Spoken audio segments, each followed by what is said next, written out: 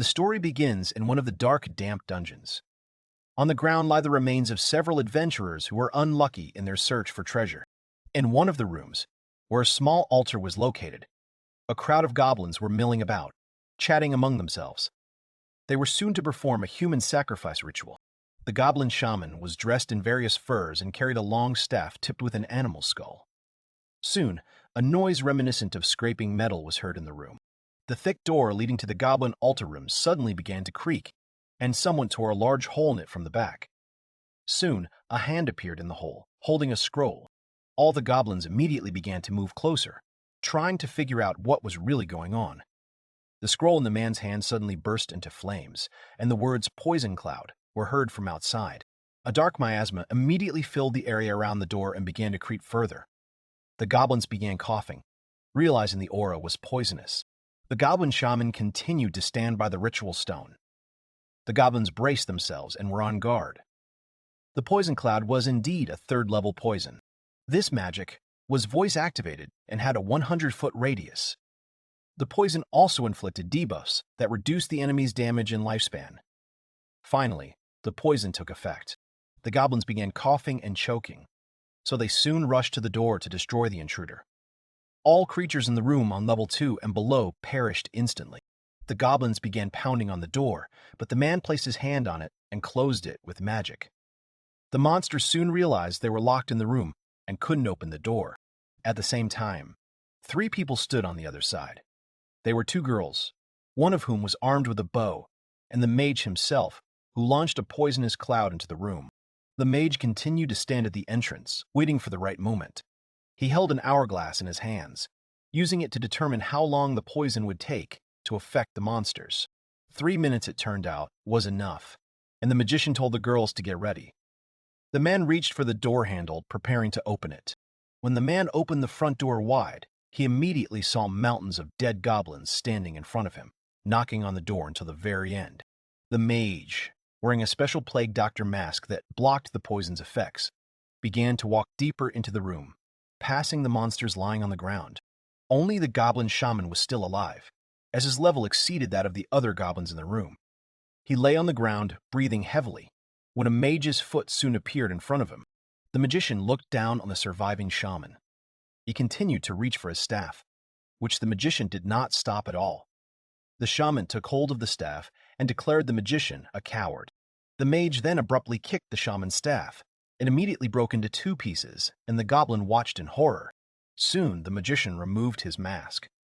Behind it was a dark-haired man who said that if he hadn't done it, he would have ended up like the people lying behind him. He pointed toward the altar, where many of the dead lay. Among them were girls and men of all ages. All of them had been stripped of their clothes. Suddenly, the shaman began to tremble violently, and his voice became pitiful. The monster begged the young man to spare him, saying he would offer a reward in exchange for his life. The monster said he would give up all the treasures that had previously belonged to their captive girls. The boy glared at the shaman and told him to shut up and die. One of the girls, an elf with a bow, fired an arrow at the shaman, hitting him squarely between the eyes. The second girl watched in horror, and the monster died. The boy reached out to the goblin leader and pulled out a ring of keys, which began to jingle loudly. The mage said they could now move on. They headed toward a large metal door with bars, behind which they could hear voices. It was several of the girls' captives, huddled in a corner. The magician opened the door with the keys he'd taken from the shaman. The girls immediately rushed to greet him, shouting words of gratitude to their savior. But the guy only walked a little further. He was looking for someone in particular, examining the girls. Soon everyone ran out of the cage, and the guy was left standing there alone. The 2 girls accompanying the magician approached him and called his name.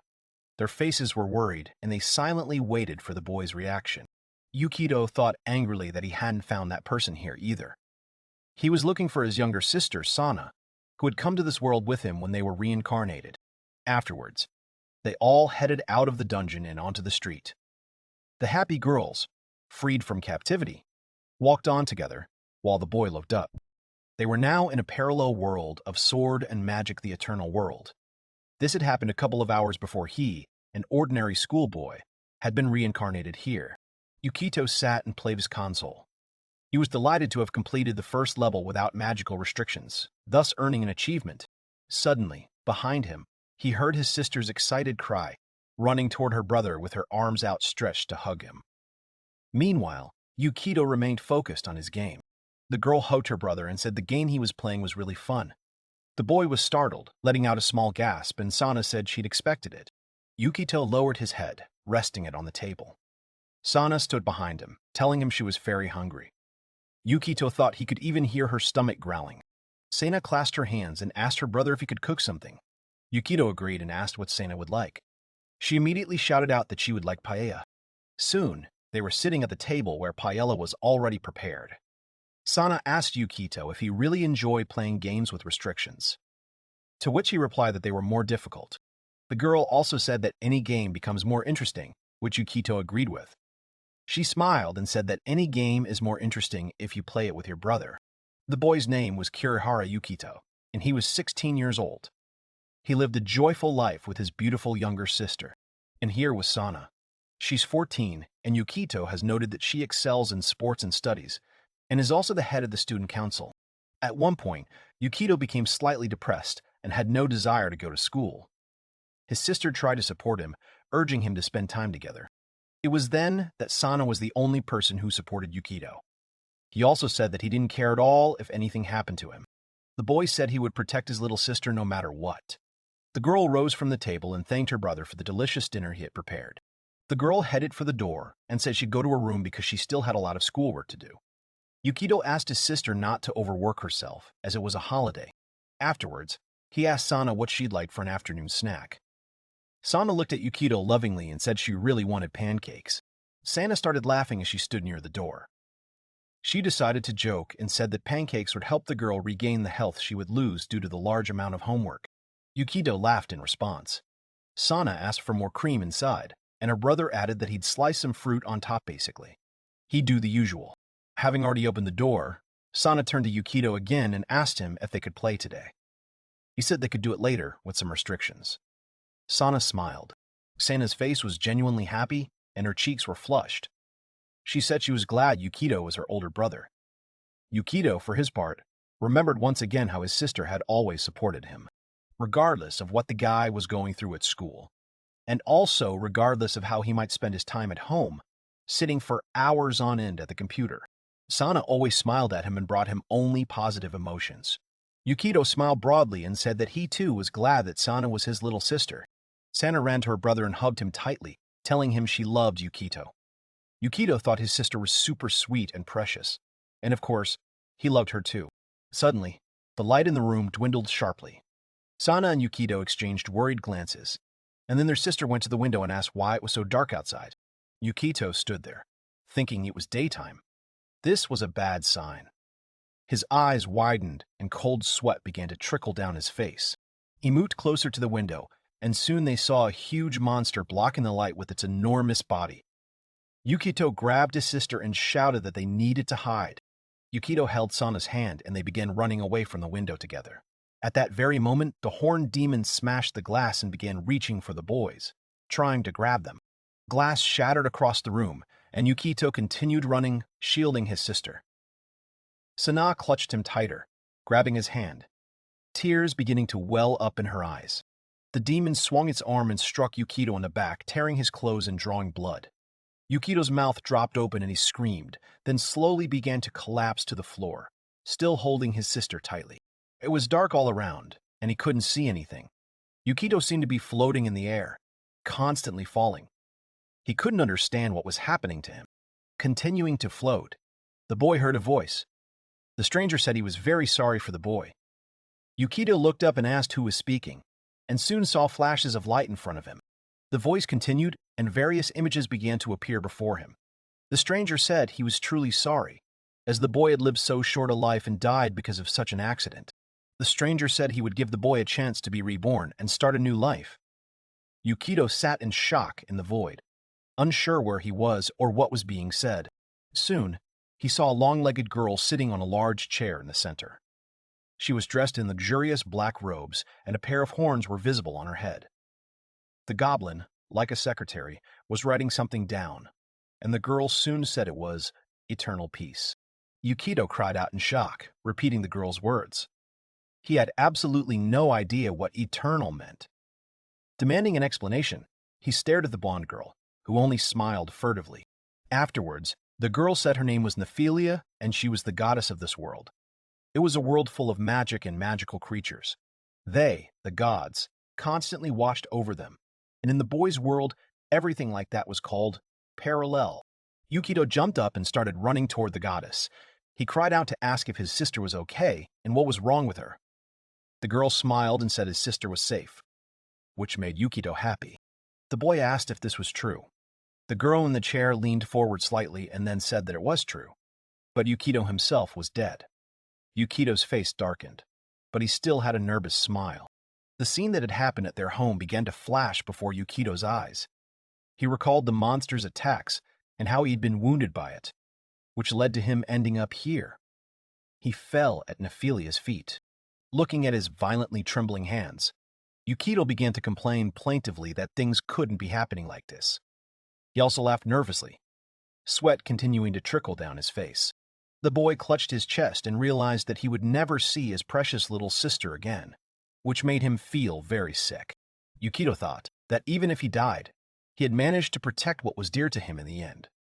He believed that in doing so, he had fulfilled his duty as an older brother. Nephilia smiled and said that, now that the boy had finally come to terms with the fact of his death, she would tell him about the eternal world, in which he could be reborn and start a new life. The guy raised his head up and out of nowhere. A flash of bright light appeared above him, in which he could make out the outline of a large book. The goddess said that before him now lay the book of the world.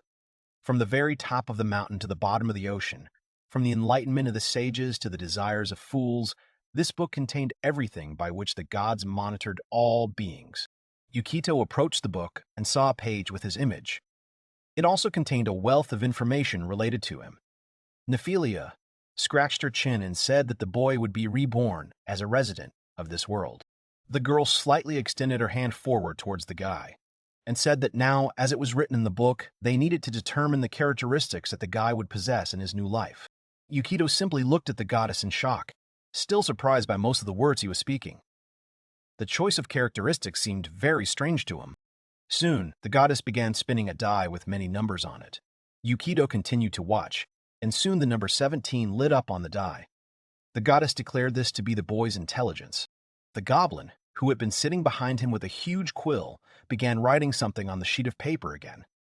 Yukito saw changes taking place within the Book of the World, and the number representing his intelligence began to appear there. The guy decided to voice his observation out loud, saying that all the information that the secretary begins to write is immediately duplicated and appears in the book. Nephilia, continuing to spin the number cube, smiled and said the boy had figured it out quickly. She thought he must have been quite clever in his past life, and then congratulated him, saying it would help him survive in the eternal world. The next stat to be determined was dexterity. The die rolled 13, and Nephilia announced it to the goblin, who continued writing it down. The number 13 also appeared in the book, and the boy thought he'd been getting good results so far. Next, the young man's endurance would be determined. Something bothered the Nephilim, and she covered her face with her hand to hide her emotions from the boy. Yukito asked if everything was all right. The girl said yes, and that the selection of characteristics was complete. Afterward, the goddess said she had something else for the young man. Nephilia said Yukito would receive her blessing and immediately offered to choose whichever one he liked best. He was given a choice of 4 valuable artifacts: the sword that killed 5 demon-bane lords, and an elixir that produces an unlimited supply of all-powerful medicine, called the Endless Bottle. Also on offer was a staff, which, when held in the hands, the owner received the power of a great magician, staff of the young beauty, or a dragon on which one could fly. Mechanical wyvern. The boy scratched his chin again, lost in thought and realizing that all the rewards were quite generous. There was a sword with which he could defend himself or also endlessly heal himself with an elixir. Nephilia continued to smile and said that they were all very powerful artifacts and each of them would be very useful in any case. But you could only choose one. Yukito, however, thought the staff was the most effective and useful, especially since the boy had a high IQ. In all other games, he'd always chosen the mage. Soon Yukito made his choice. He said he was choosing the staff, and Nephilia praised his choice, saying he'd hit the mark. The goblin immediately wrote it down in the book, and the staff appeared on the boy's page.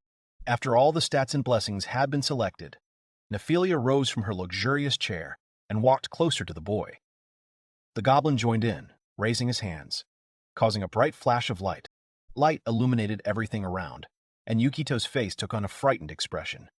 A huge stream of power began to spread around, while the goddess continued to wave her arms, performing the ritual.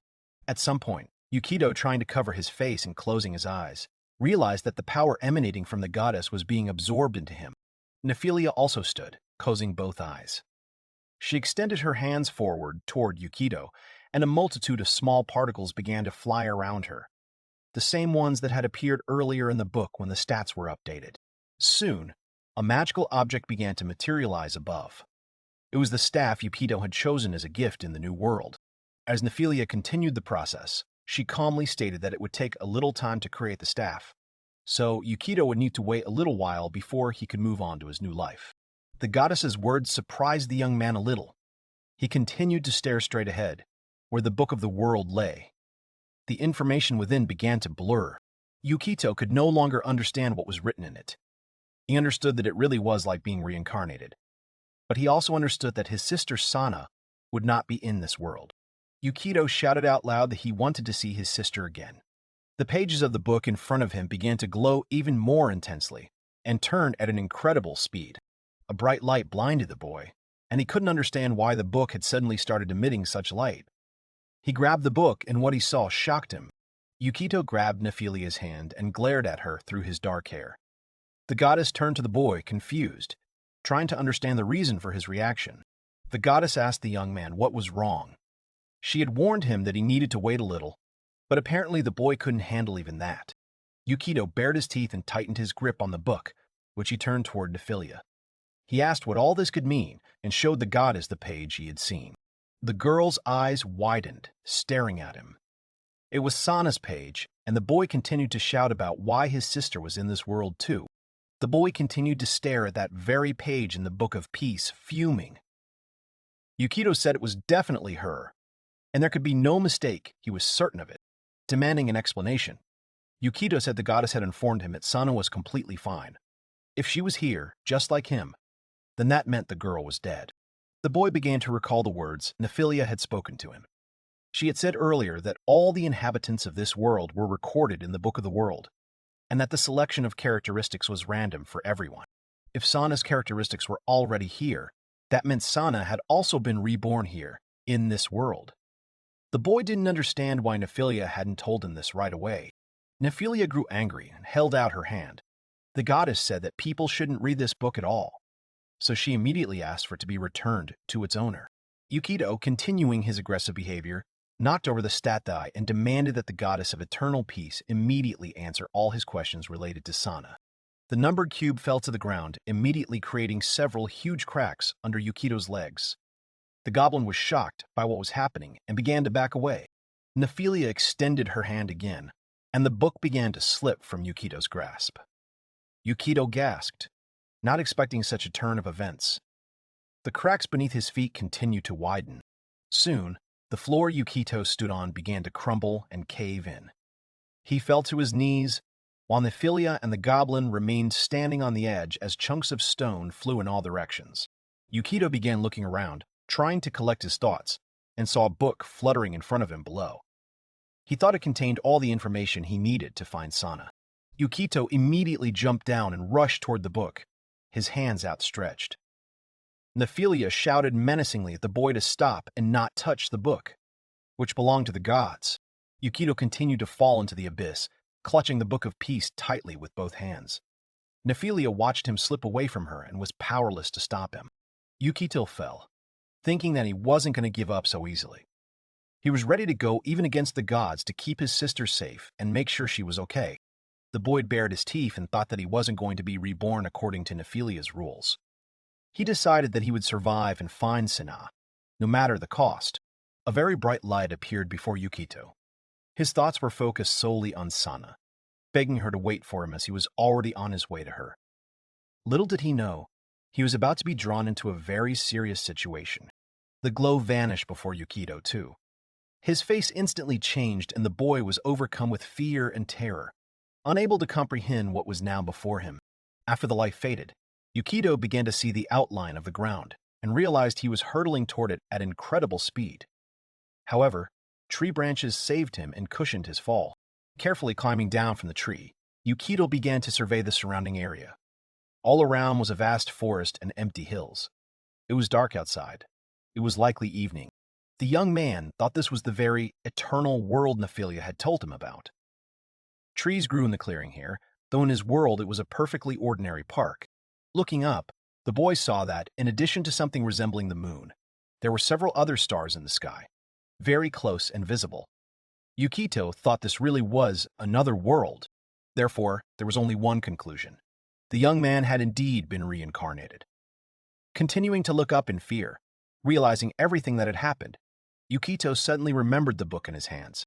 Having opened the Book of Peace, the boy began to frantically flip through the pages, forward, until he again came across the place where his sister Sana was depicted.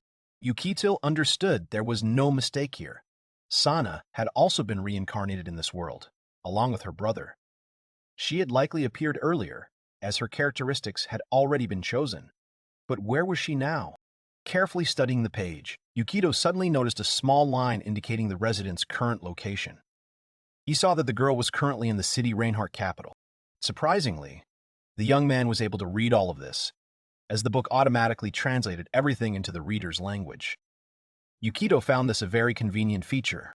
Afterwards, he continued studying the book and decided to find and open the page containing his characteristics again. It was the very next page after Sana. Opening his page, the boy saw that he was currently on the plains of Mana.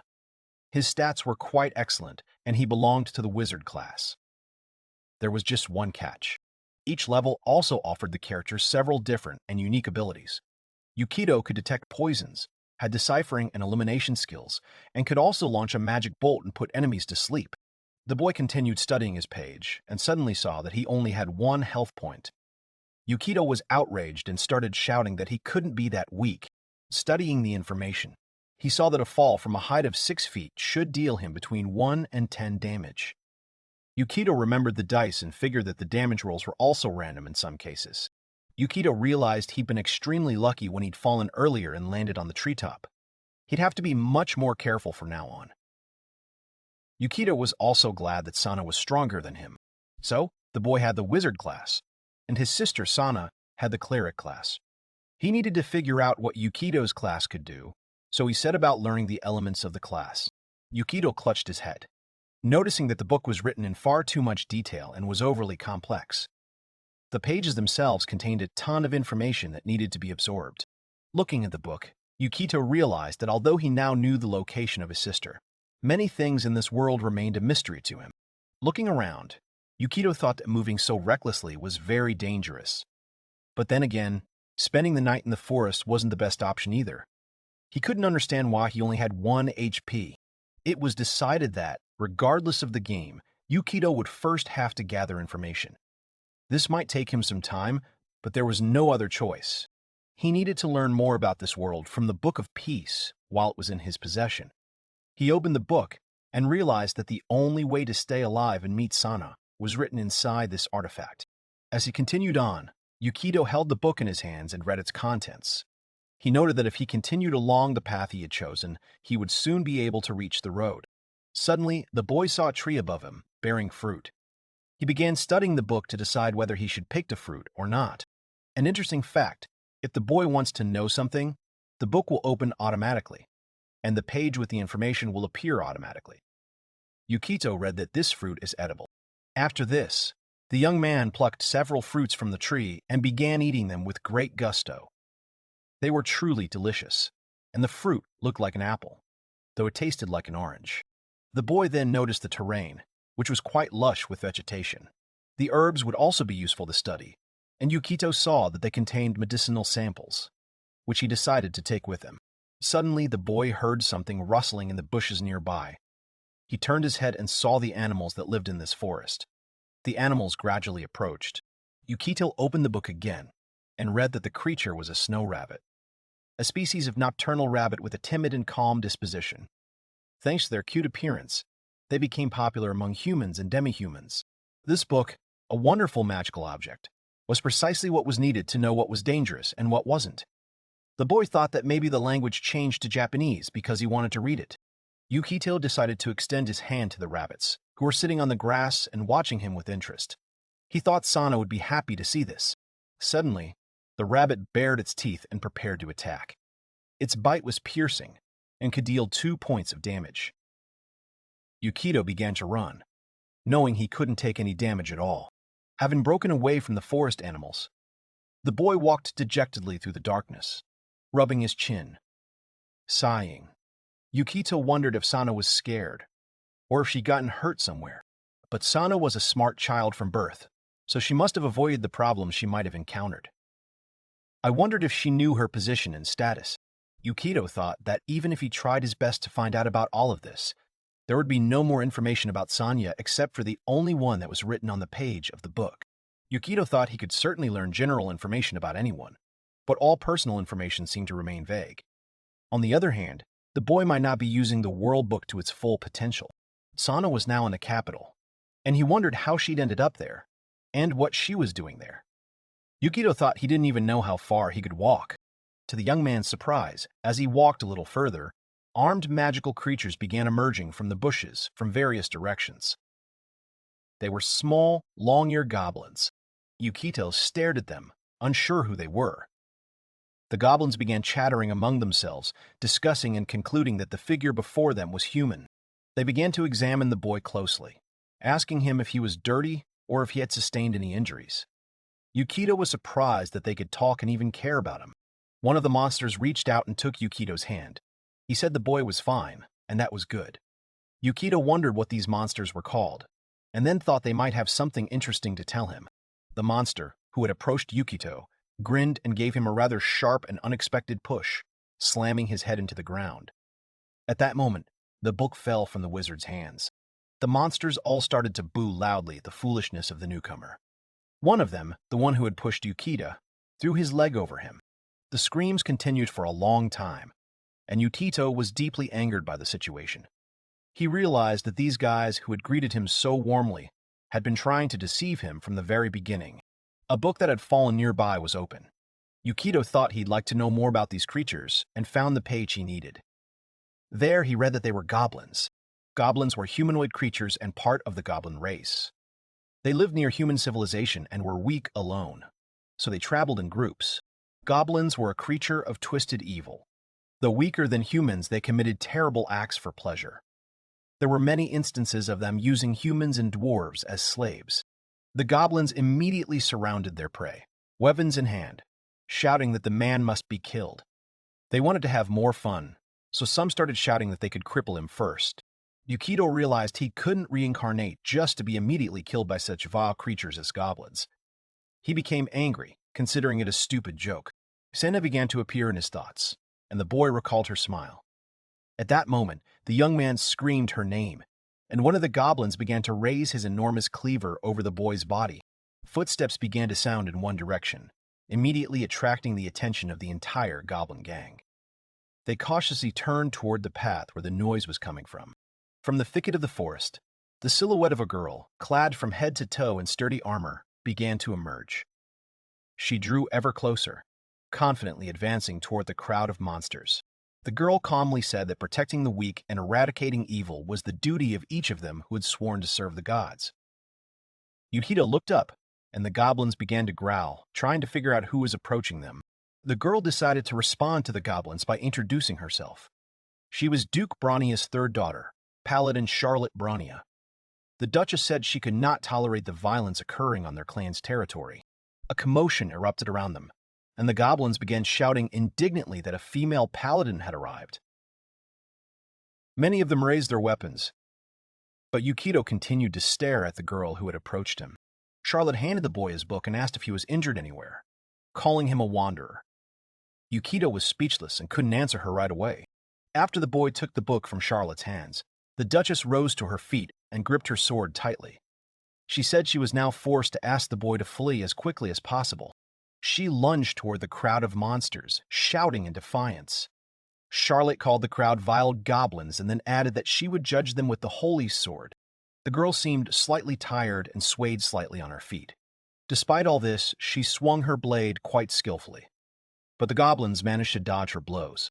Having made her way into the very epicenter of the monster horde, Charlotte began spinning and twirling, holding her sword in front of her. Yukito, watching all this, didn't understand what she was trying to do, making too many unnecessary movements in full armor. The girl soon ran out of breath and her sword began to fall toward the ground. Then she fell to her knees, breathing heavily. The goblins stood around, calmly watching it all. Charlotte raised her head, and Yukito saw tears in her eyes. The girl apologized, saying the sword was too heavy for her. Her body trembled, and the boy opened the book and decided to look at the Duchess's characteristics. Soon, the book provided him with the page he needed, and Yukito began reading. Yukito checked her strength stat and saw that the girl's stat was 7. She was also wearing a debuff that reduced her stat by 2. Yukito thought even he had a higher strength rating than the paladin. He thought that despite her gallant appearance, she was terribly poor with her sword. The next second, the goblins charged, leaping at the paladin from all sides. Charlotte covered herself with her hands and began screaming, holding back the onslaught. The goblins began attacking the defenseless girl from all sides with their weapons. The armor clanked, and the goblins only laughed, continuing to strike. Yukito extended his hand and shouted for them to stop. Charlotte possessed the holy armor skill, inherited from the Brownia family. The armor could ward off various attacks, but it was difficult for those with low strength and heavy armor proficiency to wear. She shouted that now he had time to escape, assuring Yukito that she was fine. But the boy shouted that he had to do something no matter what Charlotte told him. Yukito stood a few meters away from Charlotte, who was still being attacked. He realized he had no weapons or anything else, and only one health bar. He could simply run away, as Charlotte had told him. Panic gripped the boy as he began to think that if he were caught, he would be beaten just as badly and ultimately die. Yukito clutched his clothes tightly to his chest, and his breathing became harder. Yukito thought that his main goal was still finding his sister, so he had to survive and couldn't take any risks.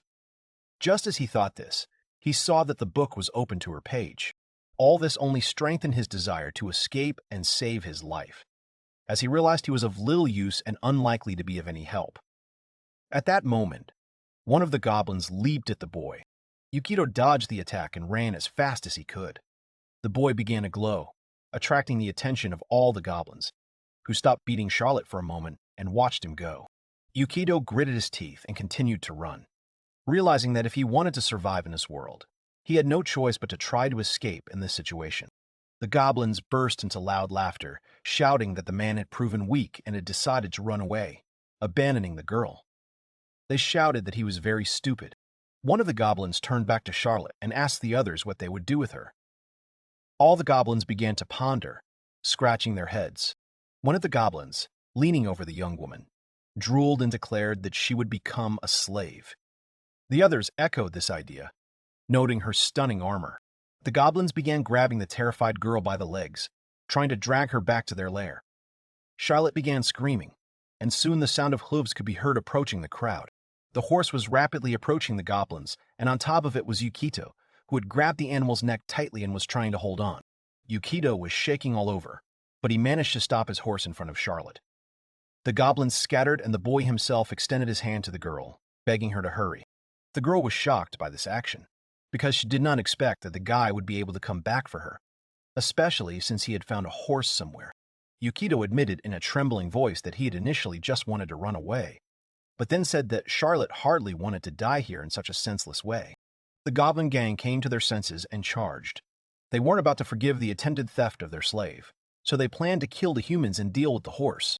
After the goblin dealt a sharp blow to the horse, the animal reared up and immediately attacked its attacker in response, pinning him to the ground with one blow of its hoof. The sound a horse could make had a profound effect on the goblins, tearing their hearing apart. The monsters dropped their knives and began covering their ears with both hands. The horse, continuing to utter his battle cry, began to jump and attack the frightened goblins. The goblins took up their weapons and charged back, shouting that the horse needed to be dealt with quickly. The animal, meanwhile, scattered the crowd left and right with the blows of its hooves. Soon, the entire group of goblins was defeated. The monsters lay on the ground, groaning softly and trying to crawl away from the battlefield to save themselves. The horse fixed its gaze on the goblins, who began to rise. The group of monsters began to flee from the enraged horse, and Yukito watched the whole time. Yukito picked up the book and decided to look at Charlotte's page.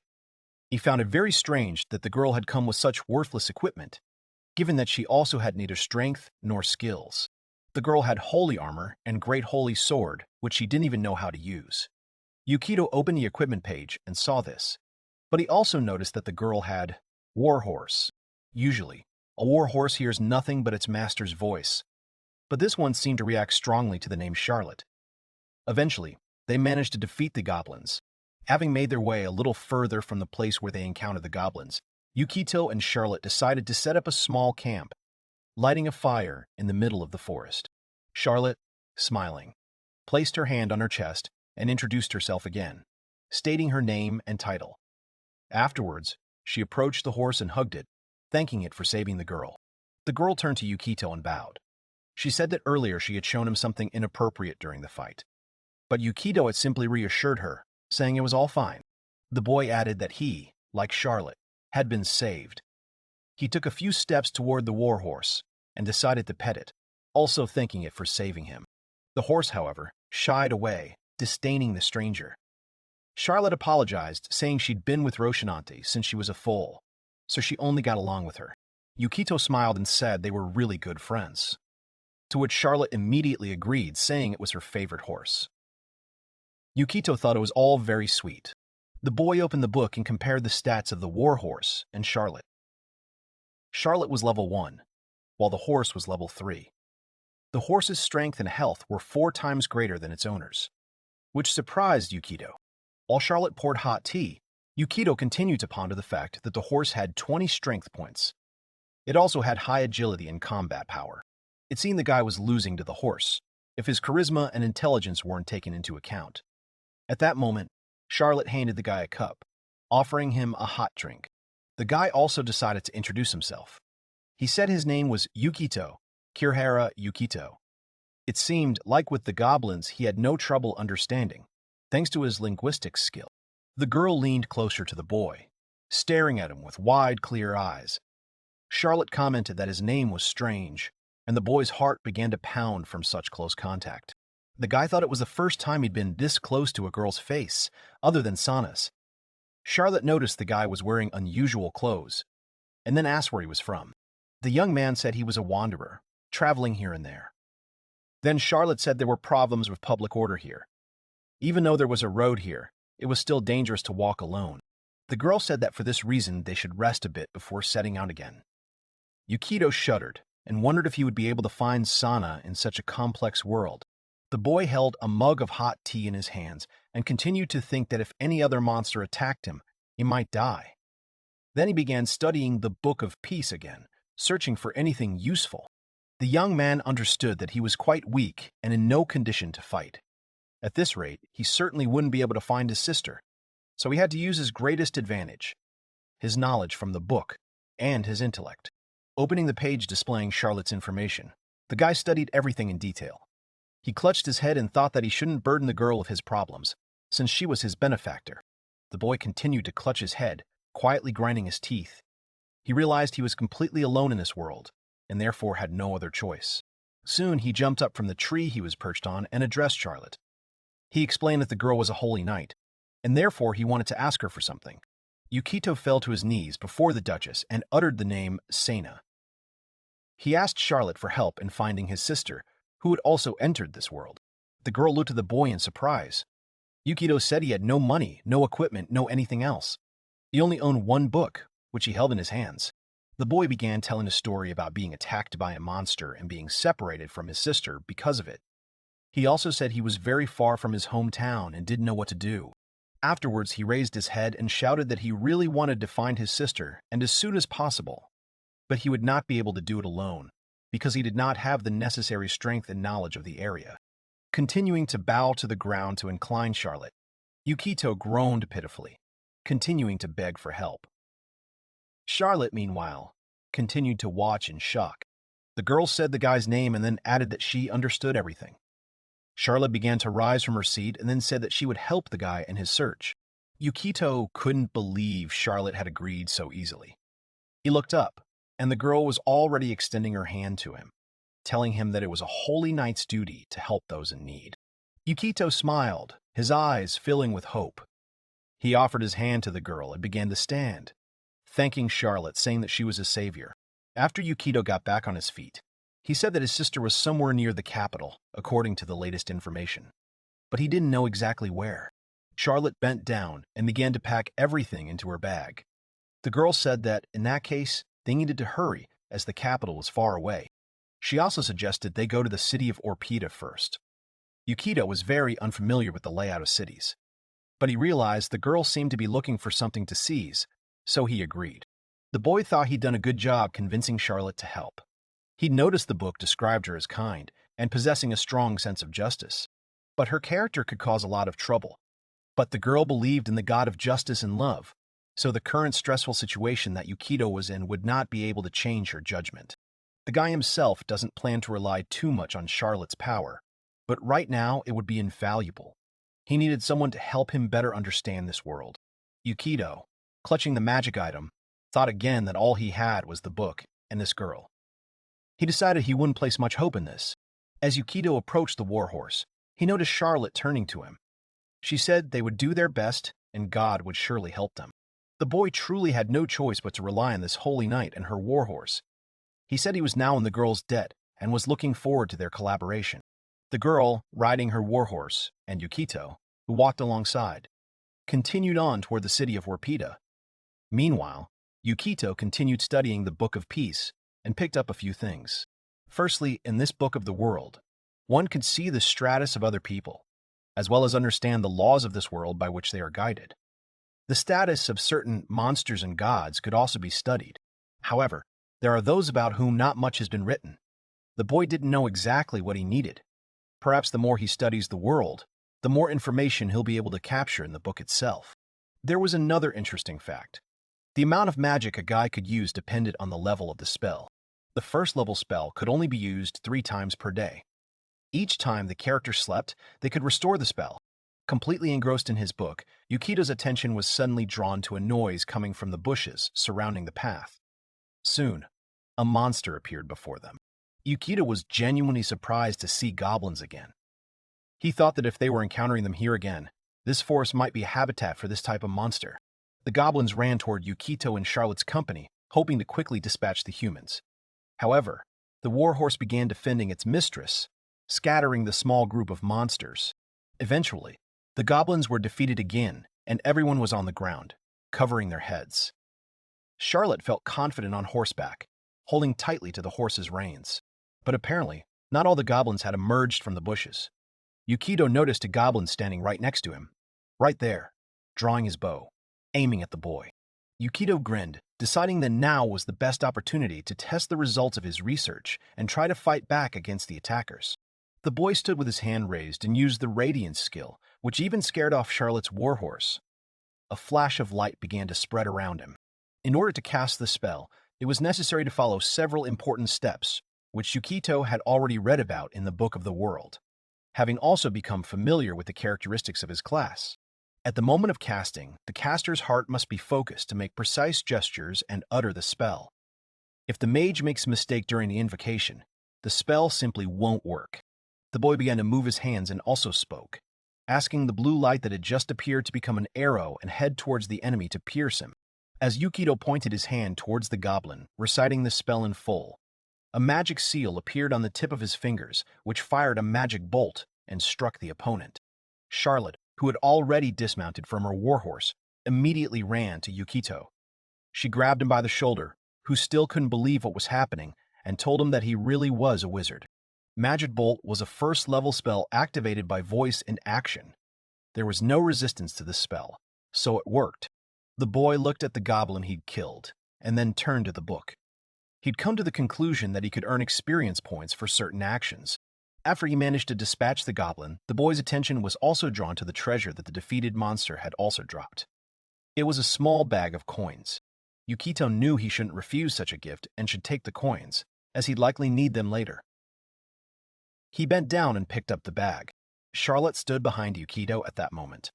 He briefly wondered what he was doing, but then convinced himself it was all for Sana and her quest. Passing through the dark forest, Yukito and Charlotte soon emerged into an open clearing.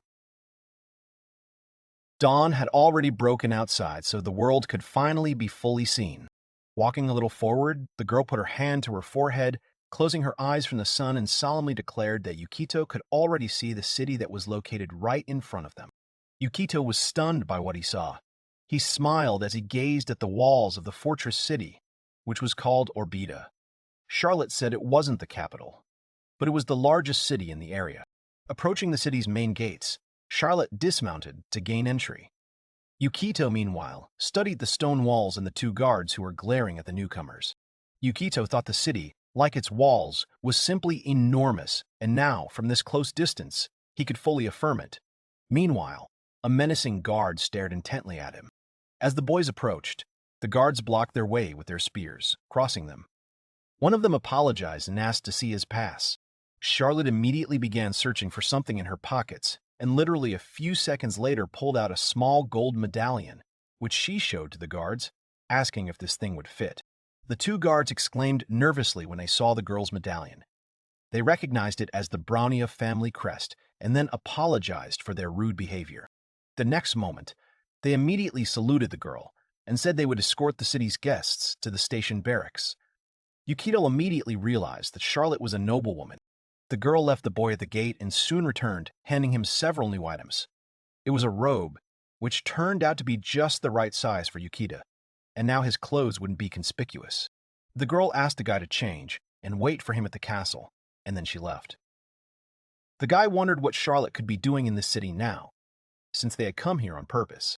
As soon as the young man had sorted out his clothes, the gates in front of him swung open with a small, characteristic creak, and the great city appeared before him in all its glory.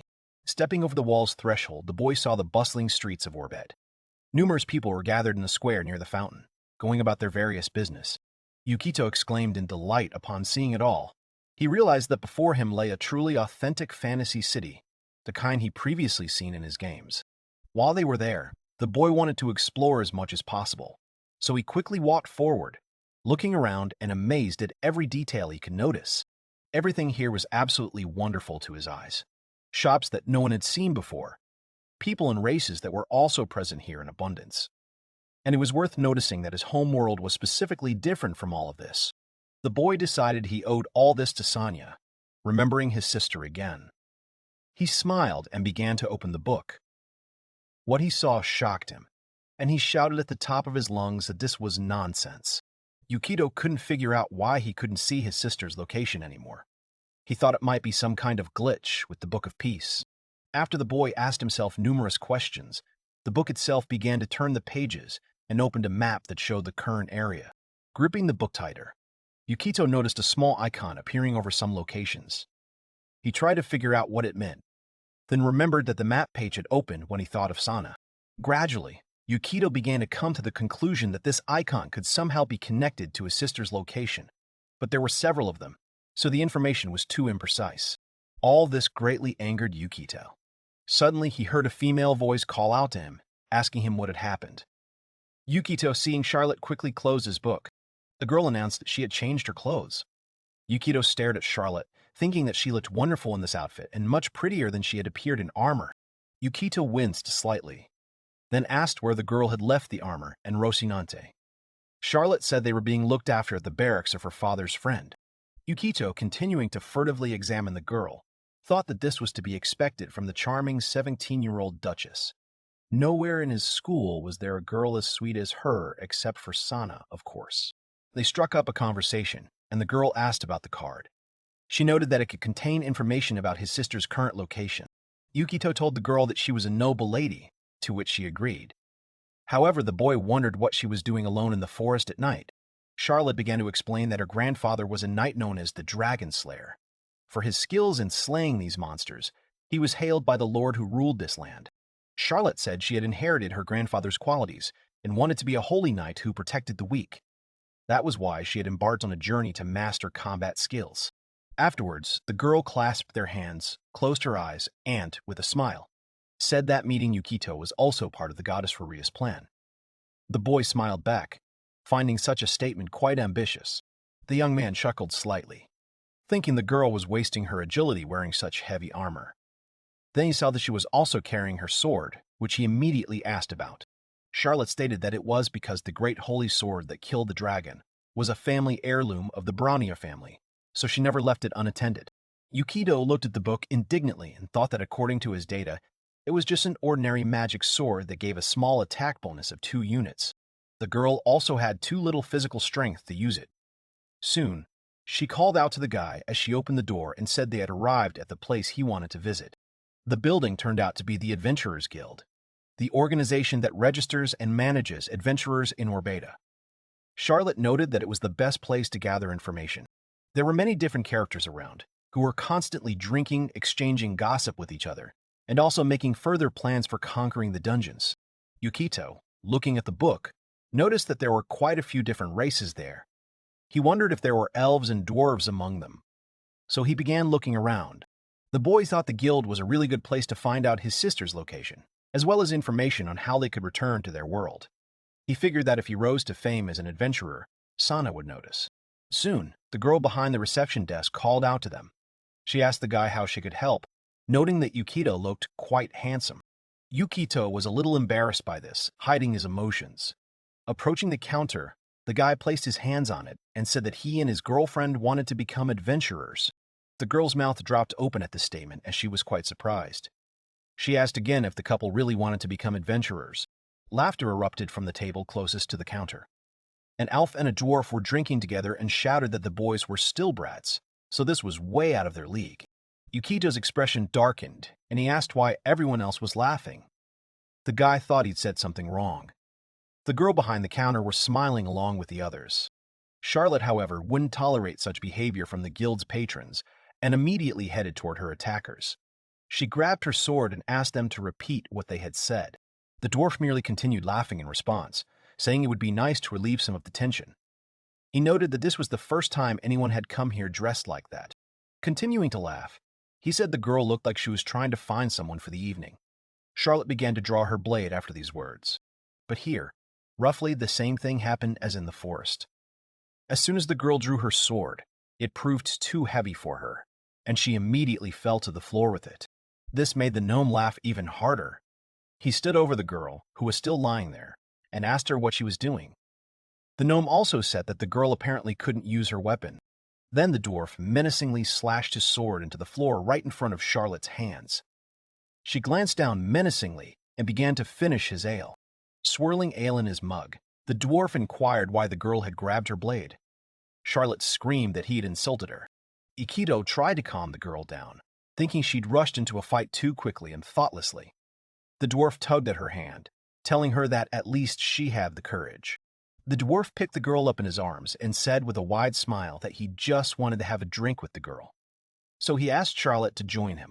Yukito decided to stand up for Charlotte and rushed forward, holding out his hand. He asked her to let him go, but immediately received a blow to the head with a plate of snacks. Yukito was immediately thrown back, but a tall, fair-haired woman caught him and immediately pressed a cold, wet cloth to his head. The woman asked if he was okay. The woman said that when this gnome gets drunk, he always does terrible things. Afterwards, she said she could serve the guy however he wanted and suggested they stay somewhere alone. Yukito was confused and tried to break free from her arms, but the girl didn't let him escape and hugged him tightly to her chest. Her class was that of an ordinary human who provided services to men in the guild. Her abilities, according to the book, indicated this. The next moment, Yukito slipped and began to fall backwards, screaming that he was completely fine. He fell to the floor, finally breaking free from the woman's grasp. All the adventurers who were in the guild at that moment gathered in a circle and began to laugh at the two newcomers, saying how pathetic they were. One of the crowd told the boys to leave and that they weren't welcome. Yukito, however, thought that he hadn't come here to be laughed at. He had to become an adventurer to find Sana. He couldn't just leave. Yukito rose to his feet, squared his shoulders, and confidently asked everyone in the building who wanted to join his group. A man in armor watched him from one corner. Yukito's question was immediately met with a negative reaction, and one of the men shouted that there were no fools here who would want to join. Yukito then shouted out, that adventurers always risk their lives in search of adventure and rare materials.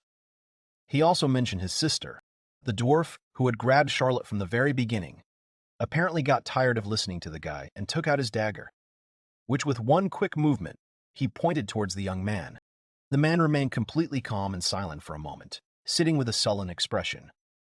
Charlotte, however, was terrified and was about to shout the name of the young man standing a millimeter from the knife's tip. Then the dwarf turned around and angrily told the boy to keep quiet.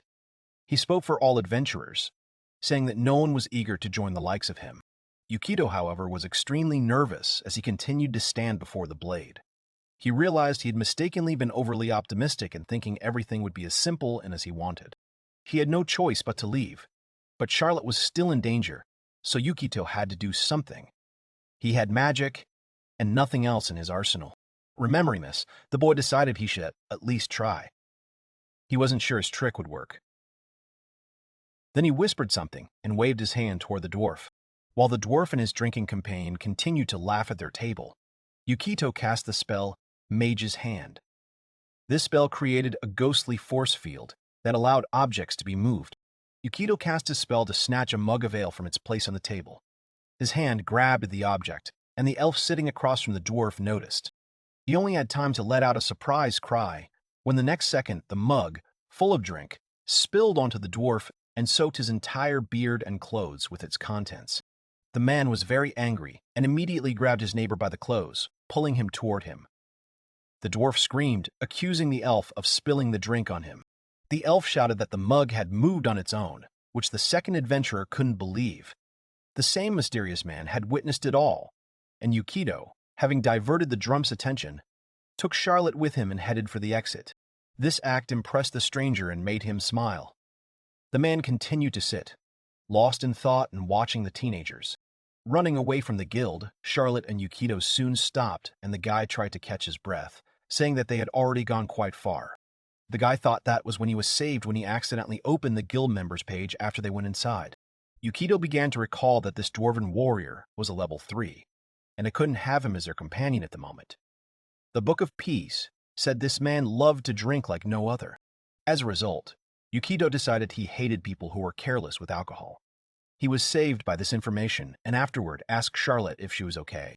Charlotte continued to be angry and, a little embarrassed, recalling the incident in the guild, she clenched her hand into a fist, saying that no one had ever insulted her as much as today. While she continued to shout that she would make this gnome regret making her angry, and then she would become stronger and come back, they were suddenly called out by that same mysterious stranger. The man came a little closer, apologized, and introduced himself, saying his name was Lang and that he was a cleric. He offered the boys a document to join him. The document outlined one of the guild's quests. Taking it in hand, Charlotte shouted that it was a request to exterminate kobolds, admiring the contract. Yukito looked up incredulously and asked the man why he decided to cooperate with them. Lang said the boy had used a mug of magic and was impressed. The man extended his hand and said he simply didn't have enough men. He was a cleric, and the men in front of him were a knight and a mage. Lang believed such a team would be perfectly balanced. Charlotte smiled and said they definitely wouldn't have a problem with that. Yukito picked up his book and decided to find out the suspicious man's true intentions. Lang was a level 3 warrior and believed in the god Osmar, who was responsible for justice and fairness in this world. Yukito smiled and thought he'd worried needlessly, having already assumed that all adventurers were arrogant. Yukito extended his hand in return and shook Lang's hand. Lang thanked him, saying they would definitely get along. Yukito thought to himself that this was simply the best thing he could ask Lang for, because with him, the boy would be able to gain experience and resources more safely. Yukito smiled broadly and said that there were still good people in this world after all. Lang smiled back at the compliment. After some time, the new group found themselves in the right place, where the kobolds were supposed to be. It was a dungeon with deep stone cliffs and damp walls. Yukito looked up and thought it was quite humid, but the temperature was no different from outside. Lang then said that the boy should watch his step. Yukito couldn't stop admiring the man who had helped them, as thanks to Lang, they were able to officially register as adventurers. The boy once again thanked Lang, who was walking behind him, to which the cleric put his hand to his chest, smiled and again said that there was no need to thank him for that. After meeting Lang, Yukito returned to the guild to re-register as an adventurer. None of the regulars were there anymore, and no one was trying to flaunt their accomplishments. Furthermore, when the guild staff learned that Charlotte was the daughter of the Duke of Brunia, they immediately changed their attitude towards them and were very welcoming. After all this, they bought some equipment before going into the unregistered dungeon. Each aspiring adventurer also received a copper plate, which could reveal a small amount of information. Rank depended on the number of achievements achieved, and this allowed for the acquisition of more valuable and accurate information. As he continued to move forward, Yukito heard a crackling sound, followed by a muffled squeak. He looked up and saw bats. After studying the book, he realized that this cave was their natural habitat. Lang said they were going to fight the kobolds now, and it seemed like this order from the guild was related to the recent increase in the local population. Yukito decided to immediately figure out what these monsters were and found the right page in the book. Kobolds were small creatures, known for their cowardice and weakness, but they compensated for this by hunting in groups. Lang, rubbing his hands, asked Yukito what spell he prepared today. Yukito said his main attack was sleep. Lang said it was quite reliable. Charlotte walked ahead and asked about traps. Lang said they should be wary, as none of them had the skills to detect and disable them, but kobolds weren't particularly skilled at that. Yukito continued walking, thinking about how he'd nearly died from the goblins when he'd been transported to this world. There might not be many traps here, but they were deadly for him. Suddenly, Charlotte heard a noise ahead. She pointed the torch forward and shouted for everyone to be ready, as she heard something coming from the shadows. The group of adventurers stood their ground and peered into the shadows, when suddenly kobolds emerged from them and rushed to attack. Some of them hurled rocks from a distance, which could have caused minor damage. Yukito was covered from both sides, and Charlotte, continuing to cover herself, shouted that she was protecting the guy, and he could use his spell to attack. Yukito closed his eyes and began to perform a spell with his hands. He said he would grant a short, peaceful sleep to humanoid creatures. So, Yukito extended his arms and cast Sleep. This spell inflicted magical sleep on the creatures. It lasted for about a minute, but also drained the opponent's health. The groups of kobolds that had attacked Yukito and his team fell to the ground, sound asleep. The boy thought he had done a great job. Suddenly, one of the kobolds, who had not been within the spell's radius, jumped out of cover and aimed his blade, preparing to attack the boy. Lang shouted the spell, Osman's Verdict, which gave him a speed boost, and he quickly dealt with the threat that loomed over the team's wizard. Lang smiled, saying it was quite dangerous. Then he began to spin his weapon and said he wanted to finish this group of monsters quickly. As soon as Lang swung, Yukito asked him to stop. The cleric looked at the boy in confusion, and Yukito thought he needed to get stronger. The boy shouted that he wanted to finish off these opponents himself. Yukito understood that in order to gain experience, he had to defeat the enemy himself. Lang looked at the boy in surprise, then slung his weapon back over his shoulder. He didn't object. Yukito thanked him, thinking once again that accumulating experience points and leveling up meant growing in this world. It seemed the inhabitants of the eternal world themselves didn't know the laws of their universe. Yukito, however, knew this because he possessed the Book of the World. The boy drew his blade and began slowly approaching the sleeping kobold. He stared at the monster for a moment, trying to make up his mind, and soon raised the knife above his head. Yukito looked at the monster confidently and silently apologized, declaring that this creature would be his meal today. He plunged his blade into the body, and blood immediately gushed out. After the boy finished, he stood up and, without raising his head, urged everyone else to move on. Charlotte told the boy that he had blood on his clothes. Seeing Yukito show his desire to complete the task, Lang felt something was wrong and began to get angry, hiding his emotions from the others. After that, the process of destroying the kobolds went well, thanks to Lang's offensive abilities and Charlotte's defense, or rather, the protection of her armor. Yukito continued to finish off kobolds, gradually accumulating experience. He had almost reached the required level and was only 5 points away from leveling up. Yukito's subsequent actions angered Lang. He saw the boy reading his magic book very often. Soon they found themselves in the heart of the lair, where many goblin remains were found. Seen also several human skeletons. Yukito thought that it all looked as if the local inhabitants and travelers had attacked and robbed them. Charlotte bowed over the bones of the dead and folded her arms. She asked Luria, her god, to calm these souls and bestow his blessing upon the departed. The girl said they could continue, but they better go back. Yukito agreed, saying he needed to recharge his sleep. Lang, standing behind him, sternly declared that now really was a good time. He swung sharply and struck Charlotte from behind. Absolutely no one expected such a turn of events. Charlotte immediately fell to the ground under the weight of the blow and her armor. The girl was speechless and couldn't utter a word. Yukito turned around and shouted the girl's name, worried about her, and then asked Lang what he was doing. Lang bared his teeth and said Yukito was a desperate rookie who overestimated his abilities and ultimately perished in the Cobalt Lair. A perfectly ordinary story, one many would believe. Yukito couldn't believe it was a trap. His character, according to the book, was portrayed as kind, so why would a cleric serving Osman, the god of justice, attack them? Lang's gaze was intense, and he said he wouldn't allow a believer in an evil god to use the name of his great god. For the man, it was an insult, and Yukito couldn't understand what kind of belief in an evil god he was talking about. Lang shouted that he sensed the foul aura of the evil goddess Nephilia in the boy. As soon as he saw the boy at the bar, he was already waiting for the opportunity to send him to Naraku. Osmar's faith bonus allowed him to sense the presence of an evil god and any existing divine protection in others. This ability could be used any number of times per day. Yukito thought that it was because of the book that the man considered him a minion of the goddess to whom this thing had previously belonged. Now he understood that killing the followers of evil gods was what good meant to this guy. Lang said that Osmar had given him the task of destroying the influence of evil gods in this world. Lang looked at Charlotte, who was struggling to her feet. He walked up to her, threw his leg over hers, and laughingly shouted that he should have expected that from the Duke's armor, since the girl was fine. Yukito shouted at Lang to stop, saying Charlotte had nothing to do with it, but the cleric said she was guilty of accompanying a follower of an evil god. Lang picked up Charlotte's sword from the ground and said with a smile that it would be perfect for destroying them.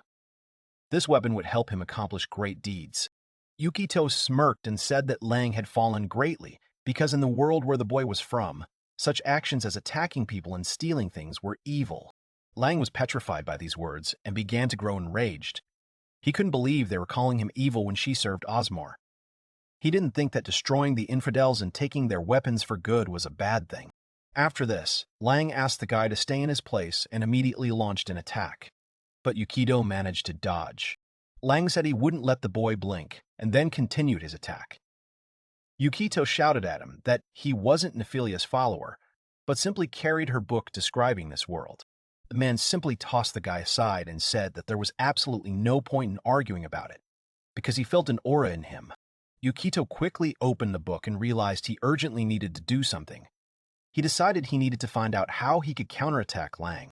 Once again, when Lang rushed at him, swinging his cross-shaped hammer, the boy shouted the spell, Magic Bolt, and directed it at the cleric. The collision caused a large explosion that knocked down nearby rocks. Yukito was also thrown back a bit, and Lang disappeared from view. Taking cover behind a large rock, Yukito looked at the smoke that was beginning to dissipate. The boy picked up a book and thought he had figured out this problem. But soon the boy heard footsteps that began to approach him. From such a turn, Yukito began to shake. Soon he heard Lang's voice, who said that the boy had another ace up his sleeve besides sleep, but nevertheless he considered the young man an insignificant brat. Lang touched the stone where Yukito was sitting and said that he was able to dodge the bolt that the wizard shot. Then he swung and shouted that this was his end. Right during the swing, a whistle was heard in the dungeon. Yukito shouted the name of his companion, and then said that it was necessary to act right now. Long Day was surprised by what was happening. The moment Lang was distracted, Yukito immediately jumped behind him, clutching his knife in his hands. The guy's face reflected complete confidence in his actions. Lang managed to see out of the corner of his eye how Yukito very quickly passed him. The cleric could not believe that the youth had such a high dexterity indicator that allowed him to pull off such a feint. Yukito analyzed the third-level warrior's armor and found a gap in his armor. The guy knew that he would have to strike there because it was a weak spot. Afterwards, Yukito thrust his blade with all his might into the gap under Lang's arm, causing him to immediately scream loudly. Blood began to flow from the hole in his armor, indicating a successful stealth attack. Lang continued to scream as he bled. His body began to slowly fall towards the ground, and the cleric rushed to cover the wound with his hand. Yukito stood over the man, still holding the knife. Lang, still amazed by the blow, looked up at the boy and asked him how he managed to move so fast. He said that only thieves had such a technique. Yukito, trying to overcome his shortness of breath, said that he had the abilities of both a magician and a thief, so Lang could only guess what class he belonged to.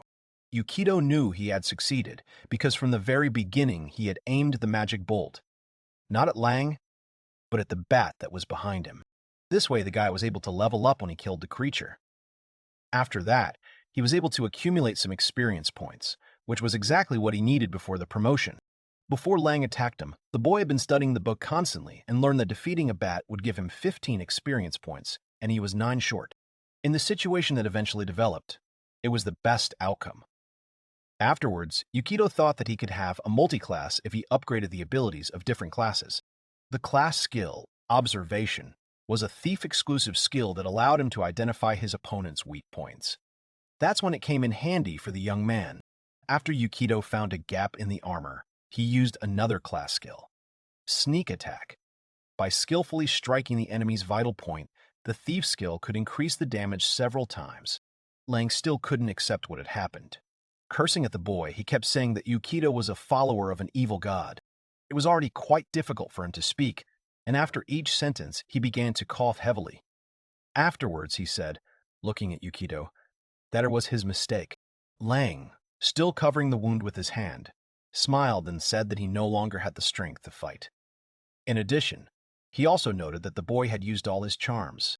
Afterwards, he told the boy that he most likely wanted to leave and quickly heal the girl who was lying on the ground after Lang's blow. The cleric suggested making their meeting a draw for today. Lang continued to speak, suggesting that the boy forget about the misfortunes that had happened between them. After all, different gods in his current opinion should not become the cause of murder. Yukito continued to stand and listen for a while, but did not answer Lang, who changed his mind too quickly. He turned around and walked toward Charlotte. After that, Lang started laughing, but in a way that no one could hear. He thought that Yukito was really stupid for believing his words and giving the cleric time. He began to rise to his feet, thinking that due to his class being a monk, he could heal himself with quick recovery and then kill a couple. He realized that something was definitely missing. Lang began to look for his seal, which the man never parted with. Yukito stood nearby and attracted the cleric's attention. The guy was holding the very thing that Lang needed now. Yukito guessed that this was what the warrior of the god Osmar was trying to find now. With this information, Yukito was one step ahead of his opponent.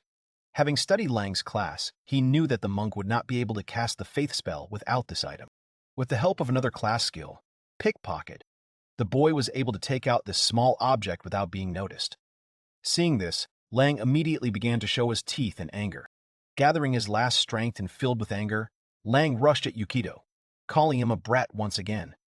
The monk threatened to kill the young man, but since Lang was greatly weakened, Yukito outpaced him in speed and grabbed his head, shutting the cleric's mouth. The next second, the boy knocked Lang to the ground. Continuing to shut him up, Yukito sarcastically apologized to Lang, saying that the boy was not as kind as Osmar's warrior. Lang tried to throw his hands off, but his attempts were useless. Yukito began to angrily shout the words of the spell, calling for the pure water that belonged to the blue tide. Lang's eyes widened, understanding what the mage wanted to do. Yukito shouted again, saying that now the monk would have the opportunity to quench his soul's thirst for healing as well as purify his hatred. Water gradually began to appear from the mage's hands. Water creation was one of the 0th level spells. It was voice-activated and had no resistance or duration. The spell's effect could create up to 10 liters of water. After everything was over, Yukito helped the girl get out of the dungeon, and together they headed to the inn. Along the way, the guy healed the girl, so they got there pretty quickly. Charlotte, holding a mug of hot tea, said that Yukito saved her by giving her a healing potion to drink. The Duchess was very grateful to the guy who had never left her in trouble. Yukito smiled back and said that he was very happy because he and the girl were safe now. He also added that he sent this guy to guard, so everything should be fine. Ultimately, the story with Lang ended like this. Yukito sold his equipment and weapons to get the money he needed, and also stole a healing potion from him. With this healing potion, he was able to heal Charlotte, who is now much better. Afterwards, the guy leaned over and thought that he was very naive and careless. He also understood well that if he had been late with gaining experience then, he and Charlotte would already be dead and would remain in that dungeon forever. Yukito knew he wasn't ready. Eventually, the boy abandoned rational thinking and accepted the information in the Book of the World without question. Now he understood it. Yukito summed it up by saying that he couldn't survive in this world as a coward. The boy clearly understood that he needed to become stronger to save his sister. Meanwhile, in one of the dark dungeons, a dim light was burning. A large number of people had gathered, from whom rustling and other sounds emanated. These people were dressed in black hoods. They stood at the altar, which was strewn with the bodies of young girls. They all said in one voice that the moon had risen. While worshipping at the altar, which had a horned skull depicted on it, somewhat reminiscent of Nephilia herself, a voice began to say that the goddess of fate was speaking to the people. Soon, a huge monster, similar to a dragon, began to appear. The voice ordered the people to capture the one who dared to take the Book of Peace. The worshippers said that the order of Lady Nephilia would be carried out. At this time, Yukito was sitting with Charlotte in a cozy room and talking with the girl, who periodically laughed very loudly and continued to drink her tea. The next day, while Charlotte was still asleep, Yukito had already woken up and began studying the Book of the World again, looking for useful information. The boy realized its usefulness to a greater extent after the incident with Lang. Checking his sister's page once again, Yukito saw that the exact location had not appeared. Then the boy turned the pages of the book further. Opening the book to the page where Yukito himself was, the boy saw that his class had changed and was now called Rogue Wizard. After he leveled up, he went the multi-class route, a mix of a mage and a thief. The rogue has many useful skills, such as detection, eavesdropping, knowledge of dungeons, disguise, search, etc. And the skill gathering information could help in finding Sana. Multi-class people can do much more, but even though their job level increases, their skills decrease. Charlotte said that adventurers with different jobs are rare. As he continued to flip through the Book of the World, the boy noticed that he had acquired his thief skill by accident. Yukito thought that it would be better if he studied it, so that he could learn more about his sister's location. However, soon the boy saw the very thing that had been bothering him throughout his entire stay in this world. He saw his maximum health, which was still equal to 1. Yukito grabbed his head, starting to sweat heavily. He didn't understand why his health was the lowest in the entire world. Even though the Book of Peace stated that the character's health would increase by 1 every time he leveled up, he believed that it was all a mistake, just like Reincarnation. The boy was very upset and thought that this was most likely all happening because of the goddess Nephilia, whom he had harmed so much. After that, the boy plunged into the book again. The guy stopped at the page where there was information about the goddess Nephilia, and saw that she was a rather self-confident deity, merciless, and can also give a bonus to faith, which was called Nephilia's Grace.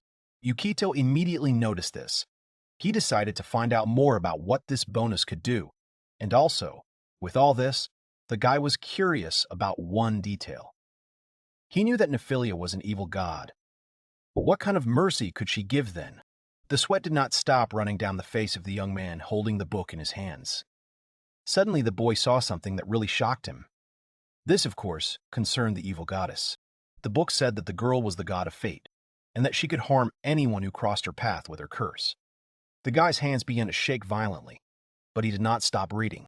Yukito saw that he could be affected by a religious bonus, which was a curse. His resistance to poisons was higher, his health did not increase or recover, and the goddess did not allow him to follow another faith. Nephilia also had a sister, the goddess of light, Zandu. Her character is chaos and wildness. The goddess was also called the Queen of Darkness and the Mother of the Dead. She had an evil soul and was an undead assassin and evil thief who also had her own dragon under her command. Yukito now knew the reason why he had so little health. He was under the influence of the curse of Nephilia, which prevented him from increasing and restoring his health. The guy punched the wall, still angry, because he couldn't change his faith either, because this goddess was very jealous. Yukito considered all this a mockery, because such bonuses are even worse than a curse. The guy thought that in this world not only monsters are evil and aggressive, but also people are the same as Lang. There were a lot of threats from all sides, so he still did not understand how he could survive with 1 HP. Yukito turned to the window when suddenly he heard the rustling of bed linen behind him. The guy immediately turned around, realizing that he had literally just a minute ago loudly hit the wall. The guy smiled and closed his book. He apologized for waking the girl, and Charlotte in turn said that Yukito woke up quite early. Charlotte really wasn't lying when she said she never parted with her sword, because she even slept with it. The girl yawned and wished the guy good morning, asking how he slept. The girl began to stretch upwards, looking out the window and noticing that the weather was nice today. Yukito covered himself with a book, embarrassed that the girl was in her pajamas. When the girl stood up, Yukito became even more embarrassed, opening his mouth wide, but continuing to hold back from screaming. Charlotte, not noticing his reaction, suggested that the guy have breakfast in the guild. The girl smiled shyly and said that they should definitely try hard today. She adjusted her hair, moving it to the side, and looked into the guy's eyes. Yukito at that moment began to hide in the blanket, completely closing himself. Such behavior alerted Charlotte, and she jumped out of bed, asking what was wrong. Yukito grabbed his head with his hands, mentally asking himself how a woman could be so defenseless. He also didn't understand why they were left in the same room. After Charlotte washed and dressed, Yukito calmed down and came to his senses. He also got ready and they finally set out from the inn towards the Adventurers Guild. There were already quite a lot of people inside the building who were also sitting and talking to each other, discussing various tasks they had been on just recently. Yukito opened the door and walked in first. Charlotte, wearing her everyday clothes, followed, remaining behind the young man. As soon as they arrived at the entrance, they were greeted by the dark-haired girl who worked at the front desk. She saw the busy guys and said that they now had adventurers' faces. Smiling, she also pointed to the board and said that it was used for announcements, so available assignments were constantly posted there. She added that the kids could take any they liked. Yukito and Charlotte slowly made their way to the large board to inspect what would suit them. They knew that if they were going to go together, they would need something they could handle. As he began to read, the boy saw ads like Research City Sewage, with a reward of 60 gold, kill a large number of mice, for 80 coins, or research the remains of an ancient civilization, for 200 coins. Charlotte's attention was drawn to one of the announcements, and upon seeing it, she immediately called Yukito. The girl said that there was a request to kill a black dragon with a reward of 6,000 gold. The guy came up and said that it was impossible for them to do this. The girl said that everything would be fine because she already had a dragon sword, but Yukito thought that she couldn't even master it. Yukito knew that he needed to increase his adventurer rank as quickly as possible to find information about San, but it was very dangerous to do so while remaining at 1 HP. Even doing many simple quests would take him too much time. Meanwhile, while Yukito and Charlotte were standing at the board, a man burst into the guild and immediately began shouting. Holding a small bag of coins in his hands, he attracted attention. The man shouted, turning around, that he really needed help, but he was only willing to pay 30 coins for it, realizing that it was a small amount, but collected by the entire village. One of the adventurers in a white robe pushed the man away, saying that no matter how many times he came here, nothing had changed. He added that no one would accept a losing request below the market price. Charlotte immediately ran up to the man and covered him with her hands so that the old man would not be thrown out. She shouted for the adventurers to stop being so harsh towards him. The man began to explain to the girl that adventurers have the right to choose their assignments. If you don't offer enough money, you won't be able to hire anyone. Charlotte, still covering the man, said that it was the duty of a holy knight to help those in need, and it wasn't about money, so she wouldn't allow this old man to be treated so cruelly. The two adventurers who were standing and talking to Charlotte immediately turned around and started walking away in the other direction, saying at the end that all the newcomers were behaving very impudently. Charlotte took the gray-haired man by the shoulders and asked if he was okay. He looked up and said that yes, he seemed fine, just a little scared. Yukito also glanced at the man and thought that 30 gold was indeed too small a reward compared to the other quests on the notice board. The guy thought that those adventurers were right not to take on this. Even exterminating mice and exploring the city's sewers was much more profitable than helping a man. Yukito clearly understood that Charlotte might be a good girl and might be nice, but in this world he had a main goal, finding his sister, and therefore he needed to save time. The boy approached the gray-haired man and asked him for forgiveness. The old man looked at the boy with horror, clutching his bag tightly, and Charlotte was shocked by such indifference. The old man moaned pitifully that he lived in the village of Ida. His house was attacked by a pack of black wolves, who continued to attack the villagers. He also said that at this rate, his village would be completely destroyed. Yukito picked up the book and opened it, thinking about Ida Village. It seemed familiar to him. When the guy saw the place where the village was on the map, his face immediately changed. This immediately turned everything upside down and greatly influenced the decision. This village was marked with a marker indicating the possible location of his sister. When the boy realized that his sister could be in danger there, he turned a little pale. Continuing to look at the book, the guy decided to get acquainted with the person who was now standing in front of him. Charlotte saw the changes in the guy's face and asked what happened to him. The man was labeled as the head of Ida Village. His status was neutral, and his character traits indicated that he was decent. The man continued to look at the wizard with a pleading expression in his eyes. Yukito looked up at him again and thought that it really did look like the man wanted to save his village. However, there were some parameters that he couldn't see, like with Lang. Yukito also understood that this very mark could lead the guys to one of the clues about where Sana might be now, although it could also be something else. Yukito slammed the book shut and confidently said that they would take on this task and help the old man. However, the boy was fully aware of it. Judging by the lack of reaction, Yukito got the impression that they didn't believe him.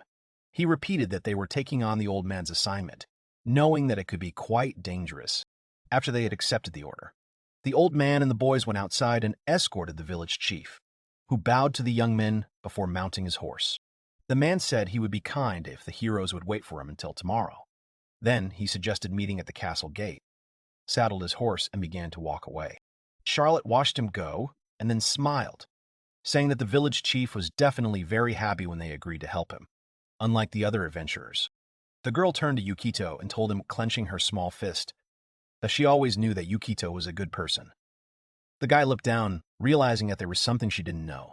When Yukito and Charlotte returned to their inn, the boy took the Book of Peace and began to prepare for the upcoming journey.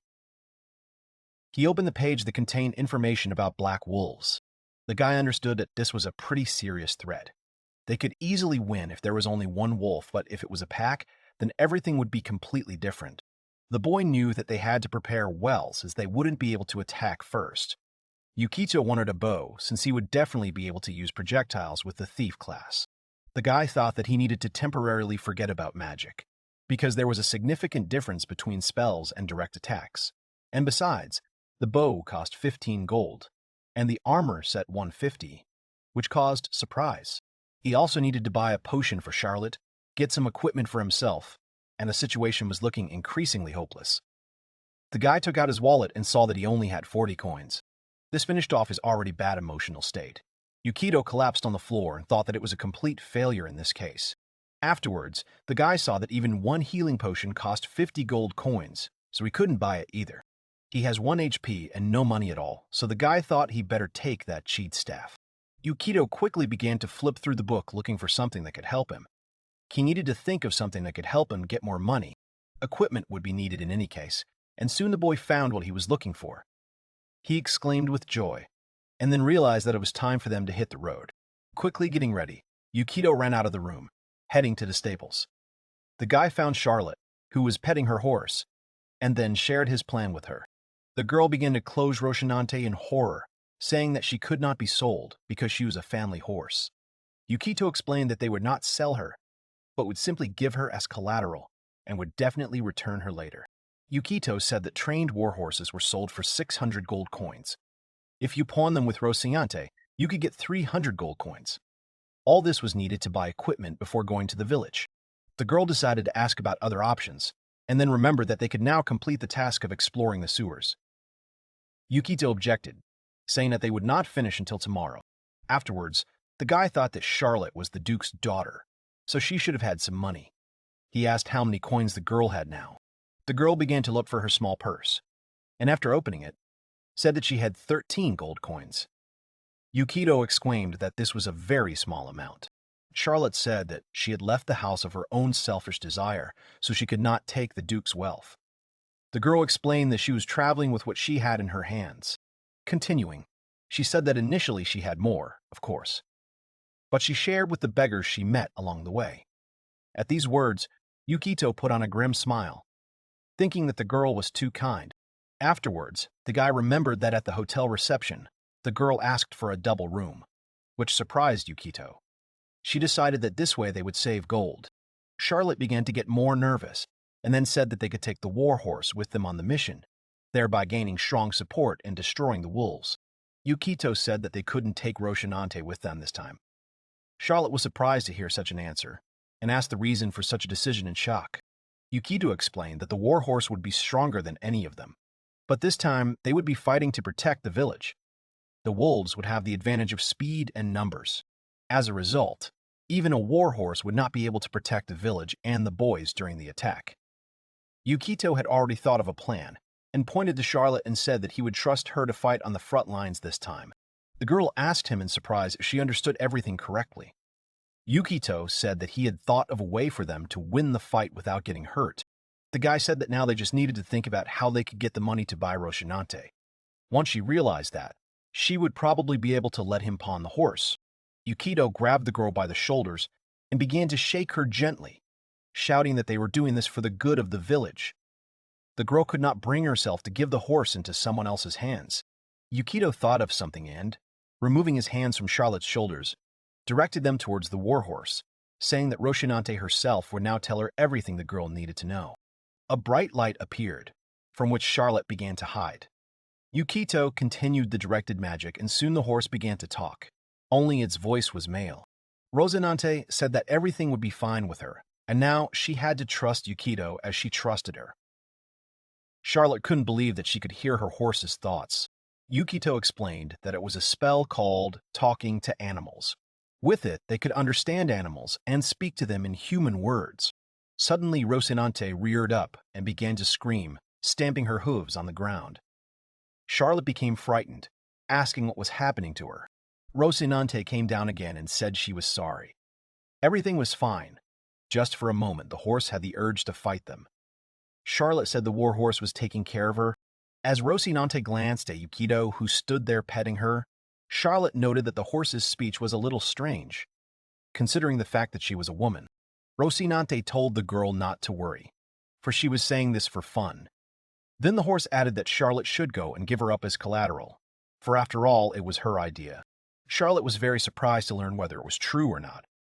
Yukito looked down sadly and said that as an adventurer, he wanted to equip himself properly, but he had no money. Using this spell, he often consulted the horse about making decisions. Yukito began to use his persuasion skill to the maximum, starting to squeeze out tears. The boy turned away and said that he did not want to do this, but they had to consider Rocinante's feelings. Charlotte also began to cry, after which she said that she was very sorry because she did not consider Yukito and Rocinante's feelings at all. After that, she apologized and said that she was not worthy of being a paladin. Yukito said what he should have said earlier. Charlotte leaned towards her warhorse, hugging its muzzle. The girl said that they would have to part for a while.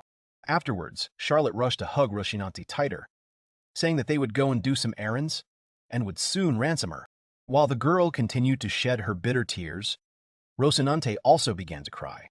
She looked at her mistress, who was already leaving, and then Charlotte shouted for the horse to just wait for them. At this time, Yukito was already receiving the collateral gold, which was given to him by a young man, a slave working in the stable. The young man tried not to show his joy until the very last moment. Charlotte headed for the exit, and Yukito, clutching the gold, mentally apologized for deceiving them both. The guy used the spell Ghost Sound, which imitated the voice of an animal. Afterwards, they headed back to the center of town, where there were many shops. They needed to be well equipped and buy some potions for Charlotte, since she would be on the front lines after all. Entering the shop where you could buy weapons, the guy went to one of the walls where there were bows and crossbows. Yukito began to examine the firearms, choosing the one that would be better. Afterwards, they went into a shop where potions were already being sold. Yukito looked over the assortment, looking for anything else useful. As it turned out, Charlotte knew nothing at all about potions. The road to the village was not close, so it was decided to get there on a passing carriage, which was carrying some goods, returning from Orbdurit's home. When Yukito reached the village, he saw a very small settlement with about 15 to 20 buildings. There was a deep moat around the village, which protected it from attacks from outside. Yukito cast the spell Levitation and flew into the air, hanging over the village. We need to quickly make a clear defense plan and place the villagers who can fight in their places.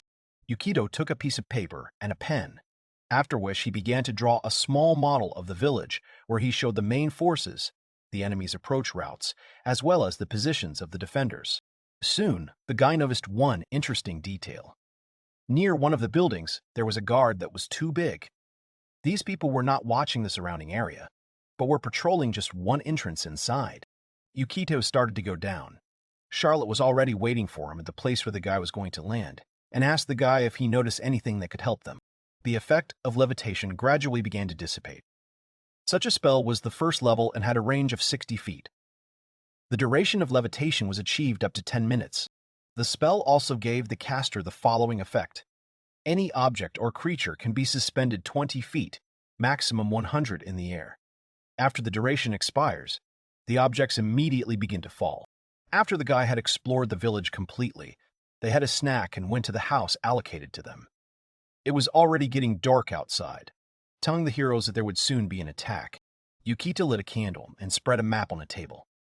He said that he had made a plan of the village.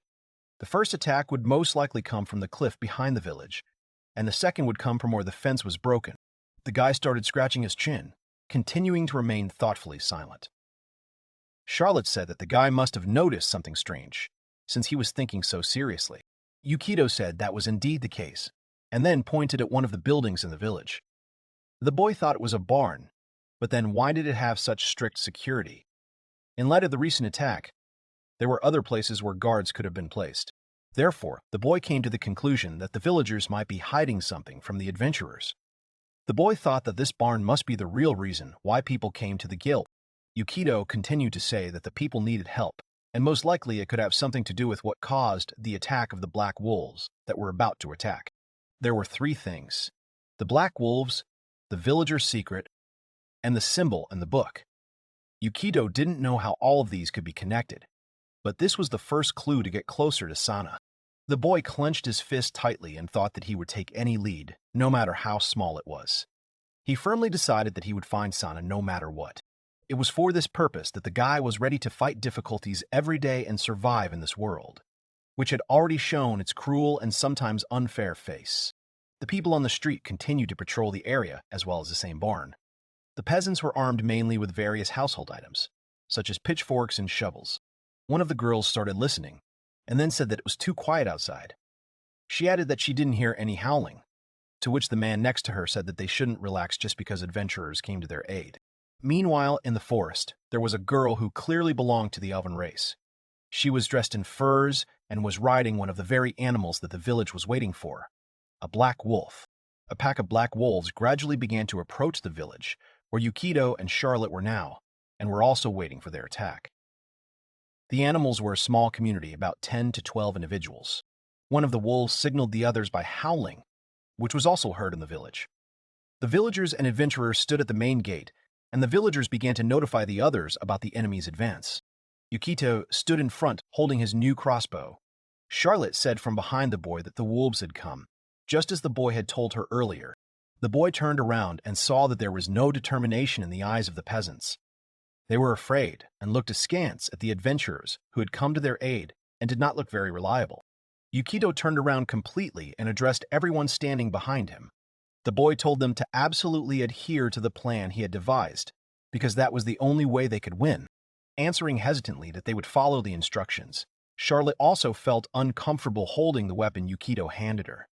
She thought that it didn't look like a paladin's weapon at all. Yukito calmly replied that this was not the case at all. This was a weapon that was sung about in various legends and was very revered. The girl said in surprise that the guy knew a lot for a magician. The guy lowered his head, thinking that he didn't know how else to accept the straightforwardness with which Charlotte usually did everything. In any case, she trusted him, and that was already good. Suddenly, one of the men holding a spear extended his hand forward, pointing his finger at the bridge. He shouted that a pack of wolves was about to attack, which immediately made Yukito turn around. The wolves really did rush to attack, huddled in a tight line of their pack.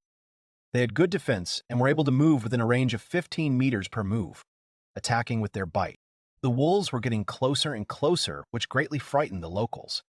Yukito grabbed the scroll and shouted at the girl to start acting. to which she quickly agreed. The girl joined her hands and began casting the spell Sacred Weapon and then Divine Blessing. Through this, she strengthened her weapon and also filled herself with divine energy. Yukito, meanwhile, used bear power, resistance, and magic defense. The whole bet was on the new weapon and Charlotte's power, so all the buffs were in her direction. The wolves continued to rush forward, beginning to bare their fangs. Charlotte, however, gave a warlike cry and stepped forward, leaving all the people a few meters behind. Swinging her new weapon, which was called the Spiked Chain, the girl knocked all the attacking wolves off their feet with one deft blow, and they fell on the bridge. Many of the animals were stunned by such an attack and attempted to rise to their feet. It was obvious that they were doing so with difficulty, which was accompanied by plaintive whining. Yukito continued to watch the scene, realizing that everything was going as he had planned. One of the men in the vanguard exclaimed that the girl had managed to knock them all down. At this point, it was time to implement the second part of the plan, which was to put an end to the attacking beasts. Yukito extended his hand and loudly commanded all the archers. The beasts took aim at one by one. The archers, who had already managed to pull the bowstring, opened fire with arrows at their opponent. The volley instantly spread across the entire bridge. Most of the wolves were immediately struck down and fell back to the ground, dead. The archers continued shooting, finishing off those who could still stand on their paws. The villagers began to shout triumphantly that this plan would surely work if things continued at this rate. Their fighting spirit began to rise as the peasants sensed victory was coming. Yukito remained calm and alert. The boy picked up his books again and began to study further information that could be useful to him. The Spiked Chain is a weapon that uses centrifugal force. Charlotte is basically trained for combat, and if Yukito increases her power with magic, she will be able to use the chain. The greatest strength of this weapon is its ability to knock down the enemy. If they can hold the beast at the entrance, then they will continue to maintain the initiative in the fight. The wolves continued their onslaught, and when Charlotte was about to raise the chain for another strike, a black wolf jumped on the girl, opening its toothy mouth. Charlotte slightly narrowed one eye and put out her hand. The wolf grabbed only the girl's armor, which he could not penetrate with his fangs. The village chief was clearly worried about the girl, and when the wolf grabbed her, the man shouted at Charlotte. Yukito tried to calm him down, saying that the girl was okay. Of course, it was necessary to avoid attacks from wolves, but by combining magic armor and spells, it was possible to achieve incredibly high defense. Even a wolf bite would cause almost no damage. Charlotte continued to stand her ground, continuing to knock down the wolves one by one. The pack of animals became smaller with each attack, and they were no longer so willing to attack.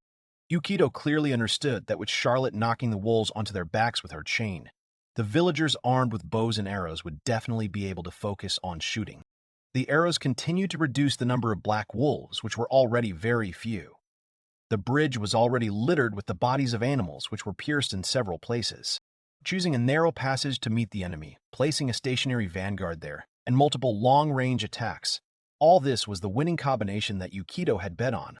The remaining wolves, who had not yet had a chance to try their luck in the attack, began to huddle together and exchange glances. It was clear that they had almost admitted their defeat. The people who were shooting the bow were the first to start cheering, seeing how the wolves were scared and about to retreat. Yukito understood that the animals were now simply keeping their distance and regrouping. The wolves raised their heads and began to howl into the sky. At this time, Yukito again began to use another spell that he had ready. The wolves charged forward again, making their way across the narrow bridge toward Charlotte, who was already preparing to use her chain once again to turn back this raid. Yukito used Ghost Sound, knowing full well that black wolves hunt in packs and use their barks to communicate and coordinate attacks. So if he could copy the sound they might use when attacking, he could interrupt their regrouping. Another attack of the wolves was repelled according to the same unchanging scenario. Charlotte knocked everyone down with her chain, and the archers shot at the bodies of the knockdown animals. Yukito smirked, saying that everything was working perfectly, as it should. The guy also said that in his opinion, everything was great for a strategy that was made up in a hurry. The young mage began to look at the beasts, realizing that their number was increasing each time and that it was very small. It was time to take the next step in this fight. To Yukito's surprise, a village elder shouted from behind him, stretching out his hand and pointing his finger at something. His face was filled with fear at what he could see. Above his head, The boy saw how the girl, who was riding a wolf, jumped over the moat and the palisade of the village, getting straight into the center of events. This was definitely not part of the young man's plans. So Yukito's expression changed dramatically, starting to get a little nervous, not understanding what he should do about it now. The wolf landed in the very center of the crowd of peasants who stood behind the vanguard. This knocked many of them off their feet, and the girl jumped down and took out her bow. The people were frightened, and some of them immediately began to run away in different directions. The archers turned away from the bridge and began to shoot at the wolf, who was already in the village. The wolf rider continued to hover in the air, gradually descending. She attacked with her bow in flight, returning fire to the peasants with a long-range attack. The girl was a very good shot, but she did not try to kill anyone. Her target was the bows, which were used to return fire. Her wolf also tried harder to scare away anyone who stood in their way. People gradually fell into panic, running to their homes and bolting their front doors. The archers who were holding back the vanguard, having lost their weapons, also began to run away, screaming for help from the higher powers. Soon the wolf approached his mistress. Yukito turned to the villagers and shouted at them to continue holding their positions. He didn't think anyone could jump over such a high fence so easily. As it turned out, the commander of the Black Wolves was a human, which Yukito did not expect at all.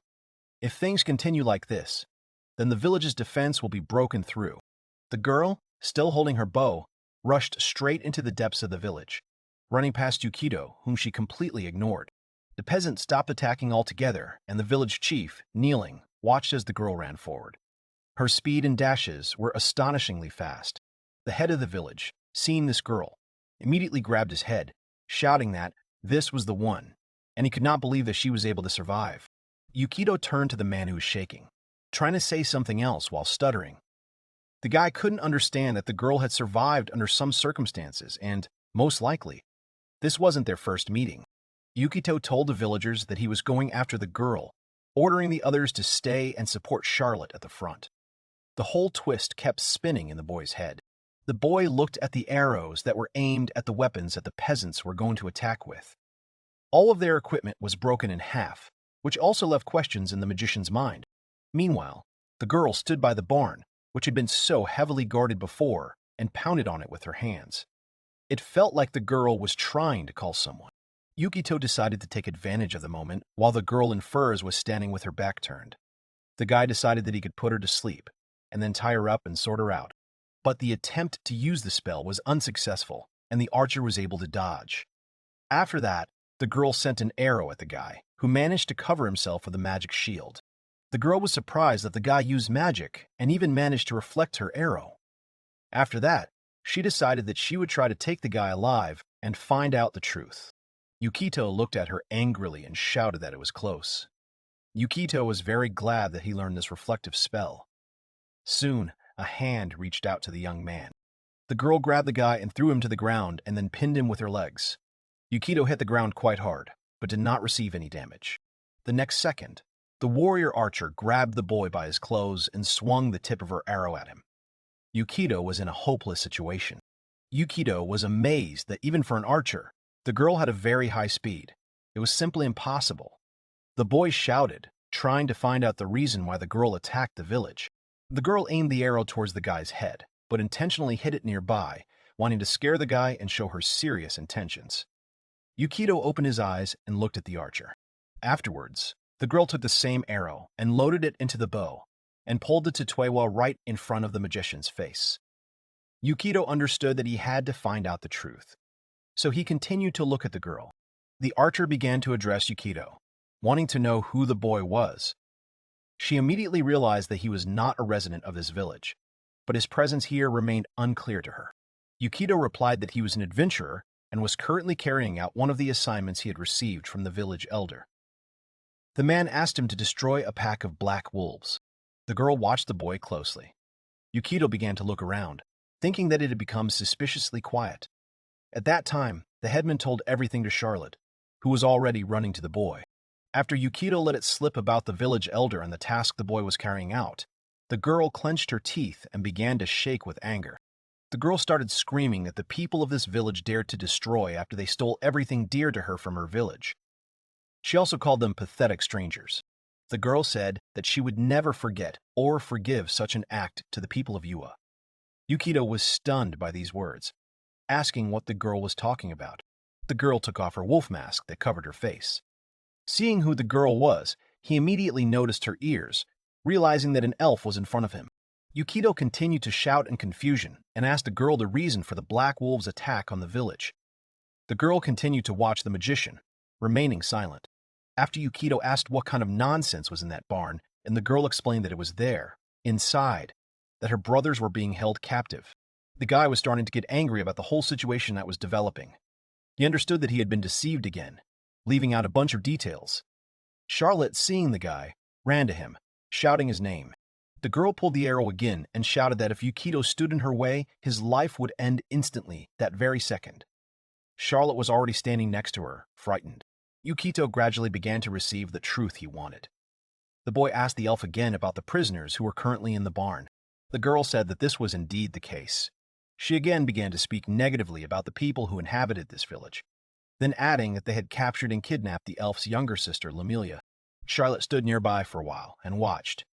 While the girl was pointing her bow at him, it was obvious that the boy was in danger, so at some point Charlotte decided to fix it. She reached for her magic sword, but Yukito immediately stopped the girl by raising his hand. He put the book in front of him, thinking about the elf. The book immediately began to search for the page he needed. The girl had the class Pathfinder and was at level 2. Her alignment was neutral good, and the class skill she possessed was animal friendship. Yukito thought again that he had suspected that there was something fishy about this destruction request. It was a good thing they hadn't taken Rocinante with them, though, because things could have gotten worse. If Rocinante had ended up being enchanted by the elf, then it would have definitely been a disaster. The war horse would have finished off the villagers faster than the wolves. But, nevertheless, the question also arises about the very symbol that appeared in the Book of Peace. Now it was displayed on the elf's page, and still raised many questions. It was exactly the same symbol as Sana's. Perhaps this was the key to the girl's location, and this elf might have been somehow connected to Yukito's sister. Yukito came to this village only to find his sister. To be honest, he wouldn't have considered the mission at all if he hadn't had the opportunity to find her here. While the guy was thinking about all this, he continued to silently stare at the girl, realizing the scale of the whole picture. At some point, the elf called out to him, aggressively asking why he was silent. The elf's face remained tense, and she continued to hold the arrow drawn in her bow. Yukito understood that now was the time for him to stand by her side and help. The young man had a choice, because he'd already come to this village and found himself in the middle of what was happening. He could stay at the initial request and help the residents, for which he would receive 50 coins, or the elf. Yukito thought that he could get information about San no matter what he chose in the end. However, in the current situation, he could only choose one. The girl began to look around. The people who lived in the village were watching the dialogue between the adventurer and the elf, waiting to see how it would all end. Finally, after a short pause, Yukito finally said that he understood what it was like to have your family torn away from you. The elf was surprised by these words and stared at the wizard. Yukito continued, saying that he wanted to help her and that they could search the inside of the barn together. The young man made his choice and decided that it was better for him to be on the side of truth. The elf was skeptical about this request, not understanding what the young man was talking about. She said that even if she believed him, there were still a lot of locals in the village who had already shown their true intentions. Yukito began to tell the girl that he was actually traveling because he was also looking for his missing younger sister. This is one of the reasons why the guy wants to help. As the girl began to look at him with an increasingly surprised face, Yukito continued, saying that their circumstances might be different, but the guy couldn't just leave someone who was in the same situation as him. After a minute, the elf felt a sense of solidarity from the adventurer. She believed him and began to slowly lower the bow, saying that she understood him. Afterwards, the girl pointed her finger towards the guys and firmly said that Yukito, with all this, should know that if he deceived her, the girl would kill him without hesitation, which she swore to herself. Yukito, being a little worried, told her that she shouldn't worry about it. He then introduced himself, saying that his name was Yukito. Charlotte also told the girl her name. Afterwards, they asked about the elf's name. The girl stood there for a while, then turned to the barn and walked towards it, saying that she was Serena. Yukito walked up to the barn and grabbed the padlock that held the door closed. He shook it slightly and thought that a 20-level padlock was too cool for a basement. The boy searched his pocket for something that could help and soon pulled out a lockpick. Yukito thought that he didn't have the skill to open, but he had to try the skill lock-picking, which he had never done before. The thieves' tools gave the guy a small bonus to success in breaking in, and he began to turn the tools, getting them into the keyhole. After the first attempt, the guy soon failed. He said that he couldn't hack it, but he would try again. Serena looked at all this and sighed heavily. Serena couldn't wait that long, so at some point she took a few steps forward and said she would open the lock herself. Charlotte joined in, asking the guy to step aside. The girls stood in front of the large door to the barn and swung their legs in unison, aiming them at the wooden base of the door. Yukito was extremely surprised by this method, so the door was breached. Charlotte and Serena did a great job together. The paladin girl began dusting off her armor as Serena walked through. Charlotte turned to Yukito, who stood in shock that his companion could open the door so easily just by knocking it down. The girl called the magician inside. As soon as they entered, Serena immediately shouted her sister's name and was about to run deeper into the barn. Yukito grabbed her by the shoulder and abruptly stopped this impulse. The guy said that, further on, in the darkness there could be traps. He certainly knew that the girl felt her sister, but it was necessary to remain calm. The young man first dropped to the ground, picked up a small stone, and then stood up and began to call upon a pale light that was supposed to remove the entire curtain of darkness that was located ahead. The stone acted as a material catalyst for this spell. Light eventually began to appear around the stone, illuminating the path ahead. The spell itself could brightly illuminate a space of up to 5.5 meters. As Yukito slowly moved forward, he thought that it didn't look like there were any traps here. The barn was filled with barrels of drinks, as well as various foods in good stock. As the trio continued to walk inside, they looked around for any clues. Charlotte's attention was soon drawn to a passageway that was filled with barrels on the floor. The girl immediately rushed there, starting to push aside the massive wooden barrels. After she opened the passage with a creak, the girl immediately called the others. There was indeed a descent down a massive stone staircase. As soon as they started going down, they no longer saw anything that could be connected to food supplies. Very soon, they saw an elf girl hanging by the wall of the basement, her hands tied. From the scream of Serena, who immediately ran to her sister, Yukito realized that it was Lemelia. Cursing the people who did this, Serena rushed towards her sister, cutting the ropes with the tip of an arrow. Lemelia was unconscious, so she showed no signs of activity. After Serena managed to break the ropes, the girl began to fall, but her older sister immediately caught her, anxiously shouting the girl's name. Charlotte leaned over to Lemelia and stretched out her hand to her, and said that she was in a very bad condition. Then she added that the girl needed to be cured right now. Yukito was very worried about the situation he found himself in. The guy turned to Serena and angrily said that she was not telling him something. Serena started to speak, but was immediately interrupted. Instead, the village chief spoke up, appearing from the shadows with a torch in his hands. Behind him were several villagers holding spears. The man said that this girl was a ritual sacrifice to the Black Dragon. Yukito, still bending over Lemelia's body, asked again about what he had just heard. He could not believe that offerings to the Black Dragon existed. The old man bowed his head down sullenly and said quietly that it was all for the protection of the village. He also said that it was to help them stay alive and save the lives of the villagers. Yukito began to angrily shout at the village chief that such an act should cause a huge sense of shame. How could he even call this protecting the village? The elder put his hand to his chest and shouted that they had no other choice in this situation. He asked what else they could do. Yukito stared at the village chief, thinking angrily that he felt an evil aura coming from him. Inside, the boy was very angry and was about to answer him, but he was beaten to it. It was Serena who continued to support her sister's head. She said that the villagers must be making fun of her for talking about all this. The girl continued, remembering her village and the people she lived with. Serena said that all of this had disappeared because of those who were now standing before her.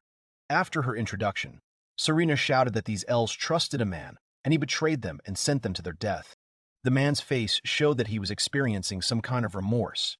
His emotions were giving him away, but despite all this, he waved his hand, giving the order to the people behind him. The armed villagers rushed forward, their weapons raised. Soon they surrounded Yukito, Charlotte, and the two elves, keeping them at a distance. The elder did not want to let go of what already belonged to him. Moreover, this was a sacrifice for the Black Dragon, who still threatened the village with his appearance. Charlotte was paralyzed by what had happened.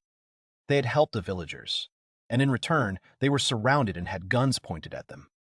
The elder adjusted his glasses and addressed the company. The man called the boys dear adventurers, and then said that he was deeply sorry. After everything they had seen, he could not let them leave here alive. Yukito opened one of his scrolls and summoned a shimmering powder. This spell was called Shimmer Dust, and it created a cloud of golden particles that targeted all beings within its range. The dust immediately spread throughout the room and was directed at the villagers, who immediately began to clutch at their eyes, complaining of wild pain. From weakness and surprise, they threw the weapons from their hands. The villagers continued to rub their eyes, shouting for someone to bring water. Some were already coming to their senses, still coughing. Someone knocked over a fire on the supplies and they quickly caught fire. Yukito quickly threw Lemelia's body on himself and jumped to his feet. The boy ran towards the exit, shouting for the others to follow him. Charlotte doubted that they were doing the right thing. The boys had to act faster, as the blinding effect only lasted for one turn. Yukito added that monsters who did something like that to a young girl deserved more. The elder began adjusting his glasses, rubbing his eyes, which were sore from the dust. He saw the adventurers slipping away and shouted for them to stop. After they ran outside, Charlotte turned around and saw that the entire barn was smoking. Yukito continued to hold Lemelia on his back and thought about what to do next. Charlotte turned to the guy in fear, asking him what they should do now. Yukito continued to look towards the forest and then began to speak. The boy said that first they had to take care of Lemelia, who was unconscious. Yukito shouted the name of the elf's older sister and asked for a safe place in the forest. The girl said that she knew about it and then asked to follow her. Yukito turned to Lemelia and told her to be patient, because there was only a little time left. Suddenly, a terrifying roar was heard outside, gradually getting closer. Serena turned upstairs with fear in her eyes. Serena froze in place, continuing to look at the sky. Yukito called out to the girl, trying to find out the reason for her stop. The next second, the girl rushed to run towards the forest, shouting for everyone else to run faster. She also said that someone was already approaching them. After she said this, a huge black silhouette landed on the roof of the barn, flapping its wings. Serena said that they were late in leaving. The creature that landed on the barn was the black dragon, Garzamog. Its breath could be felt from several meters away, and the dragon itself was larger than the house it was sitting on. Yukito stared at the creature, realizing who Serena was talking about. But he couldn't possibly guess that the creature was a dragon. Yukito knew that he couldn't fight someone like that. This creature was on a completely different level, so for him, Yukito and Serena, who were level 1 and 2, were just pathetic bugs under his feet. Yukito knew he needed to run, but Yukito's legs were shaking violently. For some reason, the boy's legs wouldn't obey at all and wouldn't move from the spot. The dragon soon began to speak in human language, saying that he had come here for a sacrifice. This sacrifice was to be for the great Nephilia. Yukito was surprised when he heard the name of his old friend, because of whom he now has 1 HP. The guy immediately realized that this dragon is a follower of the evil goddess. Serena didn't wait for anyone to dare to answer. She wasn't going to give up her sister anyway, so she immediately shot the dragon with her bow. Serena immediately shouted for Yukito and Charlotte to take Lemelia and run away. The girl was going to resist the dragon alone, shouting that she was its opponent, calling the creature by name. Yukito yelled at Serena to stop. He also added that this was not just another person she could resist. The boy said that they needed to escape from here. The dragon laughed at what he heard, calling the adventurers brainless fools, saying that they actually thought they could escape from him. The dragon loomed over the barn and then bent down and began to release something from its mouth. Yukito was horrified when he realized what kind of breath the monster was emitting. As everyone knows, usually a dragon spews flames from its mouth. But in this case, the monster released its black breath, which smoothly spread across the ground. Yukito froze, waiting for what would happen next. But Charlotte immediately grabbed the guy who still had Lemelia on his back and threw them aside. Charlotte immediately asked Yukito if he was okay, to which he hesitantly replied yes. He then remembered Serena, who was standing next to him. At this time, the black breath of Nephilia's dragon had already reached the elf, and she fell to her knees, losing consciousness. Yukito began to shout the girl's name. Yukito immediately rushed to help the elf, but Charlotte tried to stop him, saying that it was too dangerous to approach her now. Yukito shouted that the girl was still alive and needed help. As this breath spread further, it soon reached the young man, who immediately covered his face. The black mass emitted a disgusting smell and also melted the ground beneath it. Yukito was clearly disgusted, assuming that this dragon was spewing acid. At that moment, the dragon began to fly away from the barn. The flapping of his huge wings began to shake the air, and soon he landed in front of Yukito and Charlotte. The roar was loud and dust began to rise. Yuki couldn't let go of the thought that their levels were very low, and they wouldn't be able to even get close to the monster. If they didn't run away, they would be doomed to certain death. But Serena was still there. The dragon loomed over the boys and addressed them, calling the people before him fragile and insignificant. He asked the adventurers the reason why they stood before him. Charlotte at this time spread her arms wide and began to cover Yukito and Lumilia from the dragon. The dragon began to reach for Serena, who was under his paws. The monster covered the girl with its claws, causing Serena to immediately scream loudly.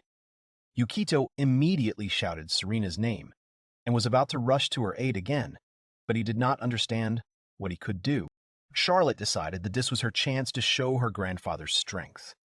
She rushed forward, shouting her class and full name at the fierce dragon, and then said that she would end his life. The dragon immediately fixed his gaze on the girl, calling her a paladin in a drawn-out voice. Yukito stayed with Lumilia and shouted at Charlotte not to do this, as the boy considered attacking him useless.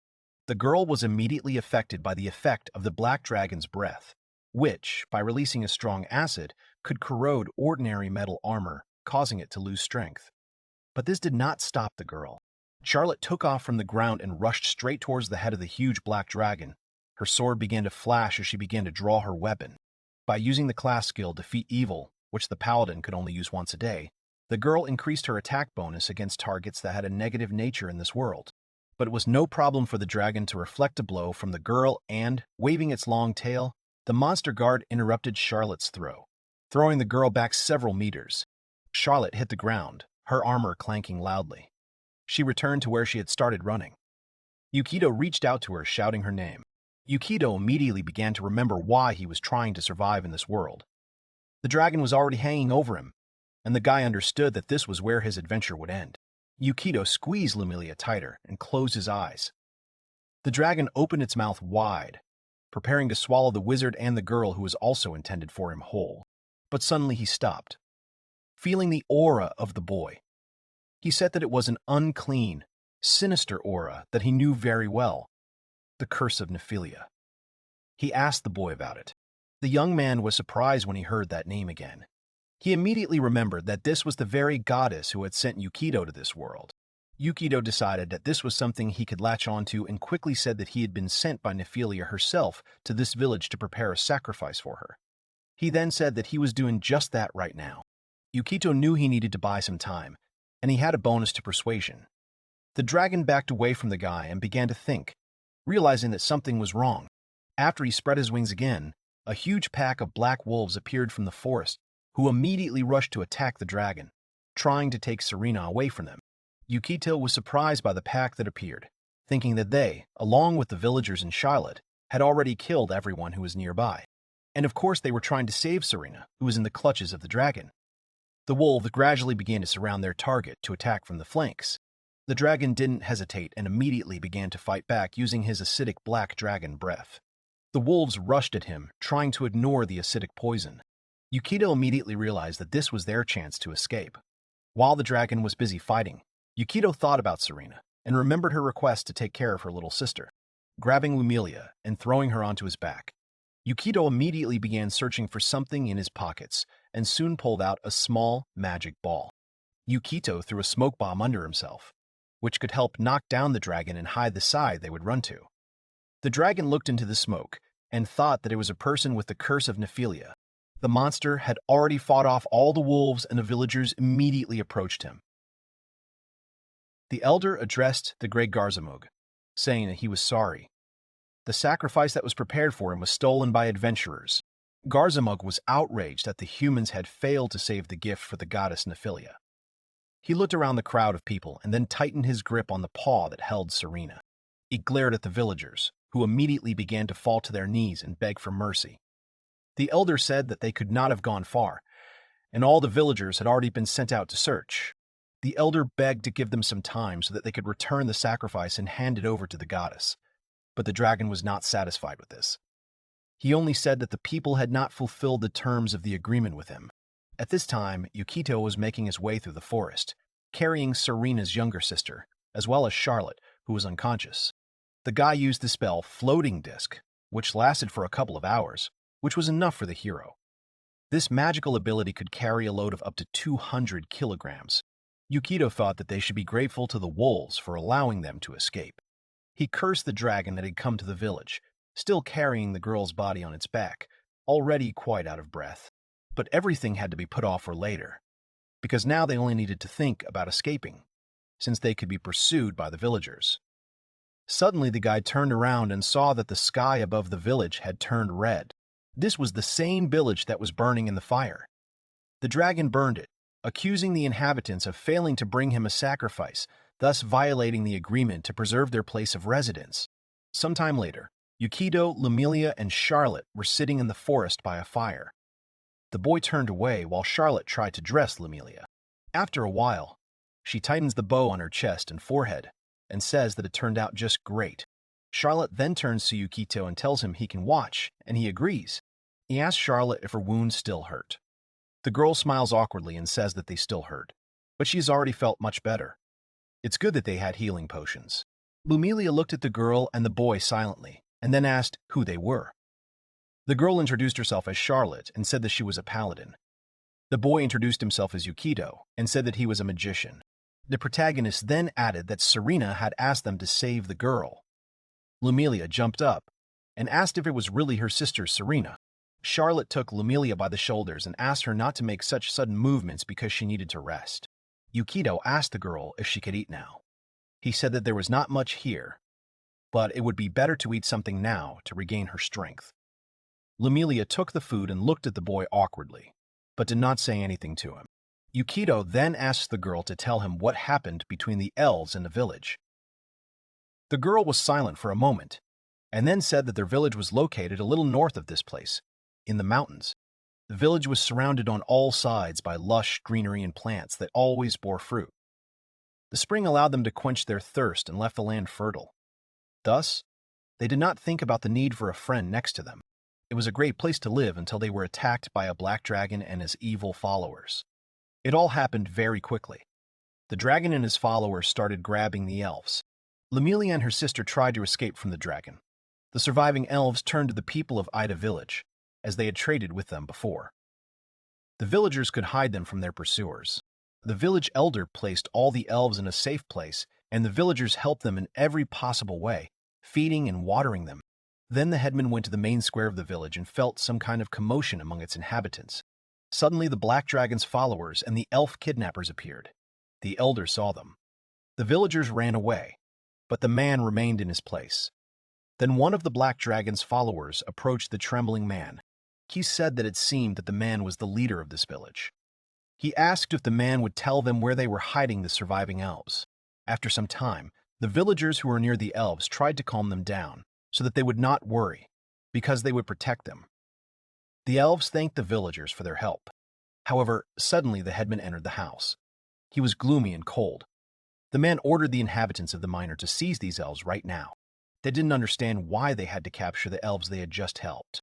The man replied that the black dragon from the Black Mist Mountain demanded an elven sacrifice, and if they did not give anyone up, the village would be destroyed.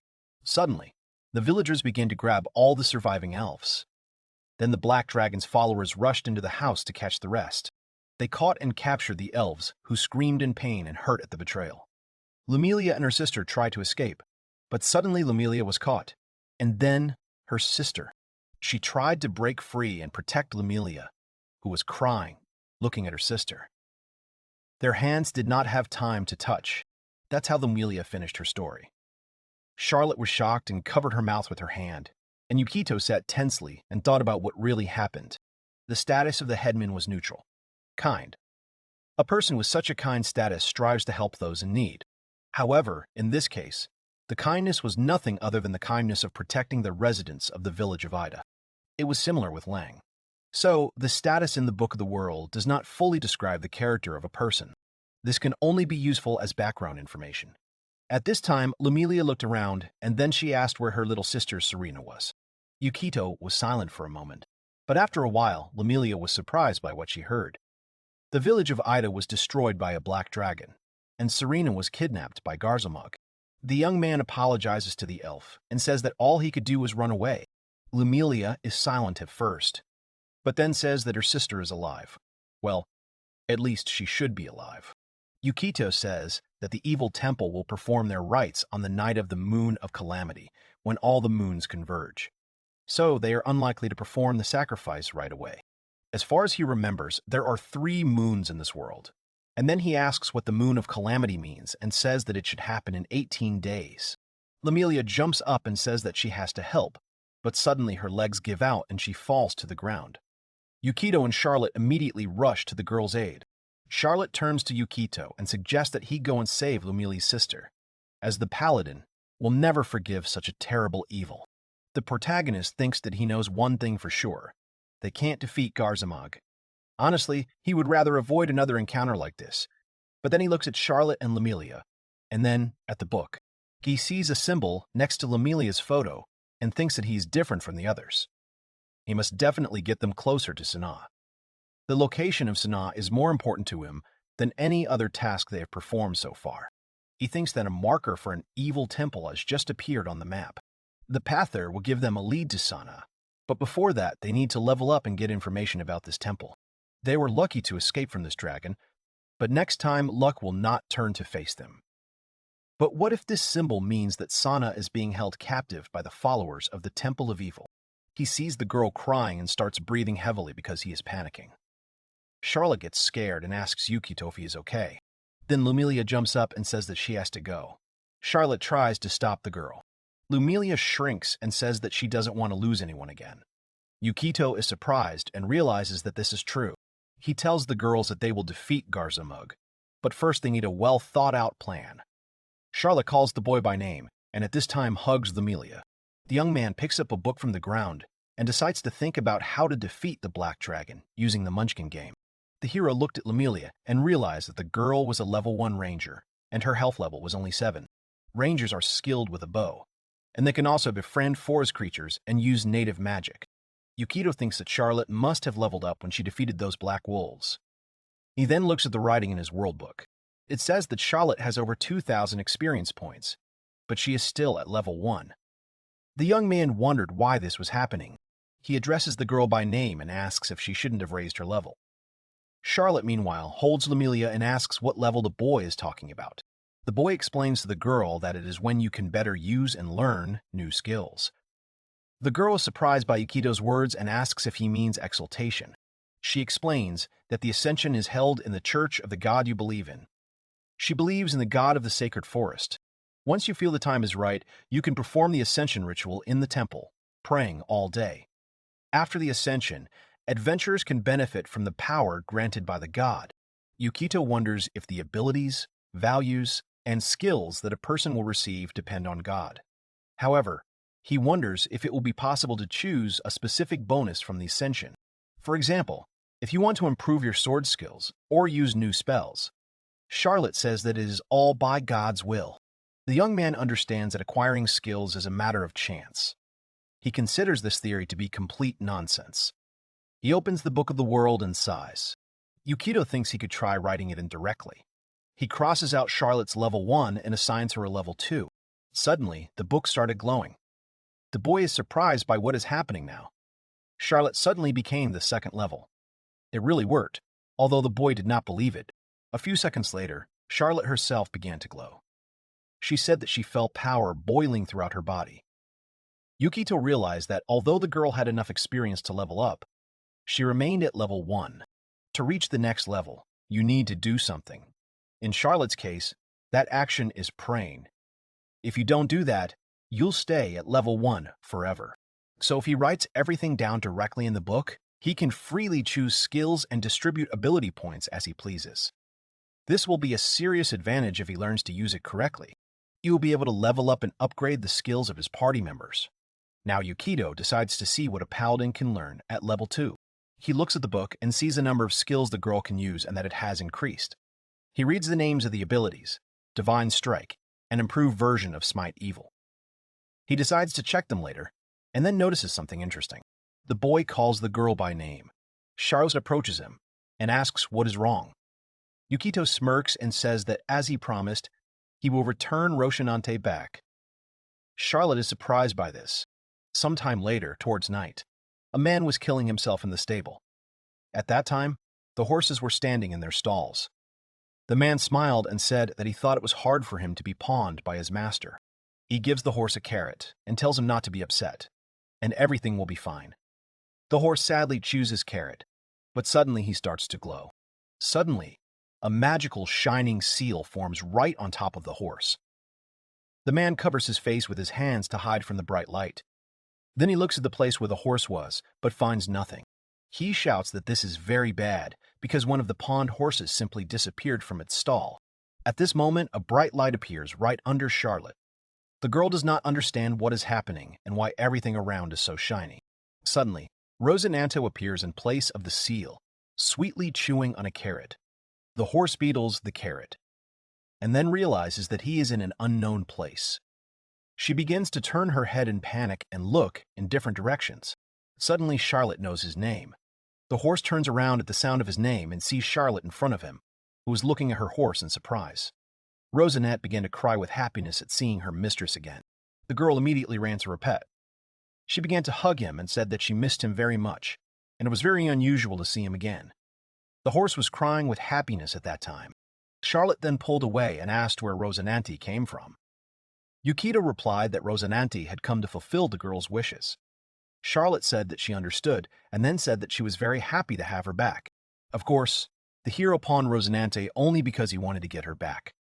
But what caught his attention was the second-level paladin class bonus. Second-level paladins gain access to a sacred creature. If none is chosen, chooses the creature with the strongest bond to the paladin. Roshinante now has a holy title on top of her already immense power. And as a bonus, her appearance has changed, and they can insist that she is a different horse, even if the loan shark notices her. Charlotte asks if it is really okay if they don't pay. The boy says that later, they will explain and give the money that they should receive after they defeat the dragon. Charlotte says that she understands, and the boy thinks that it is good that the girl is so naive. In any case, their first priority now is to save Serena. Lumilia and Charlotte agree with the young man's words. He approaches Rosinante and says that this is why he's glad to see her again. Suddenly, the mare becomes filled with anger and rears up to strike the young man. Suddenly, small and thin hands reach out to the horse's head and try to calm it down. Lumilia used her tracker skill, talking to animals, and thus calmed the animal. Charlotte tells Lumilia that this is very cool. Usually Roshinante does not listen to others. The young man was scared at this moment and wondered if his HP was still there. He thought he would die on the spot. Then Lumilia notices the backpack. She walks up to it and takes a small blade. Yukito and Charlotte ask what the girl is doing. Suddenly, Lumilia thought about asking her sister to wait a little longer. She then takes and cuts off her long hair with this blade. Yukito and Charlotte are very surprised by the girl's action. Lumilia looked at the girl and the boy with determination and thought that this time she was going to save her sister. After some time, Charlotte, Yukito, and Lumilia arrived in the city of Orbita. The first thing they did was go to the public baths where the elf was able to wash herself. Lumilia was very embarrassed and tried to cover her body with her hands. She said that she could do it herself. At that time, Charlotte was standing next to her. The girl held a sponge in one hand and said that Lumilia would not be able to wash herself because everything needed to be washed properly and very thoroughly. Charlotte sat Lumilia down on a chair and ordered her to sit still while she rubbed her with soap. Lumilia was very embarrassed by what was happening. After Charlotte sprayed the elf, the girl splashed clean water from the basin on her. And after a while, they found themselves in a hot bath, where everyone was having fun and talking nicely. Charlotte noticed the temperature of the water and asked Lumilia if it was too hot. Lumilia looked at Charlotte and then turned away, feeling awkward. The girl began to say that when she lived in the village, her older sister always cut her hair, which grew back very quickly. Amelia took a lock of hair in her hands and said that she needed to fix her hair, since she had cut it earlier with a blade. Charlotte said that she thought the girl looked good with her new hairstyle with her short hair. Then the girl sighed and relaxed in a bathroom. Amelia was embarrassed by her words at that moment. Then Charlotte looked at her hands and thought she felt something, but now she was sure it wasn't her imagination. The girl hugged herself and thought about how she had grown as an adventurer. She felt her body become lighter and filled with new strength. However, she realizes that she did not perform the ritual of ascension. She rejoices and thinks that the goddess Loria must have given her a blessing to help her eradicate evil. Charlotte then turned her attention to Amelia, who was sitting quietly next to her and not making a sound. Suddenly, the girl called out to her older sister, Serena. Charlotte didn't ask her any questions, but simply took the girl and hugged her, holding her close. Charlotte said that she and Yukito would be with her. Amelia looks at Charlotte, and a blush appears on her cheeks. Charlotte says that they will definitely save Serena. She swears her word as a paladin. After a while, the girls come out of the public bathhouse and they get to their hotel room. They were wearing beautiful casual clothes. Yukito turns away and thinks that he doesn't know where to look. At this time, Charlotte starts a conversation and asks the boy what the problem is. Yukito turned around, exhaled, and said, looking at the book, that the problem was the same as before leaving for Ida Village. They had no money at all. The young man says that they used up all their scrolls and potions in Ida, so they don't have enough equipment, and they also need to give Charlotte's armor for repairs, because it melted due to the Black Dragon's breath. The Evil Temple is a place where it is recommended to go with at least level 6. Yukito explains that in order to survive the battle with the Evil Temple, they need durable equipment and magic items for 3. And by the way, they currently have 265 gold coins. Some requests in the guild are well paid, but they require a high rank, and they simply do not have enough strength to fulfill them. Besides, they don't have time for simple tasks. At this moment, Amelia starts to say something. She says that she could use her body to earn money, because she heard that there is such work in human cities. Yukito was simply shocked and asked what the girl was saying. He was incredibly embarrassed and began to cover his face with his hands. Then he put his hand forward and asked the girl to stop several times. Amelia looked at Yukito's actions in shock. The young man exhaled and said that it was true that call girls earned 6 silvers a day, which was more than the salary of a normal worker. However, it was a trifle compared to what they could earn by traveling. Charlotte didn't understand what the young man was talking about and why they needed to call someone. Amelia blushed at that moment and remained silent. Yukito said that since the two of them weren't exactly financially literate, he asked for permission to explain everything to them. Firstly, there are 3 types of currency used in cities: gold coin, silver coin, and copper coin. The importance of each increases in the following order: copper, silver, and gold. 1 gold coin is worth 10 silver ones, and therefore 1 silver coin is worth 10 copper ones. In his world, a gold coin was worth 10,000 yen. A skilled craftsman could earn 1 gold coin per day. Usually, silver was used most often. 1 silver coin was half of a worker's wages. Copper has the least value and is used to buy bread and other everyday items. Charlotte is surprised and says that she didn't even know she used silver and copper. Yukito calls her a cursed princess. The healing potions Charlotte used restore 1/10 of your HP. They cost a few gold each and are about 500,000 yen, which is more expensive than premium French champagne. Also, the scroll of the first level spell costs 250,000 yen. The acid protection potion that they need to protect themselves from the breath of the Black Dragon costs 300 gold, and I would like to buy several of them, but they are very expensive. Magic items will cost even more because the hero has only 1 HP. He wants 1 amulet of protection from the magic swamp, and the magic bolt is not that strong, but it is guaranteed to cause damage to the enemy. If he doesn't have a defense against it, he'll just die. But this item costs 1,000 gold. They must not only earn money, but also gather information about the Evil Temple. They can't just rush in without knowing anything about the layout or size of the building. Their limit is 18 days. It will take about 3 days to gather information, 2 days to prepare for the attack, and 2 days to get there. They also need to find time to raise their levels. The girls watched the boy carefully. Charlotte said that there was not much time left to complete the task. The young man opens the Book of the World and thinks that the task is far from the city of Orbita, the task that they can complete in the shortest time. He chooses the Goblin King quest, where the recommended level is 3. If they complete this quest, the boy and Charlotte will be level 3, and Lumilia will be level 2. He asks to leave the task to him. Then Charlotte asks what should be done about the money. Yukito thinks that money is still the main problem. They need to earn a huge amount of money as quickly as possible. Then a brilliant idea comes to him. If he sells it, he can get a lot of money. He tells the girls that everything will be fine because he has thought of something and will do it. Charlotte said she hoped it wouldn't rock Roshinante again. The boy said it looked like he couldn't pawn Roshinante again. He said it certainly didn't concern Roshinante. Lumilia looked at them attentively, and then the girl asked why they were going to such lengths to help her. Charlotte and Yukito looked at the girl in surprise. Lumilia clutched the hem of her skirt and said that this was the elves' problem. She couldn't drag Yukito and Charlotte into this trouble any more than she already had. Yukito knelt down and said that Lumilia shouldn't worry too much about it, since they also had reasons to target Garzamug. Charlotte responded that a paladin could never forgive such a monstrous evil, and Yukito added that they needed Lumilia's power to defeat him. The girl was surprised by the boy's words. Then Charlotte sat down next to her and said that they would definitely save her older sister Serena. Yukito, kneeling, hugged the girl and said that they were going to defeat the Black Dragon. He himself thinks that Serena is not who he thinks. He uses poor Lumilia and her revenge to find a way to Sana. It was deep night. Charlotte and Lumilia were sleeping in each other's arms. Yukito, meanwhile, puts on a dark cloak, opens the door of the room, and goes outside. He comes to the stall where the unicorn was sleeping. He had dreams where Charlotte hugs him. The young man looked at the animal gloomily, then took out a small dagger and mentally apologized to the unicorn named Rocinante.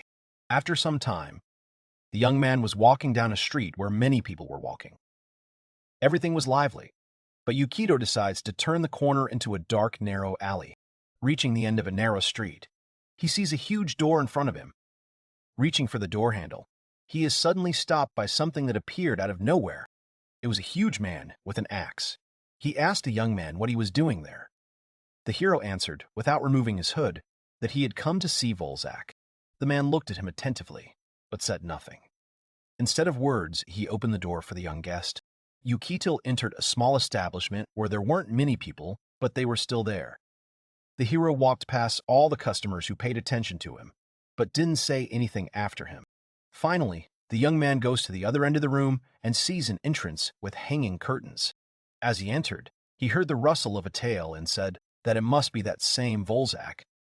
The man smiled and said that it was the first time he saw this young visitor here. He asked how the boy had found this place.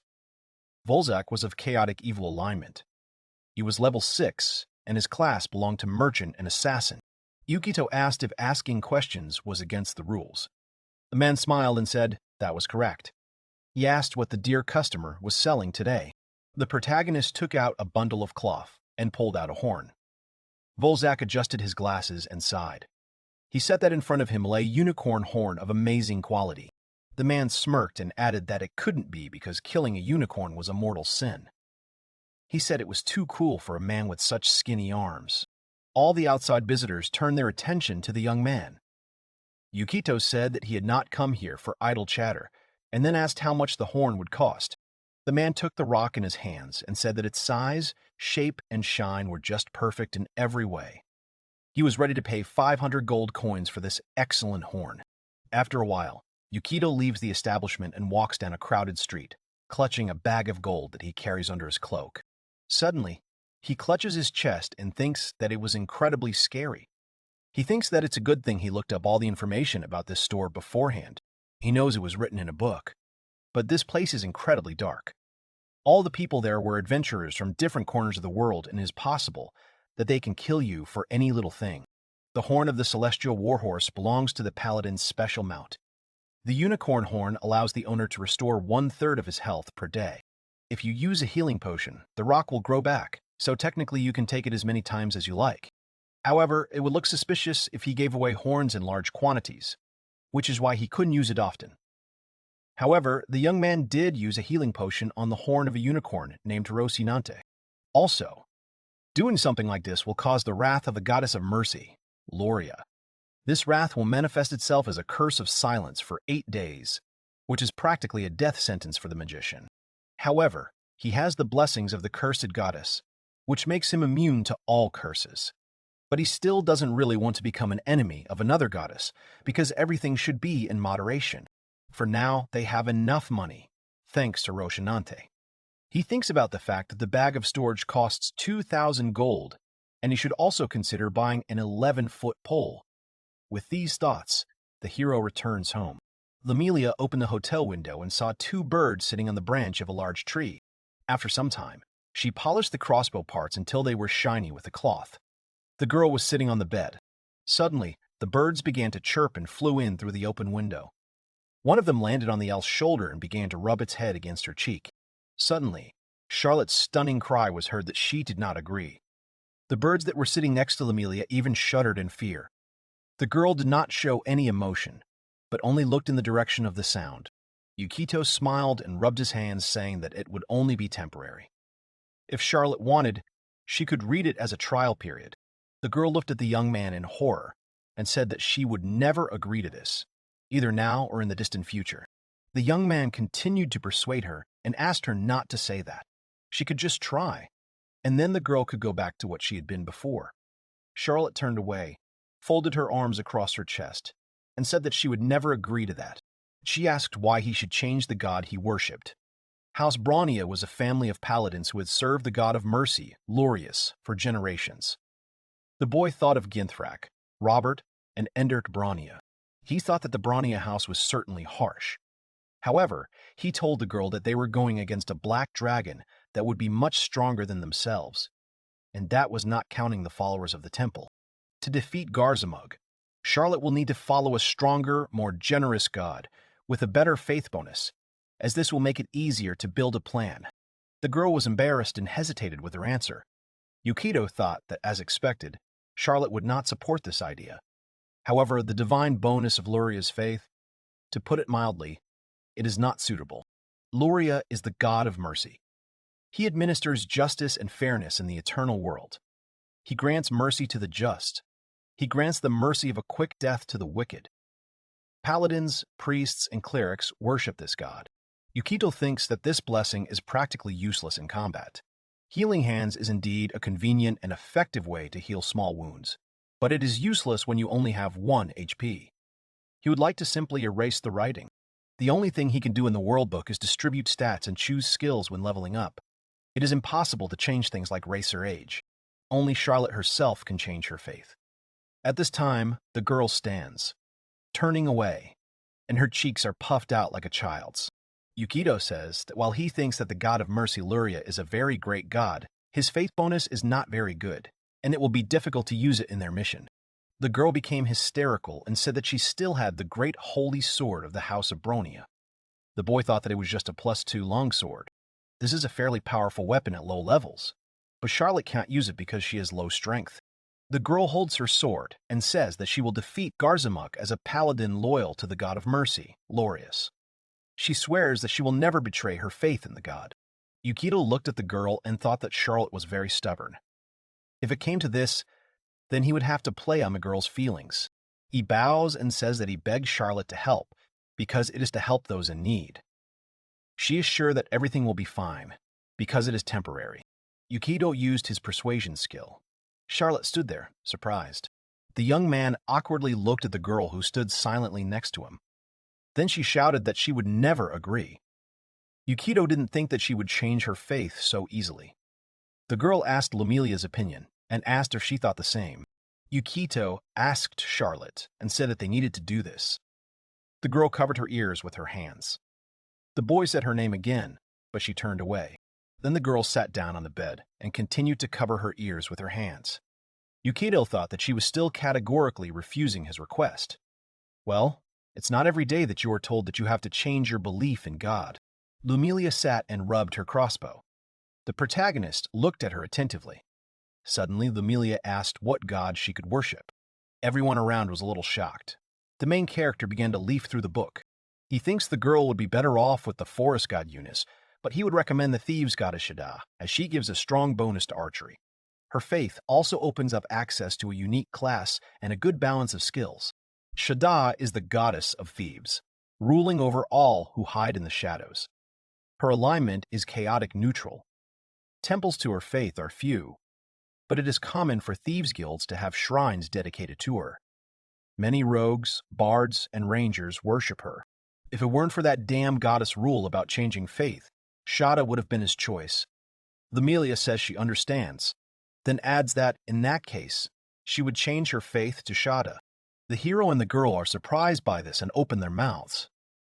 The young man asks if Lemelia is sure, since she used to have the faith of the forest god. The girl says that the young man is right, and the girl says that the young man is right, and the girl should think carefully before making such a decision.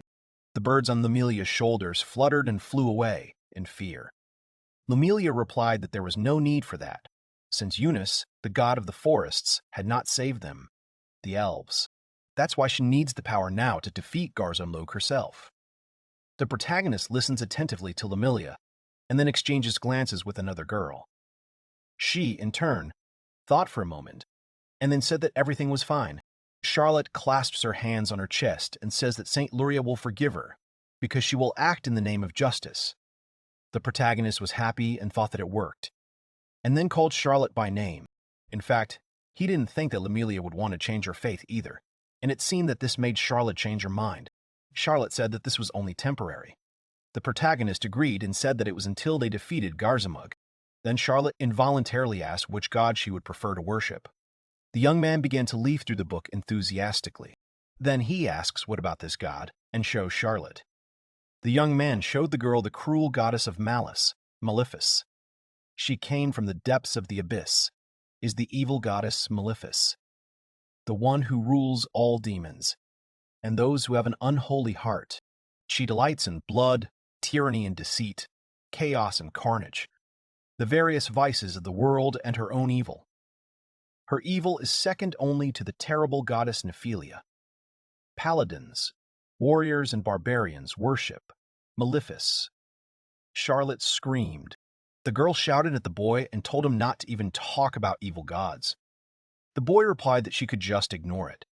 The boy said that was not the case. Charlotte turns to Yukito and says that this is too much and just awful. Is the boy really serious about telling the girl to believe in an evil god, even though she is a holy paladin? At this time, Lemelia was playing with the birds. Yukito replied to the girl to calm down and listen to him. Malefic's faith bonuses are ridiculously strong. The evil aura has unlimited uses. Summoned servants are very convenient, and you get an additional weapon. And you can also become even stronger by unlocking her unique advanced class called Fallen Paladin. This way, Rosinante can become stronger and gain the undead attribute. Possible to obtain a Fallen Paladin's mount. At level 5, Fallen Paladins gain access to an unholy mount. Unless otherwise selected, the creature with the strongest connection to the paladin is chosen. The girl covered her face with her hands and exhaled. She screamed, slammed the book shut, and said that this would never happen. She said that Yukito was big and stupid. She didn't care about him anymore. The young man opened the book again and began to apologize to Charlotte. He offers her the god depicted in the book. The girl stopped crying and looked at the young man questioningly. The young man offered her the god of strength and fury, Florges. He is the dwarven god of all warriors with a brave spirit. Florges' right hand is an icon of strength, and the hammer he wields is known for its ability to smash any evil into pieces. His followers are warriors, barbarians, and anyone who enjoys a good fight. The young man says that this will make the girl stronger and she will be able to use the sword normally. The girl will also become more resistant to enemy attacks. In addition, one of his weapons of faith is a super powerful spiked chain. Yukito asks what the girl thinks about this. The extra bonus to strength will make it easier to use the great holy sword. Charlotte thought uncomfortably. Then she looked at Lemelia, shrank and said okay, and it was only for a while. Yukito was glad that the girl agreed. He turns away and uses the door-in-the-face technique, which takes advantage of human psychology whereby larger demands are followed by smaller ones, making it more likely that the target will comply with the latter. This technique is meant for tricksters, but it is guaranteed to give a +2 bonus to his persuasion ability. Charlotte then asks what god Yukito himself is a follower of. He replies that he is a follower of the divine Amartya, the god of virtue. Her blessing is useful for his spells. The youth then realizes that his character has become neutral evil. After some time, Yukito, Lumilia, and Charlotte come to the Adventurers Guild. They come to the notice board. The young man stretches out his hand and takes a sheet of paper with a task from there. The quest is called the Goblin King. In an abandoned fortress south of the city of Orbita, goblins have settled and founded their nest. Rumor has it that they kidnap young girls from nearby villages for some dark ritual. 2 groups of adventurers took on this task. No one returned. Yukito's group set out on a journey through fields, forests, and so on. After some time, they arrive in the village of Arda. They go to the nearest tavern and have a bite to eat. There are many guards in this village too. It's because that abandoned castle is nearby. Lumilia says that the kidnapping of village girls and the ritual is just like in Ida. Yukito looks at the book and agrees with the elf. He says that it is most likely the work of that black dragon. Charlotte says that means the evil temple could be involved in this too. Yukito replies that it is possible. This symbol appears on the map every time he receives a quest. If he is indeed related to Garzamug, then Sana might be there. Lumilia looks at Yukito carefully. Suddenly, Charlotte stands up and draws her sword, then says that she cannot allow this ritual to take place. As a paladin of St. Luria, she cannot. Suddenly, the girl stopped her speech and said that she was now a paladin of Florgus, the god of rage and blacksmithing. The girl sits down awkwardly. Yukito says that right after he was summoned to this world, he had an unpleasant experience with them, and Rosinante helped him out a lot. Goblins are relatively smart for monsters. Necator can use magic. Goblin is a humanoid creature and part of the goblin race that lives near human civilization. They are weak alone, so they move in groups. Goblin nature consists of terrible evil. Although they are weaker than humans, they do terrible things for fun. There have been many cases where they used humans and dwarves as slaves. The young man has become a different person than he was back then. This time, he will attack. Yukito says that it will be difficult to deal with a group of them. Charlotte thinks about it and asks what their plan is. Lumilia raises her hand and asks what if they use fire. Charlotte is surprised and screams, and Yukito says that it's a good idea, but it has its drawbacks. It would be difficult to burn down a wooden fortress, let alone a stone one. They could smoke them out, but then they would have to deal with them all at once, which was undesirable. In that case, Lumilia asks, what about water? The young man says that there is no river large enough near the castle, and their magical power is not enough to completely flood it. However, if you poison their water, they can kill dozens of them at once. However, this will make them wary. Yukito says that they need to do some reconnaissance first and find out the situation inside the fortress. Charlotte asks if they really plan to sneak inside. The young man thinks about it and says definitely no. After some time, the monsters were walking around the goblin nest. Suddenly, a huge bag falls in front of the goblins, and they get scared. The goblins are trying to figure out what kind of bag it is. They start poking it with a stick to figure out what's inside.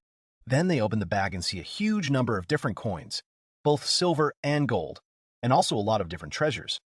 The goblins start to drool and they are happy at the sight of this bag. They begin to grab the bag to take it and carry it to the lair. At this moment, the young man was on one of the underground trees and was hidden from the goblin's sight. After some time, the young man comes to his hotel. He draws something on a piece of paper with a ruler. Charlotte asks the boy what he is doing. Yukito says that he is doing mapping. The girls do not understand what the boy is talking about.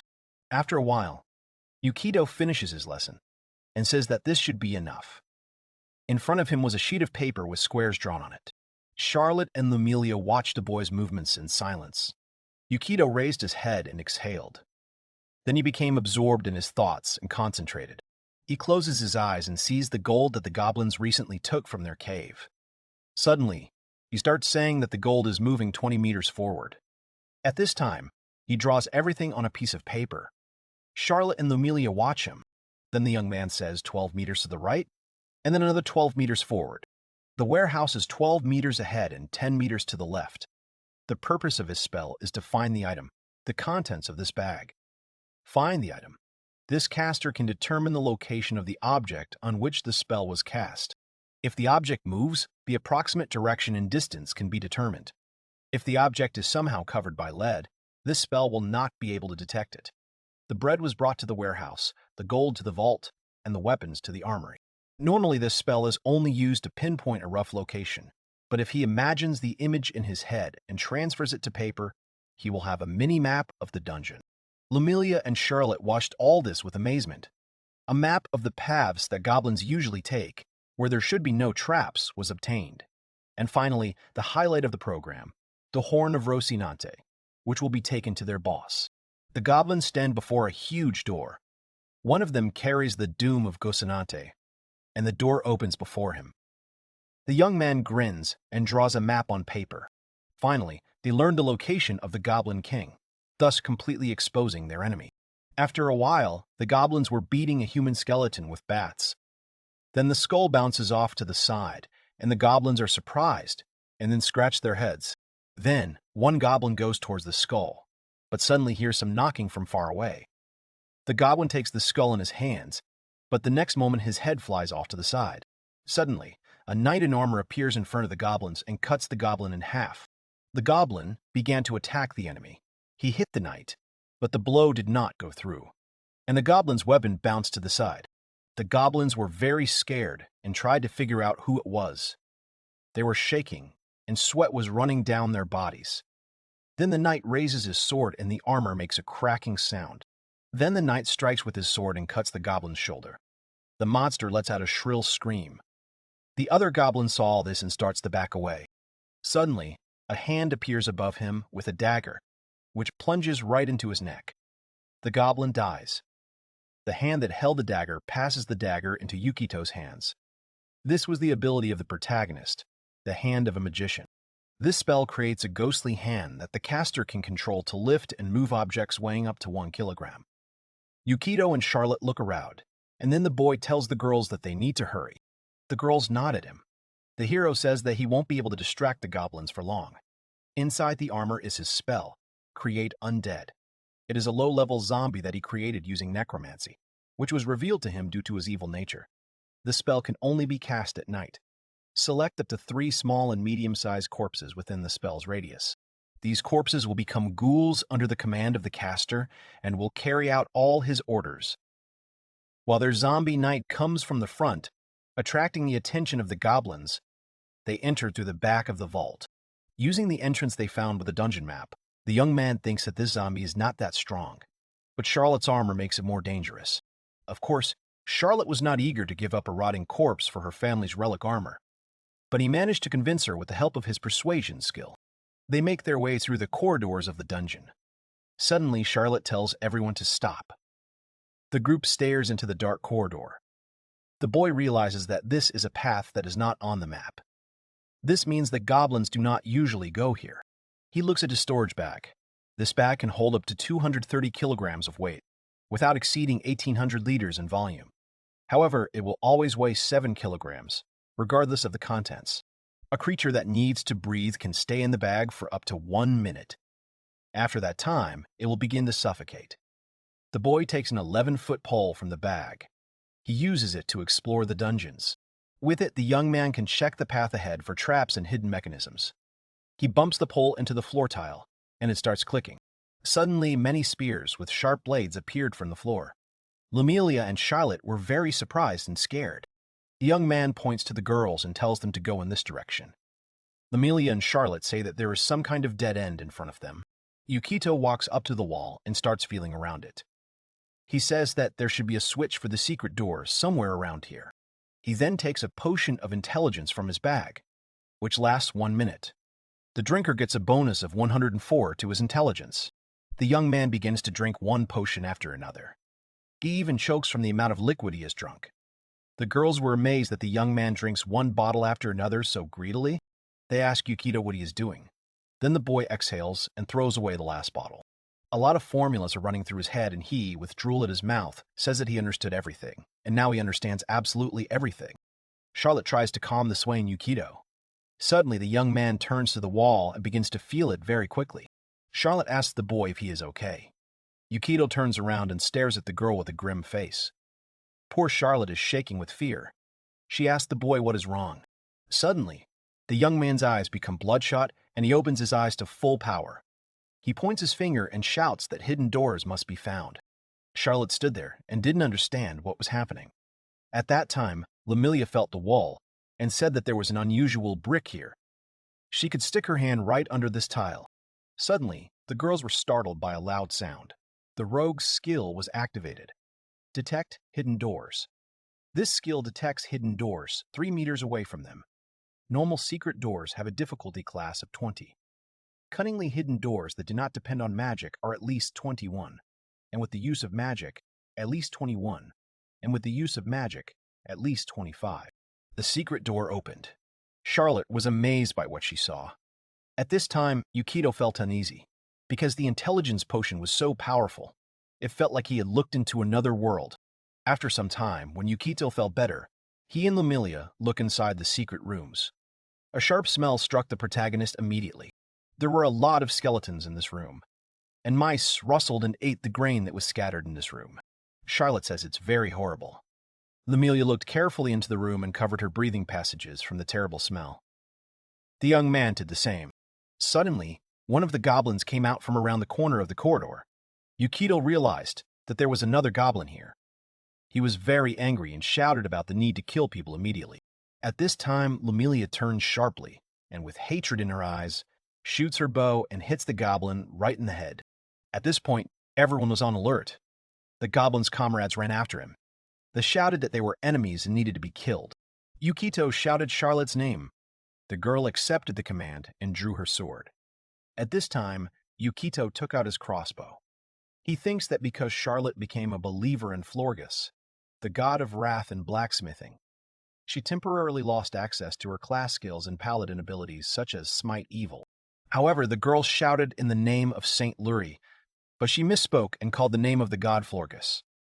Yukito thinks that she can finally use her +2 longsword properly. Also, by wearing light armor, which allows her to fully utilize her high agility, she was able to achieve almost the same armor class as in full light. In heavy armor, her agility was simply wasted. Also, it's sad that Rocinante went mad for 8 days as a penalty for changing her faith. Although, it would be problematic to take her along to such a situation. At this time, Lamilia shot one arrow after another from her bow. She was hitting her target right on target. Yukito thought that Lamilia had the blessing of the goddess of thieves, Shada. It gave her a 6% critical rate when using a bow, and since she was a ranger, it suited her perfectly. He felt sorry for Saint Luria and Eunice, but the change of faith had definitely done the girls good. Lamilia was killing one goblin after another, and on the other side was Charlotte, who was wielding her long sword. Yukito sat nearby and fired a crossbow. He managed to knock one out. The boy was in a prone nick-coat state. The hero gets a bonus of +4 against ranged attacks, but also gets a penalty of -4 against melee attacks. With Charlotte at the head acting as cover, he gets an additional +4 AC, for a total of +8 AC bonuses. This is equivalent to a standard set of armor. If they continue like this, they will definitely defeat these monsters. Then the young man notices something and realizes that the only reason for accepting this quest is to level up. If they pass it, these two will get a huge boost in strength. Meanwhile, no matter how much effort he puts into leveling up, without these two, he doesn't have a single chance in battle, because he will still have 1 HP. It's a sad situation, no matter how you look at it. But it's a total bummer, no matter how you look at it. But it's a winning strategy for the Munchkin. Charlotte, Lamilia, and Yukito fought the monsters for a while. Soon the battle died down. Yukito asked the girls if they were okay. Charlotte answered yes. Yukito says there might be more goblins ahead. He suggests that his partners move on. He looks at the map and says that the Goblin King's throne room is straight ahead. At this time in the throne room, the Goblin King is sitting on his throne. After some time, Yukito's group is walking through the dungeon corridors again. Suddenly, Lamilia hears something and Charlotte feels something. The columns in the tunnel began to crack, and a roar was heard throughout the dungeon. Lamilia shouted for everyone to turn around because there was real danger behind them. Suddenly, there's a roar, and the wall behind the heroes explodes. Then the young man notices through the smoke a huge, muscular hand with a sharp object. Yukito shouts to Charlotte that there is danger from above. The girl immediately draws her sword from its sheath and holds it out in front of her to block the enemy's attack. He hits the sword straight, and the girl can't withstand the force of the blow and flies to the side. She ducks and tries to stop with her arms and legs. The girl looks at her shaking hand and thinks that this blow was incredibly strong. At that moment, a crunch of bones is heard. It was an ogre. Ogres are creatures with a light disposition, easily enraged by any trifle. They tend to ally with trolls and various races of goblins. Ogres have a huge appetite and are ready to devour any creature they come across. Next to him stood a troll. This is a creature with an insatiable hunger, feeding on anything that comes to hand. They are often found in the service of orcs, ogres, and other giants. The troll has such strong regenerative skills that if it loses a limb, it can move as if nothing happened. The girls were amazed to see an ogre and a troll, and the young man thought that he expected there might be some big monster here. While mapping, he noticed one room away from the storeroom where they kept a lot of meat. He thought the goblins kept big beasts, but these guys were the king's guard. They must be getting some kind of payment for guarding the dungeon. They are powerful enemies, a league above any goblin. At this time, the troll attacks Charlotte with his long and sharp claws. The girl puts out her sword and blocks his attack. Then she screams and squeezes the handle of her weapon. With one swing, she cuts off his huge hand. The troll begins to scream in unbearable pain. The severed hand falls right at Charlotte's feet. The girl looks straight at this hand, which was floundering as if alive. The troll took his hand and attached it back. It was as if it was stuck to the troll's body, but it could function fully. Charlotte was surprised that the troll's arm was reattached. She thought that it was simply impossible, and what kind of regeneration would there be in such a case? Yukito thought that the troll's main ability was his powerful regeneration. His constitution is 20. He definitely won't die from a few cuts. He thinks that the battle will be difficult if he acts thoughtlessly. Suddenly he notices that an ogre is attacking him and Lumilia from the side. The monster starts to say, looking at the girl, that she is an elf. The man starts to attack Lumilia. The girl hesitantly pulls her bowstring. She releases an arrow, but the ogre attacks at that moment. But because the arrow hits his shoulder, he misses and hits the wall. Lumilia was incredibly surprised that she could not kill the ogre. The monster pulled an arrow out of its shoulder on its own and said that it wanted to eat the elf woman. He prepared to attack Lumilia, and meanwhile, the troll prepared to attack Charlotte. Yukito was very tense and said that he thought it was time to use his ace in the hole. A few days earlier, Lumilia repeated the animal companion Yukito had asked about. The boy agreed and said that it was a unique ability of druids and rangers who used the power of nature. He held a book of knowledge in his hand. Yukito said that the girl could have an animal companion if it wasn't much stronger than she was. They would form a family bond, and the animal would devote itself entirely to its owner. The girl remembered that it was always there. When they lived in the village, the black wolf was always there. The young man began to leaf through his book to find information about black wolves. There isn't much information about Lumilia's animal companion in the Book of Peace. Sadly, Lumilia's black wolf was killed by Garzamug. It seems that to get a new companion, you need to pray at the edge of the forest. He puts the book on the table and suggests finding Lumilia a new companion. Regardless of class and level, it is better to choose the strongest animal. The girls looked closely at the book, where many animals were located. Of those he had spotted, he should start with the black bear first. Considering their troop, he was one of the most suitable. He could perform several attacks at once with his large claws. He was medium in size and had a lot of health. He then offers a boa constrictor. Its attack power is weak, but it can immobilize the enemy with a grab, which will be very effective against mages. The common boa constrictor was large in size and also had the ability to swim in water. The direwolf is also quite good. Its attacks will knock the enemy down as a bonus action. The monster was large in size and also had great speed. Besides them, there are many other different companions. For example, for reconnaissance, this is a hawk. For digging holes, this is a badger. And a terrible rat also cannot be ignored, because with a successful attack it can infect the enemy.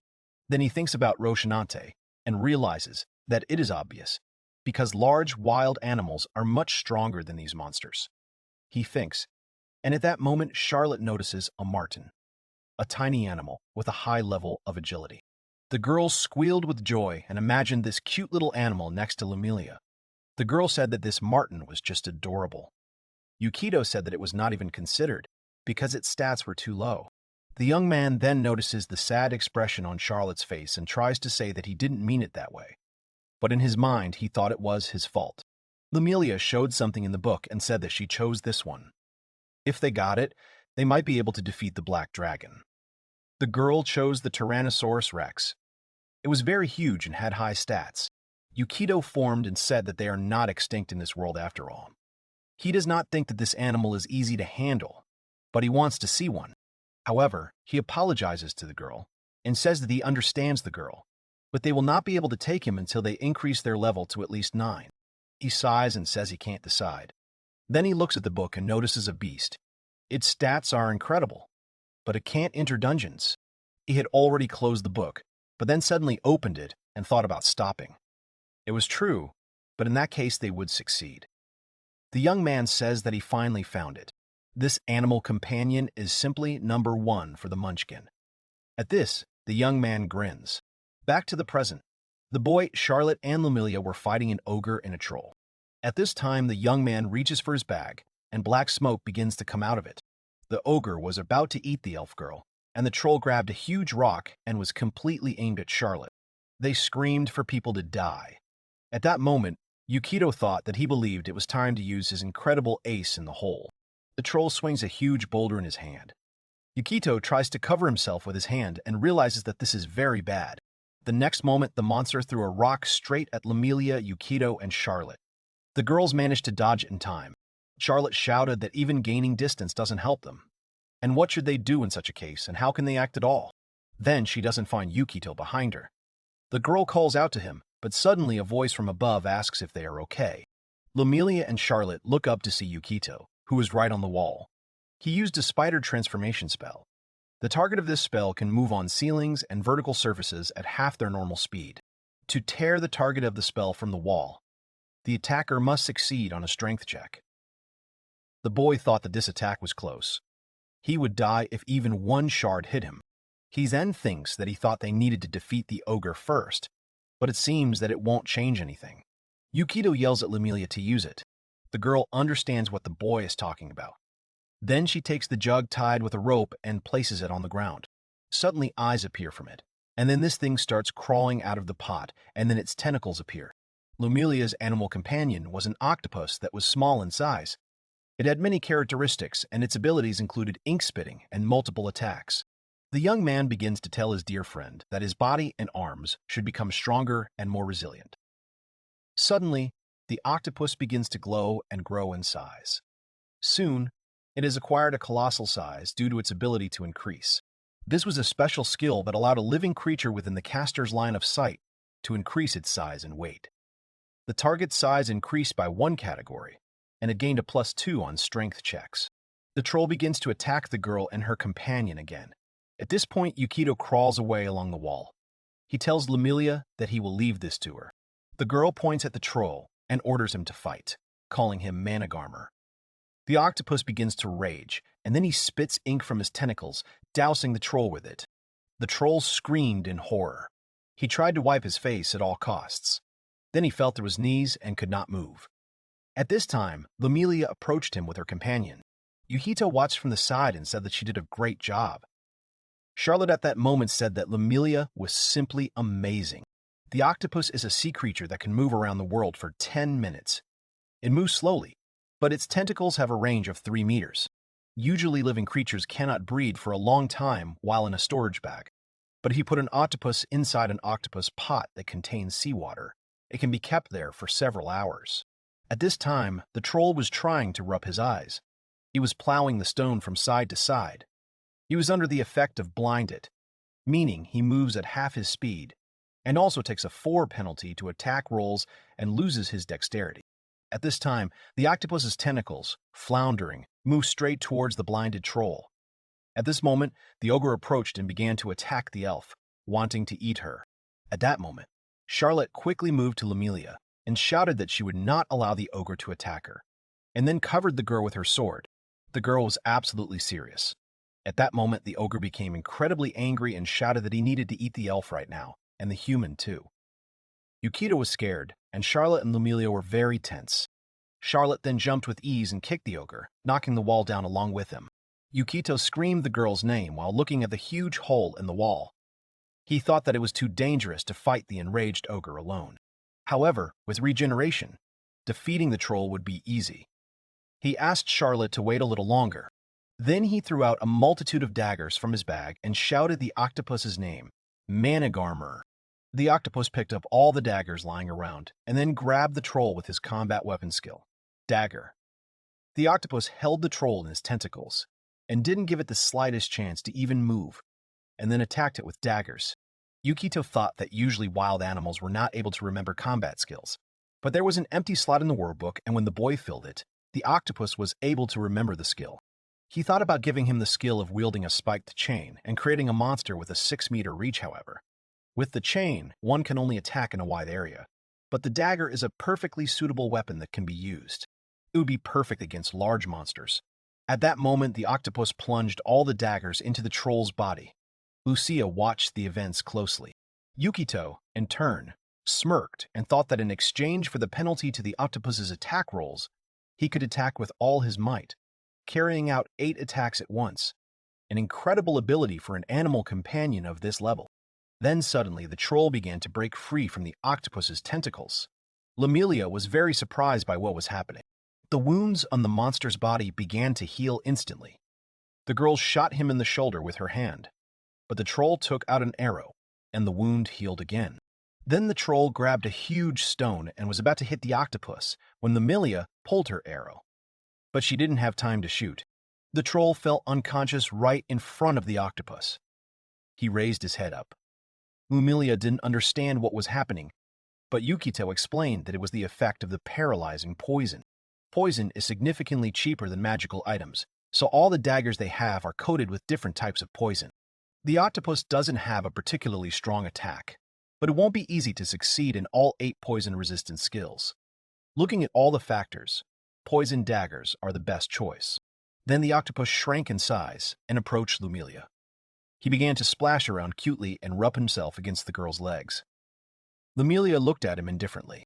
Yukito said that it would be difficult for him to continue fighting on land, so the girl should put him back in the pot.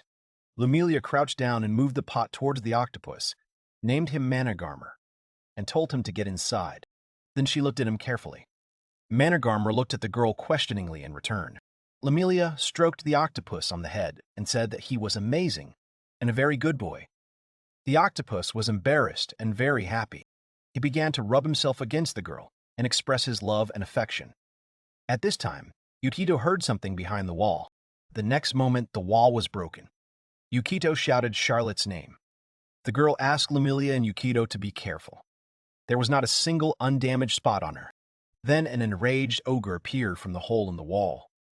Yukito and Lemelia were frightened when they saw it. The ogre was incredibly angry. He was aiming to kill the humans, kill the elves, and kill everyone. Yukito, Lemelia, and Charlotte were very scared when they saw the huge ogre in the wall. Charlotte shouted at Lemelia and Yukito to retreat immediately. Yukito asked the girl if she could handle the vanguard alone. The ogre bared his fangs and rushed straight at Charlotte. The girl got into a fighting stance. She extended her sword, but the ogre crashed into her and slammed her against the wall. The girl could not withstand this attack. The girl fell. Lemelia and Yukito watched in horror. Then they realized what was happening and shouted Charlotte's name. The girl was unconscious at that moment. Lemelia ran towards her teammate, but the ogre attacked her from the side. The girl managed to dodge, doing a somersault in the air. The monster was serious and wanted to eat the elf. At that moment, Yukito straightened his hand and said that only he would grant him a short, peaceful sleep. Young man casts a sleep spell on the monster, which plunges all living creatures within a 6-meter radius into a magical sleep. Creatures subjected to this spell become defenseless and cannot be awakened by normal methods. The ogre's eyes began to close and he began to fall asleep. Yukito told Lemelia that they should take this chance to get to Charlotte. Lemelia agreed with him. Suddenly, a crash was heard from the side. Lemelia and Yukito looked to the side and saw an ogre that was not affected by Yukito's spell. The young man realized that he was resisting. Since he was multi-classed with a rogue, his spell level was still low and easy to resist. He needed to take this potion he was holding to Charlotte. Suddenly, a circle in the shape of a target appears on the ogre's forehead. Lemelia used her Hunter's Mark skill. Hunter's Mark is a first-level ranger spell. It marks one creature with a Hunter's Mark. While the spell is active, Attacks against the marked creature deal extra damage. Additionally, the caster gains a +4 bonus when tracking the marked creature. Luminia starts aiming straight at the monster's head and releases an arrow. The ogre didn't feel anything and pulled the arrow out of his forehead, then smirked. Lumilia was shocked that the ability did not help. Suddenly, the ogre swung to hit the girl. At that moment, Yukito shouted the girl's name and opened his cloak, revealing many scrolls. The young man took out one scroll and then used his mouth to untie the knot on it. He opened the parchment and used the ability to slide. After a few seconds, a huge drop of unknown liquid appears above the monster. The slide covers the ground in grease in a 3x3 meter square. Creatures in or entering this area must make a dexterity saving throw. Creatures that fail fall. The area covered in grease is considered difficult terrain and movement speed is halved. The droplet bursts and everything around it is covered in slime, including the ogre itself. The monster steps on the fat and slips. Yukito approaches Lumilia and asks if the elf is okay. Lumilia ignores the boy and shouts Charlotte's name. Yukito takes out a bottle of potion for Charlotte. Suddenly, Lumilia's reflexes help her save Yukito and move aside. The boy accidentally drops the bottle of potion that was meant for Charlotte. The young man looks up and sees a huge piece of wood stuck in the wall. It was the ogre who threw his club. He was able to withstand the fat. The heroes have to overcome a new danger. The bottle that Yukito dropped rolled towards Charlotte's approaching hand. Suddenly, her fingers began to move, and the girl opened her eyes. At this time, the ogre attacked Lumilia and Yukito again and again. The boy and girl were very tense just from the sight of this monster. Suddenly, the ogre rushed straight towards the elf, but she managed to jump back and dodge. The monster crashed right into the wall. The impact sent many small stones flying to the side. Yukito crawled further along the wall, trying to dodge these fragments. The ogre stopped moving for a moment, and at that moment Lumilia, who had jumped away from the wall, fired an arrow from her bow straight at the ogre's head. Suddenly the monster decided to defend itself and waved its huge hand. The stones flew straight at the girl and hit her several times. Yukito shouted the girl's name and saw her trying to get up after all those blows. He thought that things were bad. This ogre looked much stronger than usual. At that moment, the ogre picked up a huge stone. He smiled and said that he should eat the elf and make toys out of people. Charlotte watched the ogre's movements. She thought that now was the time to protect Yukito and Lumilia. The girl held onto the sword, but in an instant she threw it aside and reached for a bottle of potion that was lying nearby. She decided that she had to protect her comrades. Suddenly, a huge explosion sounded behind the ogre. The monster turned around and looked questioningly in the direction of the explosion. At that moment, the empty bottle fell to the ground. Lumilia somehow raised her head to see what was going on, and Yukito called Charlotte's name with a smile on his face. The girl wiped the remains of the potion from her lips, and all the wounds and bruises on her body disappeared. The girl used a fate skill called Power of Fury. Once a day, a person can receive power from the God of Fury and blacksmithing Florgus. The user of this skill enters a rage for 1/4 of a round, gains a +2 bonus to strength and dexterity, and weapons will deal an additional 1/6 damage. The ogre turns to Charlotte and calls her a human. He is furiously against her and begins to move towards the girl with unstoppable force. Many stone fragments fly from his feet.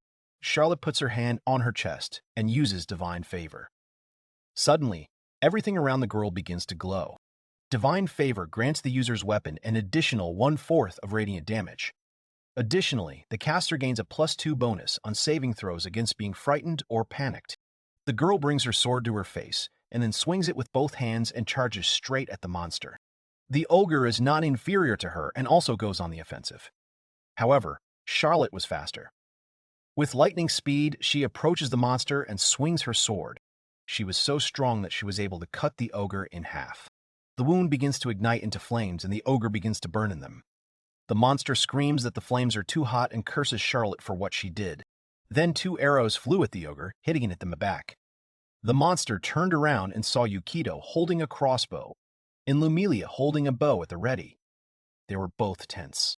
The burning monster began to approach Charlotte and tried to reach her with his hand, but he could not resist and fell without signs of life. The girl continues to beam, and then sheathes her sword and tells the ogre not to underestimate the paladin. After some time, the goblin speaker reported to the Goblin King, saying that adventurers had invaded their dungeon. The king shouted and immediately demanded that all goblins take up arms and kill those who dared to enter their dungeon. Then the Goblin King sat on his throne and said that these worthless humans had come to take the sacrifices intended for Lord Garzamug. He leaned his head on his misshapen hand and then grinned. His whole face was covered in sweat. The other goblins laughed and licked their lips. They said that among the adventurers there was one boy, one woman, and one female elf. They licked their lips angrily when they learned that there were 2 girls. The Goblin King smiled and said that the elves were the best, and he was sure that Mr. Garzamug would be very happy about it. A small rat ran past the Goblin King's throne. Suddenly, something big and sharp pierced him from above, and he screamed. The goblins laughed, looking at this little rat, and talked about stupid adventurers. The Goblin King began to eat the animal and said that these adventurers were like rats in a cage. He ordered his subordinates to seize the girls and kill the man, then eat him. The goblins were jubilant and aimed at the girls, and they wanted to tear the guy apart. At this time, Lemuria, Charlotte, and Yukito were resting after the battle. Lemuria was wiping her hands after shooting a bow, and Yukito was examining the corpse of the defeated ogre. Charlotte sat down next to the elf and asked if she was okay. Lemuria just nodded in response, which meant that she was fine and okay. Yukito stood by the charred corpse of the ogre and thought that he had collected the items, but he needed to hurry. Suddenly, an unknown sound was heard, which Lemuria and Charlotte heard. Lemuria pulled an arrow and said that the enemies were already advancing. Charlotte, Lemuria, and Yukito looked into the dark corridor and waited for the enemy to appear. Lemuria had an arrow drawn from her bow. Charlotte had her hand close to her sword hilt, and Yukito was on his own, fully prepared for battle. Suddenly, a huge number of goblins appeared, laughing and drooling. Yukito thought it was a zombie knight, and it seemed like the goblins had dealt with him. Charlotte said that now they would have to break through by force. The boy shouted Charlotte's name, giving her the command to attack. The girl raised her fist and struck towards the goblins. She used a whirlwind attack to destroy a large number of opponents. This was a high-quality spiked chain ordered from a skilled blacksmith. It can attack from a greater distance than usual. If the user masters this weapon well, then he can use agility instead of strength when attacking. At this time, Lemuria attacked her group of goblins with a bow and arrow. Having dealt with one group of monsters, they moved on. The boy used the rogue's stealth skill. Someone with this skill can hide in the shadows and not be seen by an enemy. A successful perception or spot check is required to detect the user of this skill. The young man and the girl stood behind the pillars and tried to look around. They saw a huge door. Yukito realized that there was no guard at the gate. There is no doubt that they are in for an ambush. The Goblin King is in this large room, and there is another small room behind it. The bag of food he threw to the goblins was first brought to this room. Most likely, the food was tested for poison, meaning the kidnapped girls are in this room. If Sana is here, then she must be there. He imagines the tear-stained face of the girl and walks towards the room with a confident expression. He slowly walks to the door and then opens the scroll. He closes his eyes and uses Detect Evil. Suddenly his eyes light up and he looks at something in the distance. The person using the spell can sense the aura of evil things, creatures, objects, spells, within the area and pinpoint their location. The boy realizes that he can see everything. If they go in there right now, they will disturb the beehive. If he casts the spell slightly to the right of the center of the room, the hostages will remain unharmed. Plants grew on the houses of the village. Yukito and the others decided to stay in Arta Village after they earned enough experience to level up. A wicker basket containing onions and potatoes fell to the ground. A young man with a scarf around his neck opened his mouth in surprise. Next to him stood an elderly man with a cane. He was also surprised by what he saw. In front of them stood a woman. Tears appeared in her eyes. Joyful girls ran to them. The villagers began to hug their relatives, who had been kidnapped by the goblins, and cry with happiness. Yukito stood next to Charlotte. They looked with a smile at the happy faces of the people who were reunited together. Lemuria stood next to them. She stood with her hands down and looked at the people hugging in surprise. Old and young people stood in front of the boys with their heads bowed. They said that they were grateful to the boys for saving their daughters. They could not express their gratitude in words. Charlotte stood in front of the people and smiled. Yukito stood and looked at Charlotte without emotion. He was thinking about something. Lemuria had arrows hanging on her back. She silently looked at the people who stood in front of her. Someone from the crowd extended his hand in front of the boys. On it lay a small bag. The man said that it was just a small token, as their gratitude for the work done by the boys. Charlotte, with a smile on her face, began to say that they had been helping those in need for a long time. She and her family have been helping people for a long time. The guild should pay them for saving them. Yukito held a bundle in his hands and looked askance at Charlotte. He cast a spell. A man with a mustache stood next to the boys. He was holding a bundle in his hands. Yukito stood with his back to the man. After he said the spell, Charlotte began to fall. Yukito cast a sleep spell on her. The man with the mustache was afraid for Charlotte, who began to fall sharply in front of him. Yukito turned around and managed to catch Charlotte by the back. Yukito looked at the man with a mustache with a smile on his face and said that he shouldn't worry about Charlotte. She was just tired after a hard fight. Yuki thought that he knew that everything would turn out like this. Charlotte slept with a smile on her face. Yukito gently placed Charlotte on the floor. Lumilia gently held Charlotte's head. Charlotte folded her arms over her chest and continued to sleep with a smile on her face. The man with the mustache stood behind Yukito. He said that he couldn't even imagine how hard the battle was. Yukito took the intelligence potion and began to drink it quickly. Its effect lasted for a minute, but it gave 104 bonuses to intelligence. Yukito's mouth was drooling, and he turned to the mustache man with a strange expression.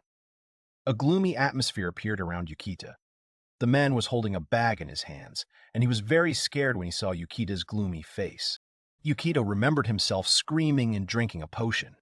He thought that in this world, bonuses of the same type do not add up, so you can't become a super genius by drinking a lot of potion.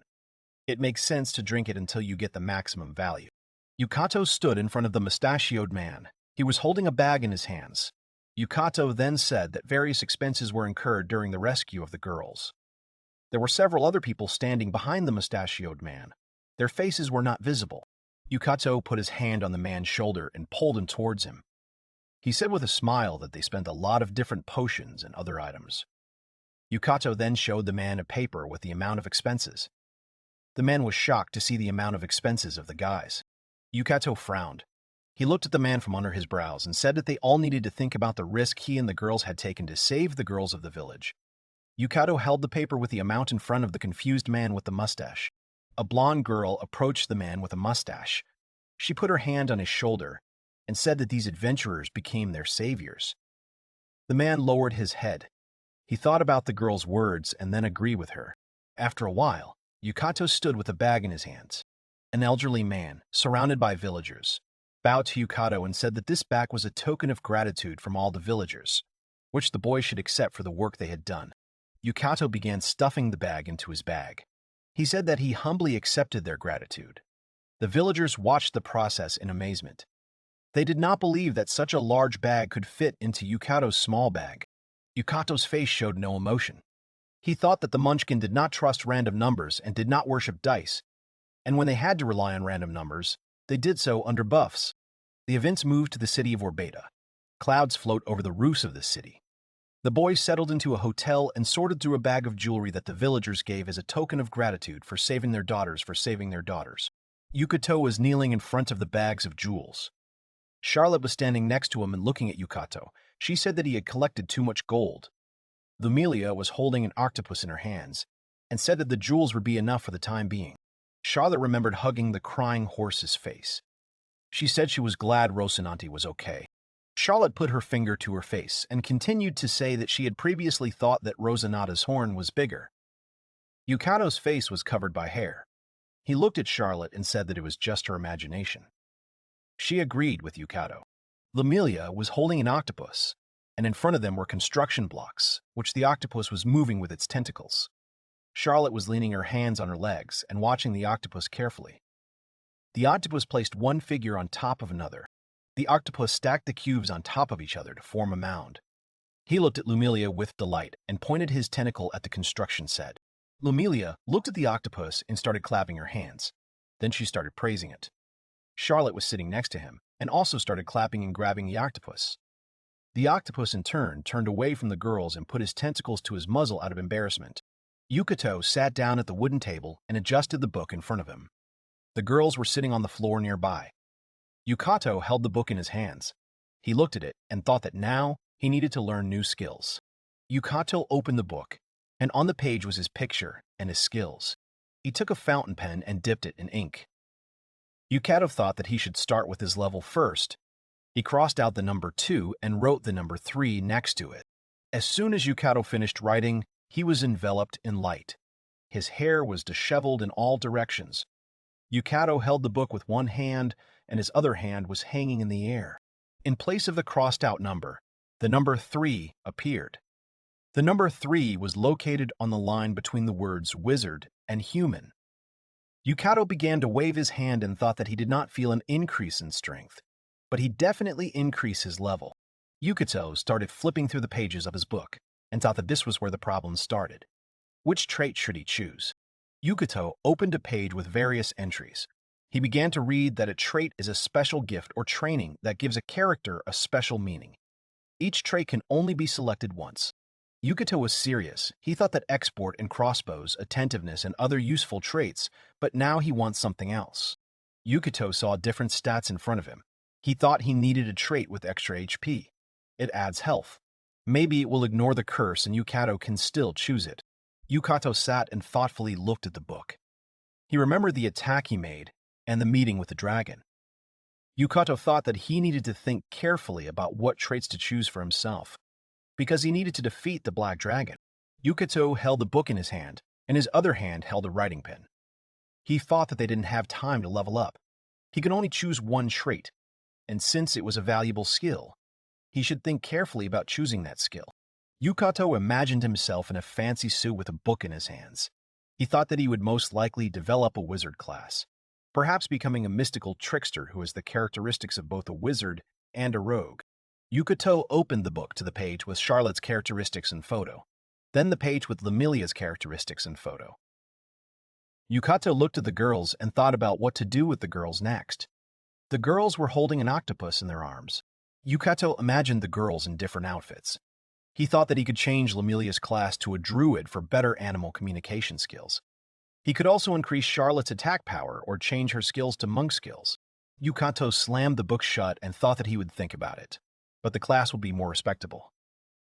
Charlotte opened her mouth and started screaming loudly. Charlotte clasped her hands and started shaking her head in different directions. She screamed that she didn't want to become a warrior. Her family. Bronia comes from a long line of paladins. Octopus and the others watched in surprise. Charlotte put her hands together and pressed them to her face, where beads of sweat appeared. She continued to repeat the word, warrior. Charlotte imagined 2 men in military uniforms and with weapons. They looked intimidating. Yukito stood in front of Charlotte. He didn't understand what her words meant. Paladins were a class that developed well over time, and the best solution would be to just continue leveling up.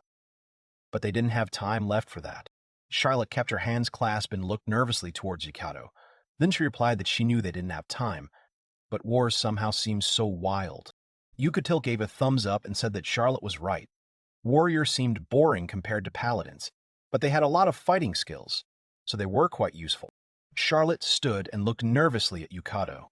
He closed his eyes and began to say that in his city, warriors were called Haifi and were respected no less than paladins. Charlotte stood in front of Yukito and listened to him attentively. Yukito raised his finger and wanted to continue the conversation, when their attention was attracted by some kind of flickering. It was the mirror that was lying on the bags with jewels that began to flicker. The boys were very surprised. They turned sharply towards the bags with jewels. A gloomy atmosphere appeared around the mirror. The girls looked at the mirror with surprise and horror. Then they heard a strange buzzing sound. Yukito frowned, beads of sweat appearing on his face. A strange noise began to come from the corner where the bag of jewels and the mirror lay. Someone from the mirror began to pronounce incomprehensible and incoherent words. Yukito stood in front of the bag of jewels and listened in surprise to the voice that came from the mirror. Charlotte stood next to Yukito and looked at the mirror with her mouth slightly open. Lemilia stood with the boys, holding an octopus, and was wary. Charlotte stood in front of Lemilia, who was holding an octopus. Charlotte frowned and repeated the words coming from the mirror. He did not understand the meaning of these words. Strange lines appeared on the mirror. and the stripes from the mirror continued to speak incoherently. The mirror was lying on a bag with a large amount of gold jewelry and coins. Yukito worriedly wondered if this mirror could be a communication device between the Goblin King and the evil temple. Yukito put his hand in front of him and cast a camouflage spell. Before doing this, he thought that, if what he thought earlier was true, then it would be very bad. If the enemies saw them, something irreparable would happen. The next moment, the disguise spell worked and transformed Yukito into one of the goblins. The effect of the spell was to change one's appearance, including clothes. It is also possible to turn into a creature, but it must be seen once. Yukito was transformed into a goblin. He had a cloak on and a chain on his chest. He fell to his knees and answered the head from the mirror that he was there. Charlotte stood behind Yukito, and Lumilia stood next to her. She was holding an octopus in her hands. Charlotte turned around abruptly and looked at the dark clothes lying on the made bed. An idea came into Charlotte's head, and she quickly grabbed the clothes lying on the bed. The next moment, she held out a piece of cloth that she had taken from the bed in front of her. In this way, she covered herself and pretended that Yukito, as a goblin, was in another place. Yukito was wary and waited for the answer that would come from the stranger in the mirror. Charlotte held a piece of cloth in front of her and was serious. Lumilia hid, hugging the octopus. The boys' hearts were beating very loudly. A man's face appeared in the mirror. A gloomy atmosphere filled the entire room. The stranger in the mirror began to address the goblin that Yukito had transformed into. The stranger was interested in how the preparations for the ritual for Garzamug were going. Yukito, in his goblin form, was still kneeling in front of the mirror. The stranger continued to say that there was not much time left until the ritual of the Moon of Calamity. Charlotte held a piece of cloth behind Yukito. Lumilia was hiding behind the cloth. Yukito, in the form of a goblin, broke the silence and answered that he had not yet finished preparing for the ritual. The man in the mirror clenched his teeth in anger and thought about something. Yukito was tense and looked at the stranger in the mirror with a serious expression. After a while, the stranger broke the silence and said that the ritual of the Moon of Calamity was very important, in which Lady Nephilia chose her medium. Yukito imagined a girl with a scarf on her head hugging a strange creature with horns. Yukito was puzzled by the words of the stranger in the mirror. Yukito, in the form of a goblin, looked at the pile of gold on which the mirror was lying. The stranger continued to say that if the goblin did not prepare everything by the beginning of the ritual, he would be in big trouble. Yukito, in the form of a goblin, placed his hand on the piles and bowed his head. He replied that he understood everything and would complete the task. The stranger from the mirror said that since the goblin understood everything, he should diligently prepare for the future ritual. The stranger disappeared from the mirror. Yukito's hand started to smoke. He transformed back into his form. Yukito wiped the sweat from his face. His face was very serious. He wondered if they managed to deceive the stranger. Yukito told the girl that everything was fine now. Charlotte lowered the piece of cloth and, together with Lumilia, who was holding the octopus in her arms, looked seriously towards Yukito. Yukito walked up to the window, which was decorated with a diamond-shaped net. Charlotte walked up to him and wanted to say something, but changed her mind. Yukito put his hand on the mirror that was in the bag with a bunch of coins. He touched the mirror and said, with a serious expression, that the stranger was a reaper from the Temple of Evil, so the Goblin King was somehow connected to them. The girls listened in surprise. Charlotte folded her arms under her chest. She stood in front of Yukito and said that the reaper was very angry. Yukito looked at Charlotte and said that maybe she was right. Apparently, the reaper and the others don't know yet that they defeated the Goblin King. Yukito rubbed his finger on his lips while looking at the kren that was lying on the table. Yukito then said that he hoped that they could take full advantage of this situation. Yukito held the book in his hands and stood in front of the girls. He said that he didn't really understand what that reaper's words meant, about the ritual of the Moon of Calamity and the medium of the goddess. The girls looked at Yukito with serious expressions. Lumilia stroked the octopus's head and said about Serena's older sister. Charlotte stretched out her hand with a worried face. Yukito looked at the book and said the words of the reaper about the medium. Yukito's book was open to the pages with his sister's picture. He frowned, his eyes full of pain. Suddenly, someone knocked on the door. It was behind Yukito. He was startled by the unexpectedness. The boys looked towards the door sharply and anxiously. Someone behind the door started to say that he was asking for forgiveness. It was Mildest, the guild master of the Adventurers Guild. Yukito and Charlotte looked at the door in surprise. They did not understand who this person was and why he came to them. The blond man stood behind the door and began to say that he would like to enter the guy's room to discuss some things with them. Yukito went to the door. He was wary. He said that he would open the door now. At the same time, he thought about what this man wanted to talk about. Yukito took hold of the iron and round door handle and began to open it. Before opening the door, Yukito turned to the girls, beads of sweat appearing on his face. The girls and Yukito looked at each other with serious expressions. Yukito opened the door and a blond man was looking at him. His gaze was frightening. Yukito, when he saw the man, was scared. His mouth and eyes opened wide. The blond man smiled and said that it was really Yukito. He had wanted to meet him for a long time. Yukito was holding a book in his hand, and his other hand was leaning on the door. Yukito said that it was really the man who wanted to meet him. The fair-haired man, without taking his eyes off the book, answered Yukito's question positively. Yukito stood in front of his husband and held his book in his hands. Yukito stood in the doorway leading to his room with the girls. He was looking at the man and holding a book in his hands. The man was smiling and looking at Yukito. He was dressed in an expensive outfit. He was holding a cane in both hands. The man was taller than Yukito. The man stood in front of Yukito and began to say if Yukito remembered a man named Manga. He was a priest who had tried to kill Yukito earlier. Yukito repeated the man's name. Yukito put his hand to his face and recalled the events of the battle with the bald man. Yukito thought that Langa was the man who tried to deceive him and the girls. The blond man placed his hand on his chest and said that he came here to apologize to the guys on behalf of the guild for allowing a person like Langa to roam free. Yukito stared at the man and agreed with his words. At the same time, he thought that he was curious why the guild representative had come to apologize to them for what had happened now. Charlotte pushed her hand forward and said that the man could come to their room. Lumilia held the octopus in her hands and stared at the blond man. The man entered the room and thanked Charlotte for the invitation. Yukito opened the book and thought that he wanted to know the guildmaster's worldview. In front of Yukito stood a blond man smiling. Yukito saw something in his book and his gaze changed. The girls noticed this and were alarmed. The girls stood in front of the blond man. They worriedly asked if everything was okay with Yukito. Yukito stood by the closed door and looked at the open book lying on the floor. The girls were very scared when they heard Yukito shout that the girls needed to get away from the man immediately. The man was facing the girls and had his back to Yukito. Yukito looked at the man's back with a gloomy and wary look. The girls clenched their hands into fists and began to back away from the man. The man stood motionless and turned his head slightly in the direction where Yukito stood. Yukito glared at the man and asked him who the man really was. The man turned around and noticed a book lying on the floor. It was open to a page with a picture of a monster. Yukito gritted his teeth. Beads of sweat appeared on his body. Yukito thought, why would such a monster come here to them? On the page of the unfolded book, there was a picture of a monster with its different characteristics. This monster was called a Lithid. The octopus, in fear, wrapped its tentacles around Lumilia's body, and she and Charlotte quickly moved away from the man.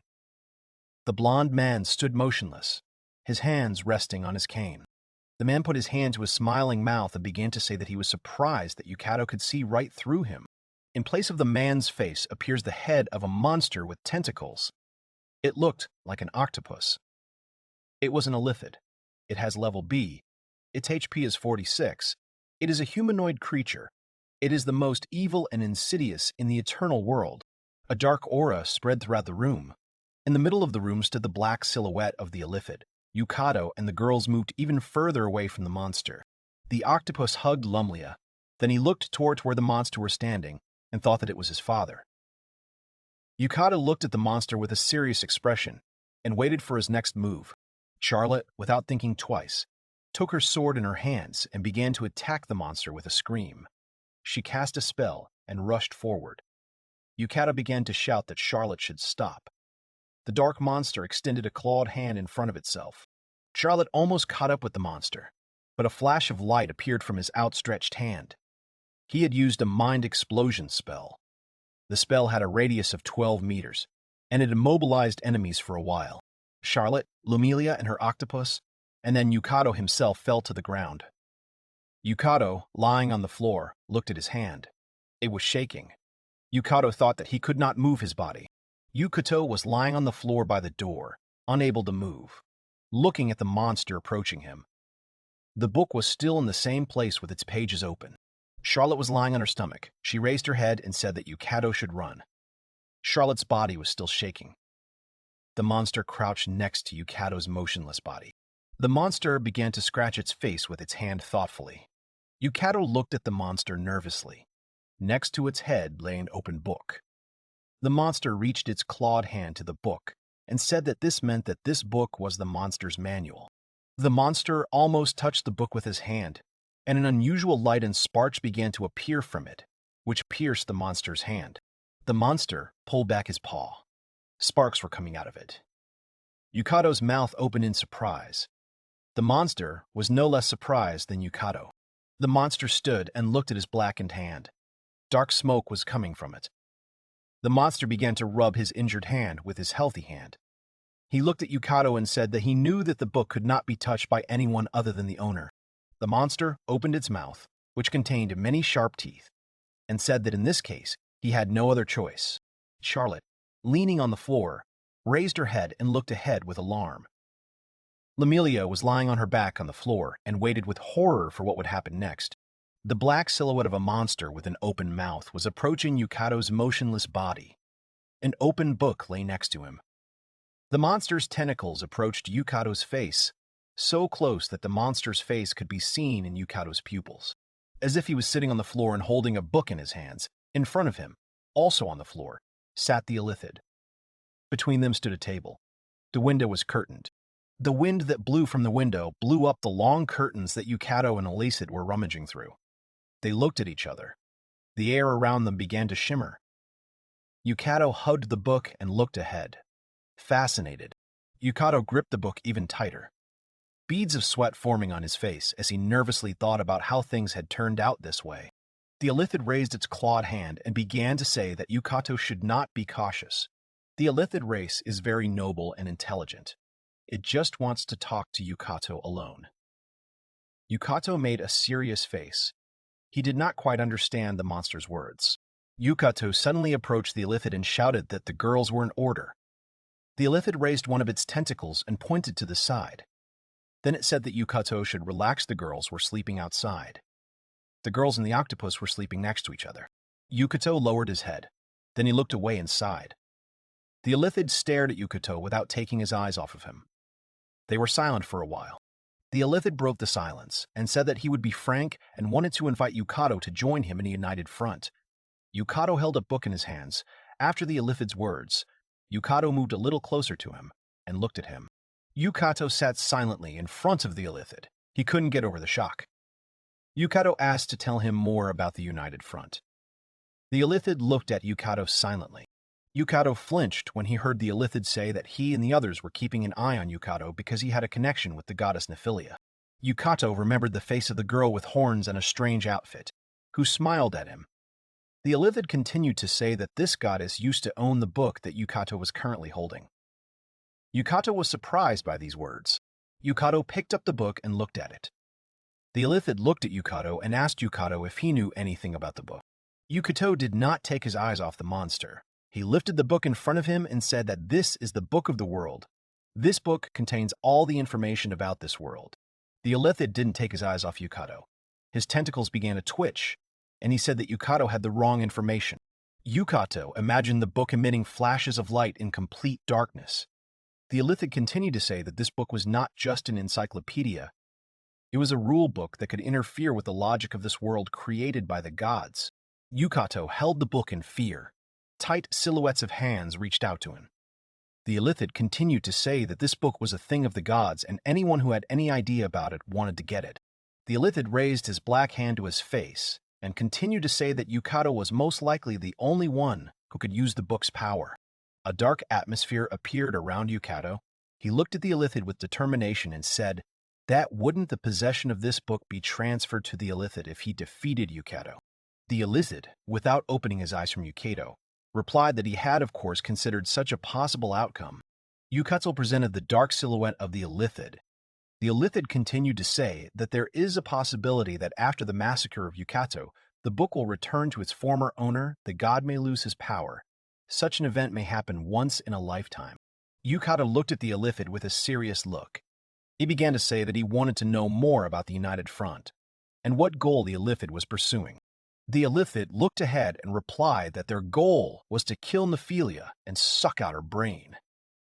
Yukito held the book in his hands and looked at the Illithid in surprise. He did not believe his words. The Illithid raised its tentacles along which the liquid was being washed and said that he was interested in how tasty her brain would be and what kind of power his species would eventually acquire after this. Yukito's expression darkened and he looked at the Illithid in surprise. He took a handkerchief in his tentacles and wiped his mouth. Then he said that he apologized for what happened. The Illithid's cloak fluttered. The tentacles began to move, and he said that even such an evil species as his did not dare to oppose the gods.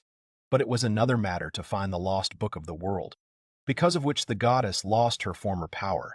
Yukito was very surprised and even cried out when he breathed the Illithid's words that the goddess would soon visit the earth to find the lost book. The Illithid began to rub his face with one of his tentacles. Then he said that the goddess was currently spending all her energy searching for this book. Yukito frowned in alarm and looked away, thinking about what he had heard. The Illithid raised a few tentacles and continued to say, through laughter, that he was sure that Yukito was just a pawn in the goddess's game, and he stole her beast book. Yukito repeated the Illithid's words about the board game. Yukito imagined a goddess with horns and a feathered robe. She was leaning on a board with human figures and a cube with numbers on it. The Illithid continued to say that when she gets bored, she pulls people out of their world and plays with them. Yukito's mind darkened as he recalled the events of a dragon entering his world and eventually kidnapping his sister. He then remembered how that same dragon wanted to hurt his sister, and it hurt Yukito. Yukito's heart sank in his chest, and he pressed his hand to his chest in pain. Yukito bent over and did not let go of the hand that was squeezing his chest. He did not fully understand the words of the Illithid. Yukito's body shook with fear. Yukito looked at the Illithid and thought that all the events were not accidental. The demon that came to their world was specially sent to deal with Yukito and his sister, and then summon them to this dark world. The book was on the table. Yukito put his hands on it and his head on his hands. Yukito and the Illithid were sitting at the round table. Yukito, without lifting his coat, began to say that it was really true that he and his sister were summoned to this world only because of the goddess's wish. Yukito gradually began to rise. He straightened up completely and looked at the Illithid with a stern look. The Illithid began to rub its face with its tentacles again. It looked at Yukito and thought about something. The wind from the window fluttered the curtains. Yukito put his hands on the table and asked again about the United Front and what exactly they wanted from him and the girls. The Illithid listened to him without taking his eyes off Yukito. The Illithid narrowed his eyes and raised his clawed hand. Then he began to say that he wanted the boys to attract the attention of the goddess when they wished to return the book to themselves. Then the Illithid and the others would catch her and eat her brain. Yukito put his hand on the book and said firmly that the Illithid and the others wanted to use him and the girls as bait. The Illithid responded positively. The Illithid raised its tentacles and continued to say that he and Yukito would simply use each other for their own purposes. Yukito asked decisively that in that case, he would need the Illithid's help to deal with the Black Dragon. Yukito raised his hand over the table and continued to say that if they were to form a united front, he would like them to fight together with Yukito and the girls. The Illithid began to shake its head and said that it could not help Yukito. Yukito presented a grim picture of a goddess with many eyes. The Illithid continued to say that if they acted thoughtlessly, the goddess would understand and disappear, and other hostile races might also find out about it. Yukito looked at the Illithid, who continued to say that if the other races found out about their conspiracy, it could bring disaster. Saving the people would be a conspicuous act, and he needed to avoid that at all costs. Yukito put his hand to his face and wanted to offer something to the Illithid. After a while, the door opened, and the two-spirited and the octopus woke up from the creaking of the door. Charlotte opened her eyes and began to rub her sleepy eyes with her hands. Yukito stood in the doorway, looking at the girls with a serious expression. The girls ran up to him and started asking if he was okay. They were glad that Yukito was still alive. Yukito stood in front of them, looking at them with a serious expression. There was a door behind the girls, They listened to Yukito with concern. Next to Yukito stood an illithid, and Yukito said that he wanted to tell the girls that he had decided to join forces with the illithid. The girls were frightened and stunned by this news from Yukito. Charlotte put her hand in front of her and asked Yukito to repeat his words. The illithid transformed into a human form and said that now was the time to leave the boys alone. Yukito looked askance at the illithid. Charlotte frowned as she watched the monster's further actions. The illithid looked at Yukito with a creepy gaze. Then he put his hand on Yukito's shoulder and said that he would pray for Yukito's luck in the fight. Yukito looked at the illithid sideways and said nothing. Yukito Bardo was reading a book. The girls were standing on either side of him. They were all in a corridor with several doors, watching the illithid move away from them. Charlotte put her hand in the palm of her hand and said anxiously that Yukito was absolutely sure of his decision. Maybe he should change his mind after all. Yukito looked at the pages of the book with the picture and characteristics of the illithid. He thought that illithids were lawful evil. They did not consider human life as something valuable. But the guys would need their help to deal a direct blow. Yukito looked at the pages of the book without emotion and thought that he intended to take advantage of the illithid's offer. As a munchkin, he would do anything to achieve his goal. The boys looked at the back of the illithid, who was leaving in pity. Charlotte looked sadly at Yukito. He slammed the book shut and said that everything was fine. The girls didn't have to worry about anything. Yukito frowned as he watched the illithid walk away from him and thought that his true goal was to save Sen, and he intended to do whatever it took to achieve that goal. The events moved to the city of Orbita.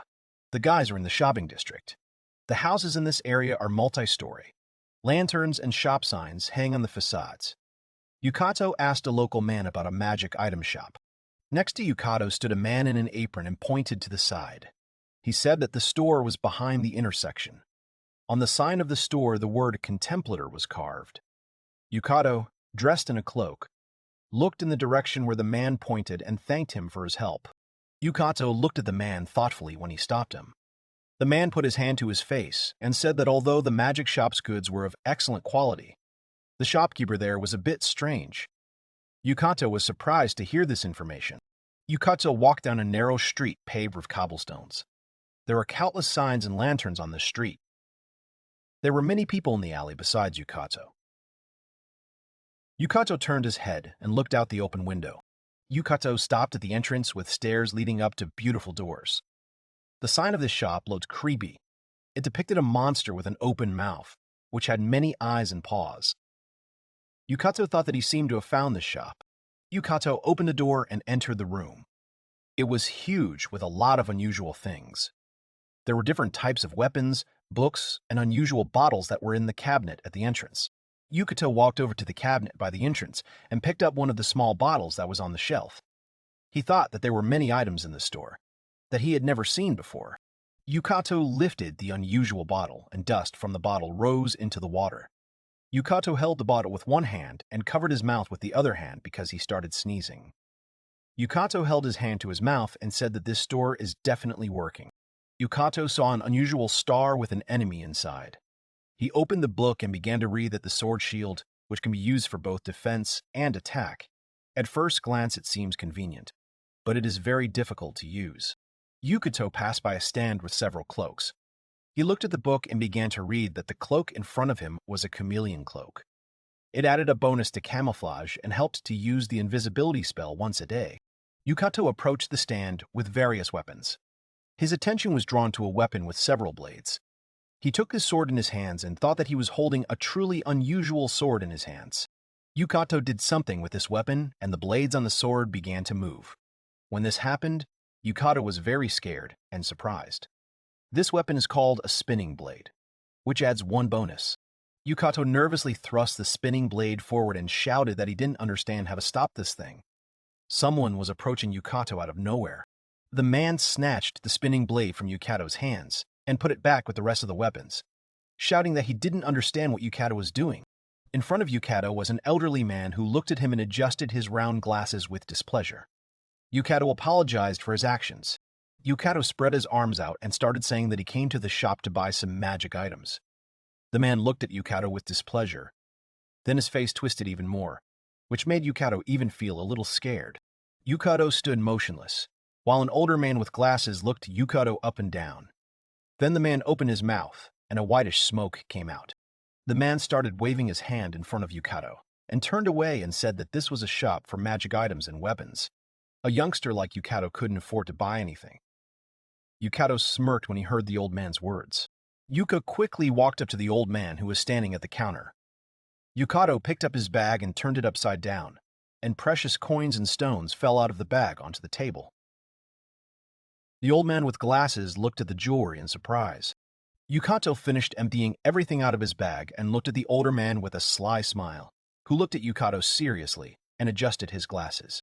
An older man stood behind the counter, and Yukito stood by the shelves with various things and carefully examined them. Yukito was speaking from the shelf to the small bottle and simultaneously studying the notes in his book.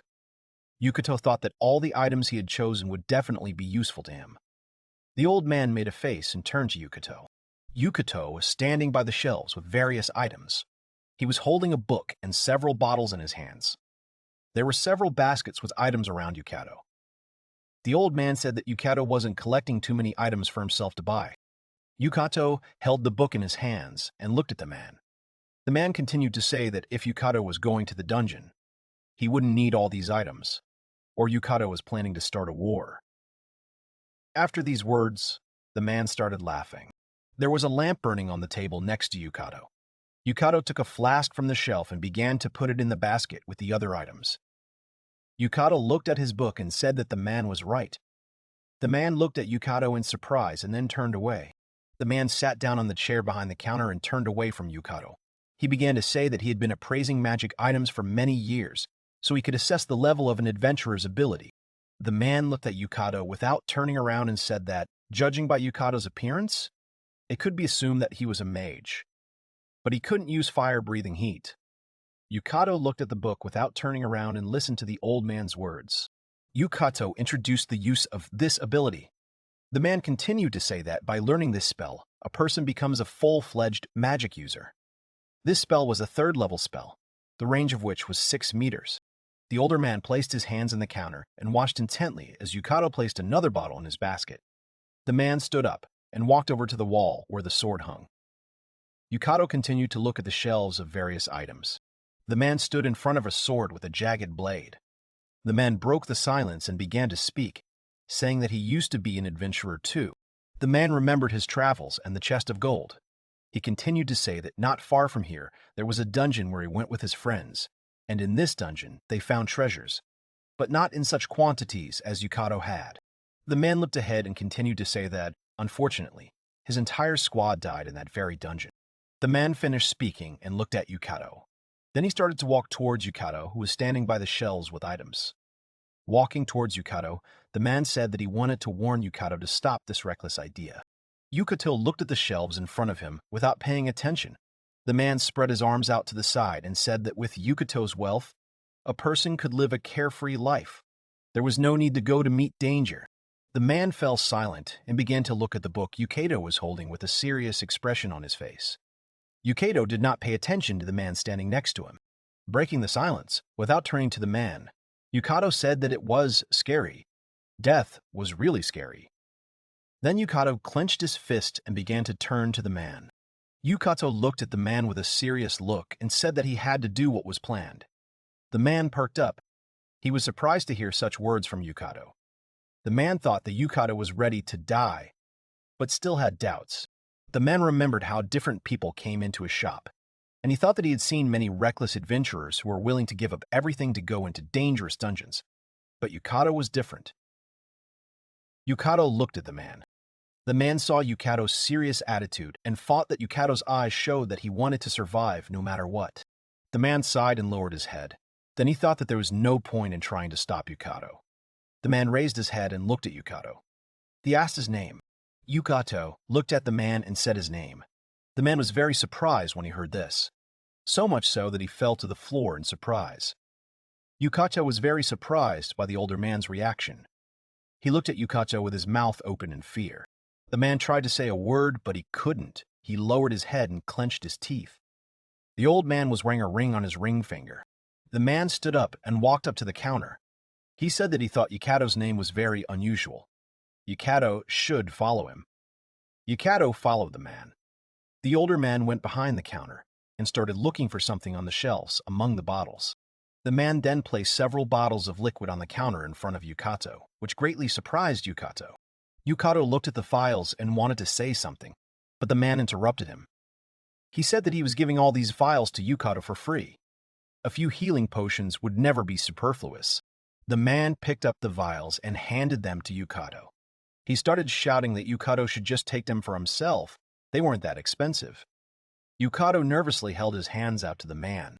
The old man rubbed his nose with his hand and said that this happens once every decade. Yukito held all the bottles in his hands and thought that this man was really strange. Clouds began to gather over the streets of the city. An elderly man came out to see Yukito off.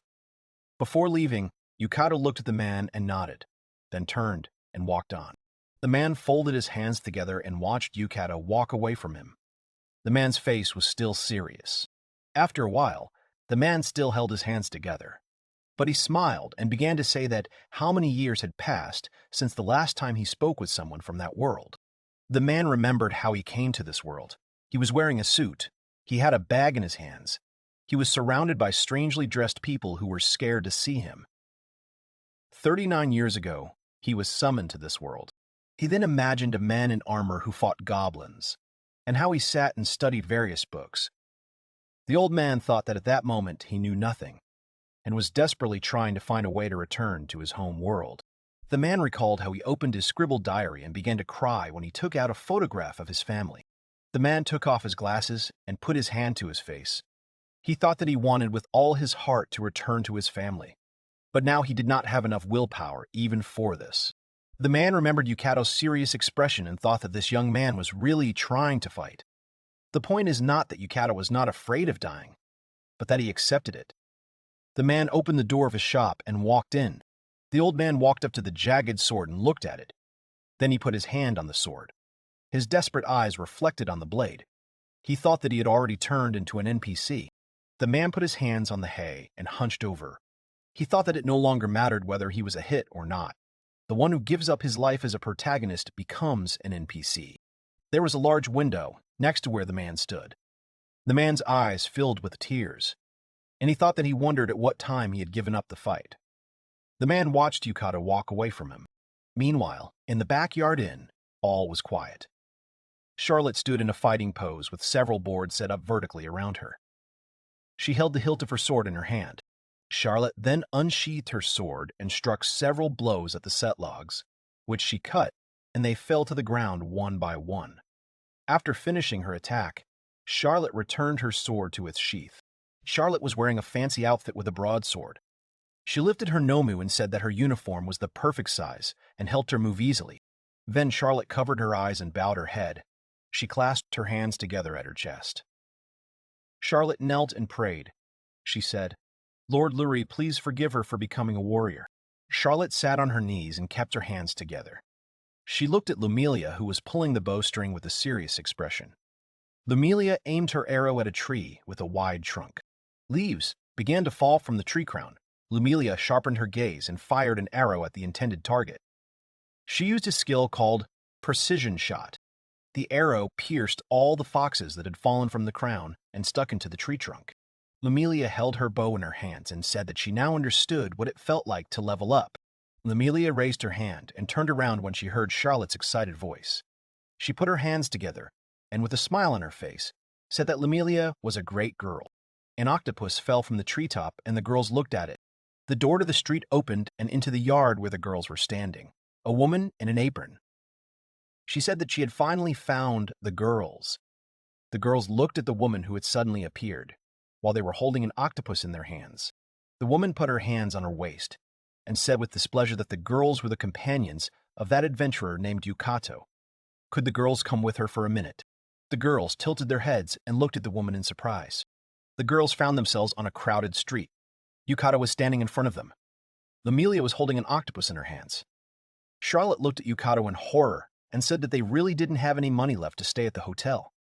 Yukito stood with his head down. Yukito held his backpack in front of him without raising his head, he said. That he had spent all the money to prepare the equipment. Charlotte raised her hands and said worriedly, Did Yukito really not have a single gold coin left? Charlotte, without turning around, looked nervously at the disgruntled woman who stood behind her with her hands under her chest. The woman angrily said that if the guys didn't have money to pay for the rent, then they were idiots to immediately pack their things and leave. Charlotte put her hand out in front of the slammed door. She looked ahead nervously. Behind her stood Lumilia and Yukito. Charlotte looked at Yukito fearfully. Yukito raised his hand and said enthusiastically that everything was fine, and suggested that the girls spend the night in the stable. Lumilia held the octopus silently, and Charlotte nervously made an incomprehensible sound. Yukito smiled evilly and started looking at his book. He said that if they sleep in the stable, their fatigue will not be restored, but they will be able to restore their spells and skills. Yukito's face became even more gloomy as he didn't look away from the book and continued to say that, however, if they used paladin skills, they would receive the same fatigue recovery effect as if they were sleeping in an inn. Yukito raised his hand up and turned to the girl. He said that they could relax together with Roshinante, and she could also be together with Charlotte. Charlotte put her hand to her face and thoughtfully said that Yukito's idea wasn't so bad. Lumilia and the octopus looked at Charlotte carefully. Night fell over the city. Meanwhile, the boys were in the stable. The girls were sleeping in an embrace with Roshinante. Yukito was sleeping nearby in the corner, and the octopus was sleeping in a barrel of water.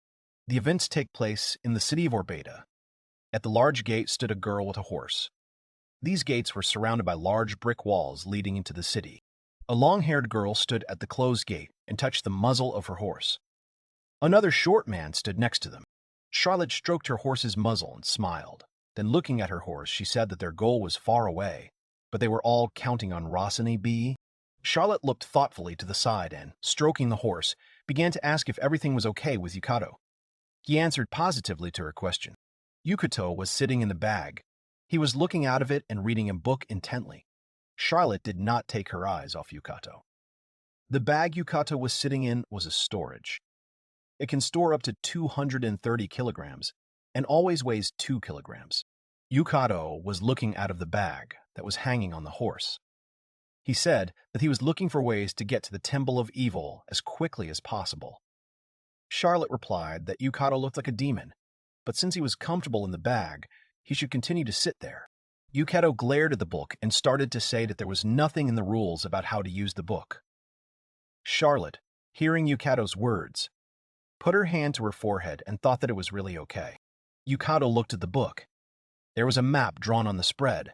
He thought without opening his eyes that they had 6 days left before the start of the ritual of the Moon of Disaster. The map showed the mountains, the black fog, where the Temple of Evil was located, next to which was the city of Orbeda. The arrow pointed to an unusual sign. Yukito thought that if they did not have problems, they would come closer tomorrow. Yukito shouted to the girl that they needed to move. The girls were serious. They set out on horseback, the girls riding in the saddle, Charlotte holding the reins. Yukito still sitting in the bag. The boys set out on horseback. Forests and mountains were ahead of them. Yukito thought they were heading for the Black Mist Mountains. Charlotte and Lumilia were riding on horseback, their hair fluttering in the wind.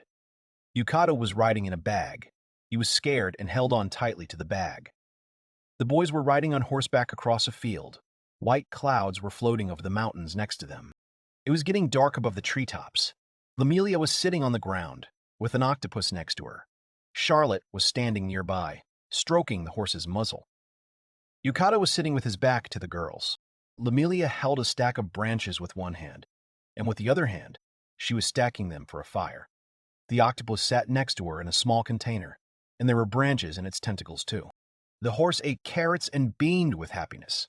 Charlotte held a basket of vegetables. She looked at the chewing horse with a smile and said that Roshinante did well. She needs to eat well. She needs to eat well. A noise was heard in the bushes near the boys. Roshinante clenched her teeth in anger, and a piece of carrot fell out of her mouth. The girls looked anxiously in the direction from which the noise was coming.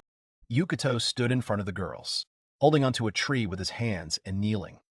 Charlotte raised her hands and asked Yukito if he was okay. Yukito's face was all in sweat. He turned around, wiping his face with his hand, and said that he was fine. But the rogue had the skill of parallel feeling. Yukito did not finish. He felt sick. He covered his mouth with his hands.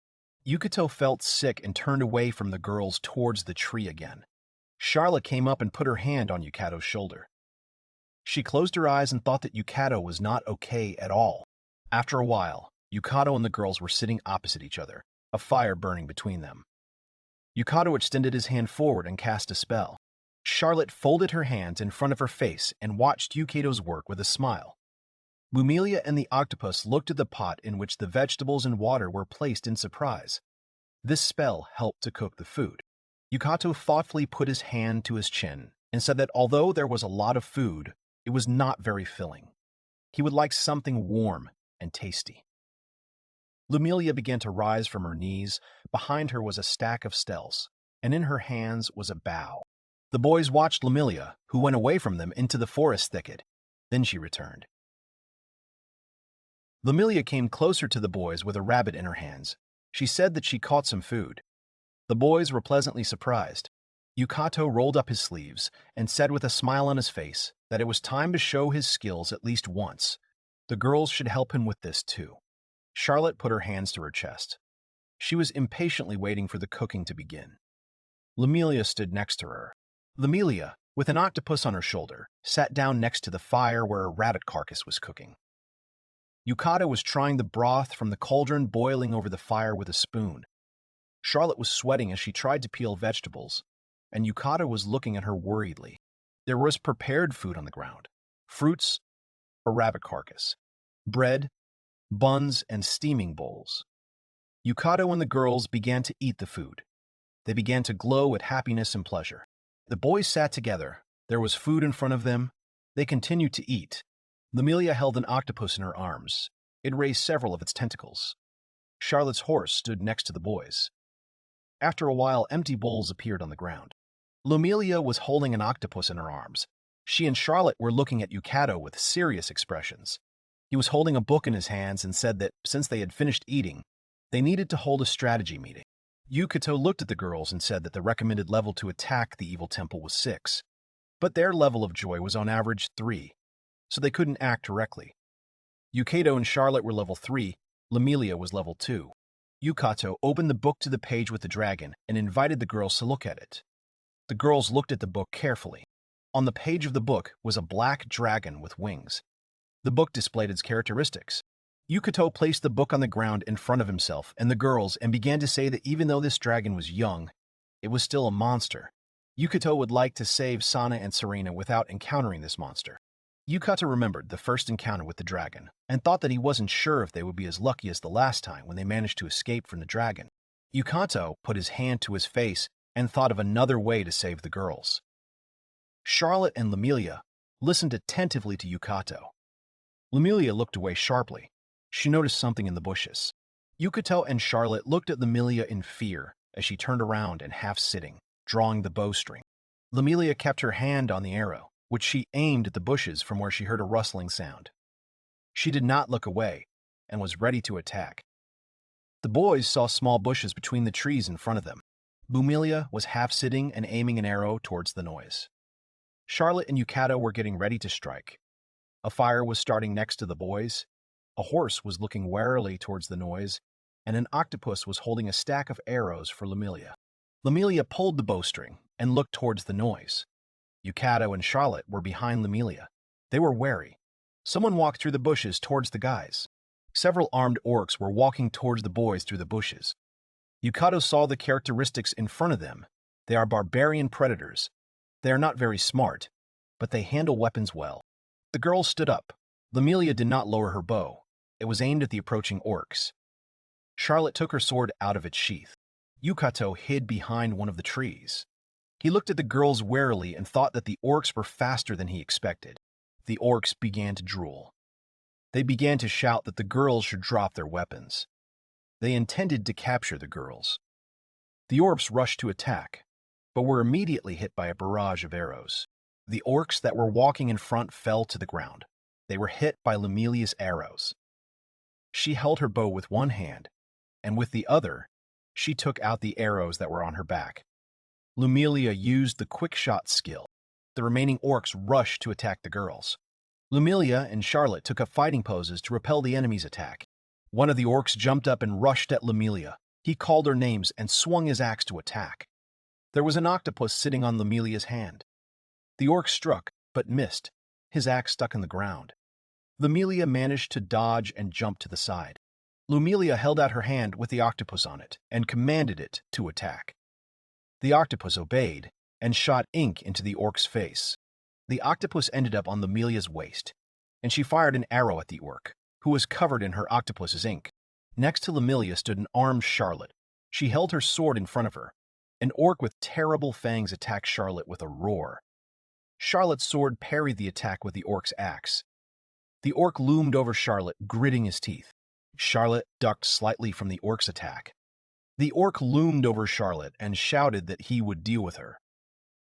There were coals from the fire under Charlotte's feet. Without thinking twice, she kicked the stubs, which hit the orc in the face, causing him to drop his axe and walk away. The orc grabbed his burnt face with his hands and began to scream in pain. Charlotte screamed too, then she rushed to attack. Charlotte slashed her sword at the orc's back, causing him to fall to the ground and scream. She activated her skill, a powerful strike that dealt extra damage when attacking. Charlotte stood over the orc's body, with another orc looming over her with maces. Charlotte felt an attack from behind and turned around sharply. Another orc was rushing at her, shouting that he would deal with Charlotte. At the same time, Charlotte heard someone running towards her. Charlotte's horse appeared next to her and attacked the orc with maces. Charlotte was horrified and surprised.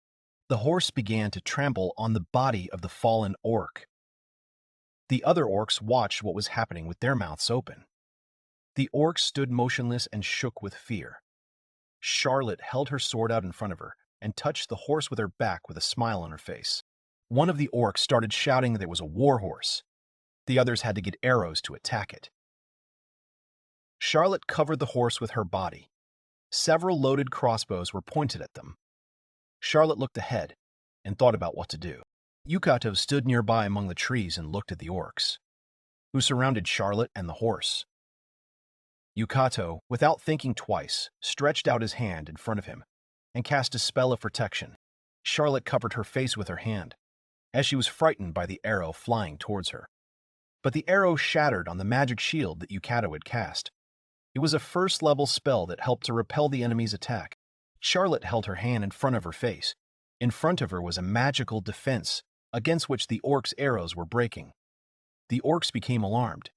They began to look around and shout that they needed to find the source that was using magic. The orcs looked into the forest and saw Yukito, who stretched out his hand in front of him. One of the orcs took a crossbow and aimed it at Yukito.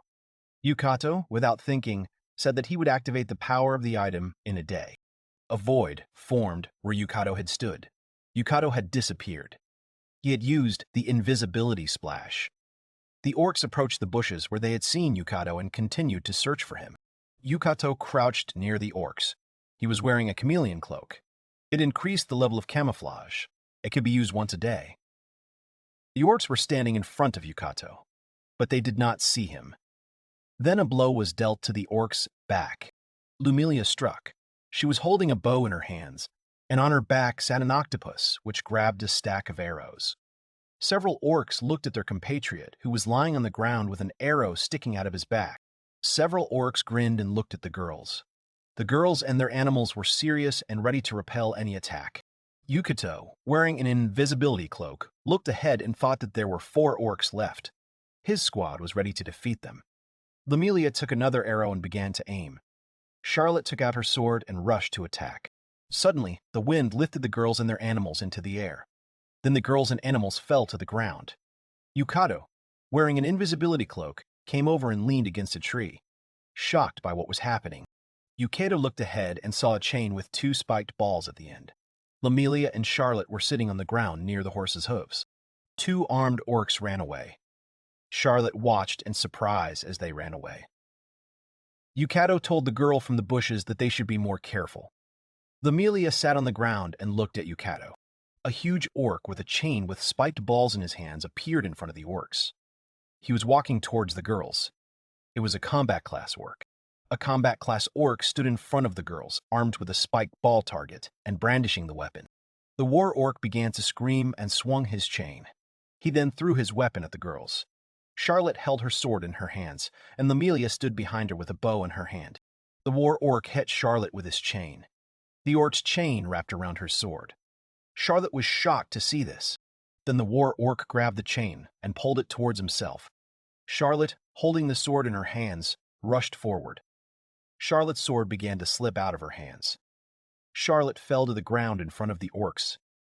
The war orc began to swing the chain above his head. Charlotte sat on the ground and looked at the orcs in horror. Then she was attacked by an orc's spiked weapon. Charlotte's mouth opened in pain. The war orc began to swing his weapon. Between Lemelia and the war orc, a blow hit the tree, which broke. Yukito, wearing an invisibility cloak, stared ahead with his mouth open in horror. Lemelia began to run away, with the spiked weapon of a combat orc behind her. Or struck with a spiked weapon, but missed. Lemelia managed to jump away. She was in the air and fired an arrow at the battle orc. The arrow hit the iron chain and broke. Lemelia was shocked. The war orc gritted his teeth and began swinging the chain above his head. Lemelia was still in the air. The small orcs began to rejoice and shout that the fighting orc needed to defeat the elf. Yukito was kneeling in front of the orcs, wearing an invisibility cloak. Lemelia's face was wary. Yukito looked at the back of the combat orc and thought that he had one chance to attack the combat orc. He could not make a mistake. Yukito gradually moved forward. Yukito looked ahead and noticed a vulnerable spot on the back of the combat orc. Yukito used the skill Surveillance at this time, which helped to find the enemy's weak spot. The battle orc decided to strike. He started to scream loudly and pointed his chain towards Lemelia. Yukito took out his knife and rushed at the battle orc. Yukito stabbed the knife into the weak spot of the combat orc. He used the sneak attack skill that the rogue had. The damage depends on the attacker's class level. A shrill scream came from the mouth of the war orc. Yukito held the knife in the orc's back and smiled. Yukito pulled the knife out and back of the orc. The war orc looked at Yukito.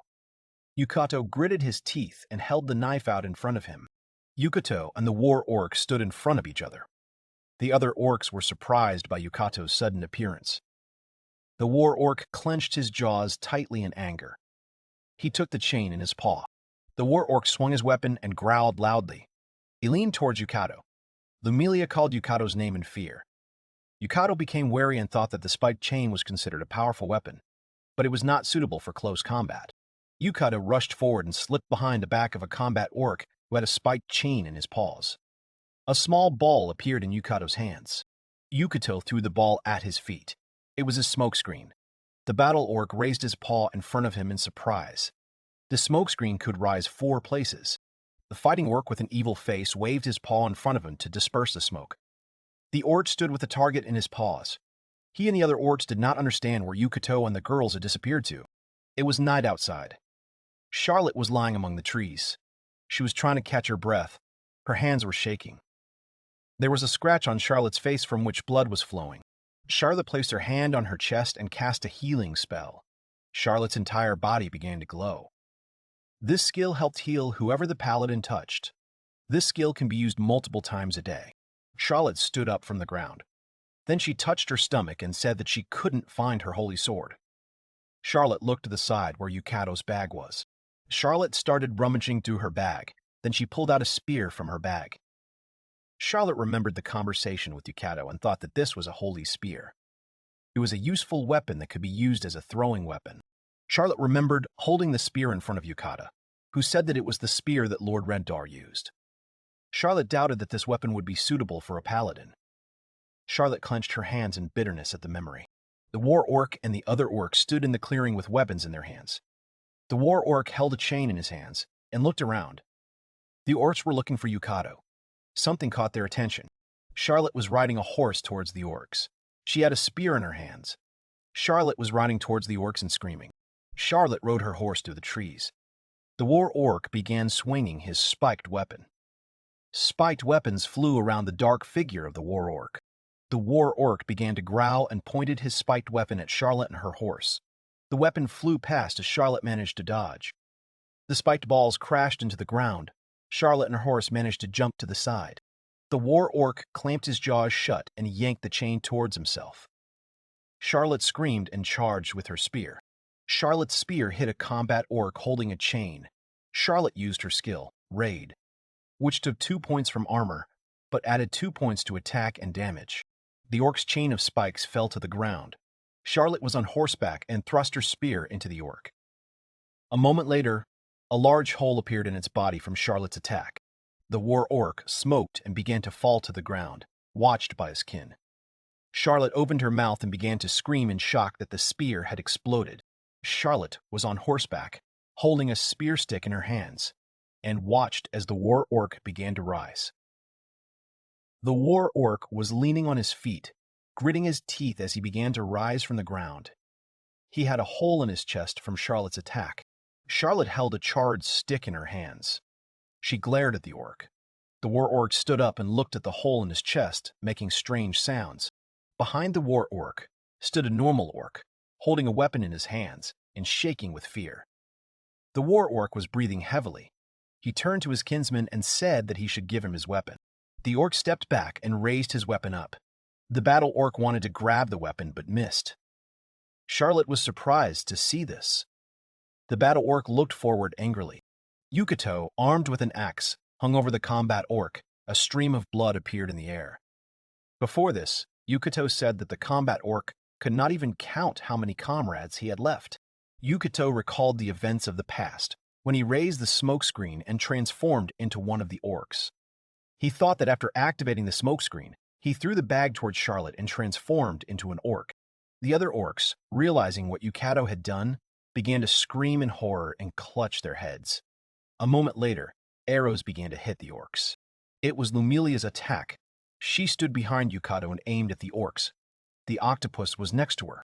Several orcs lay on the ground, Lumilia's arrows still in their bodies.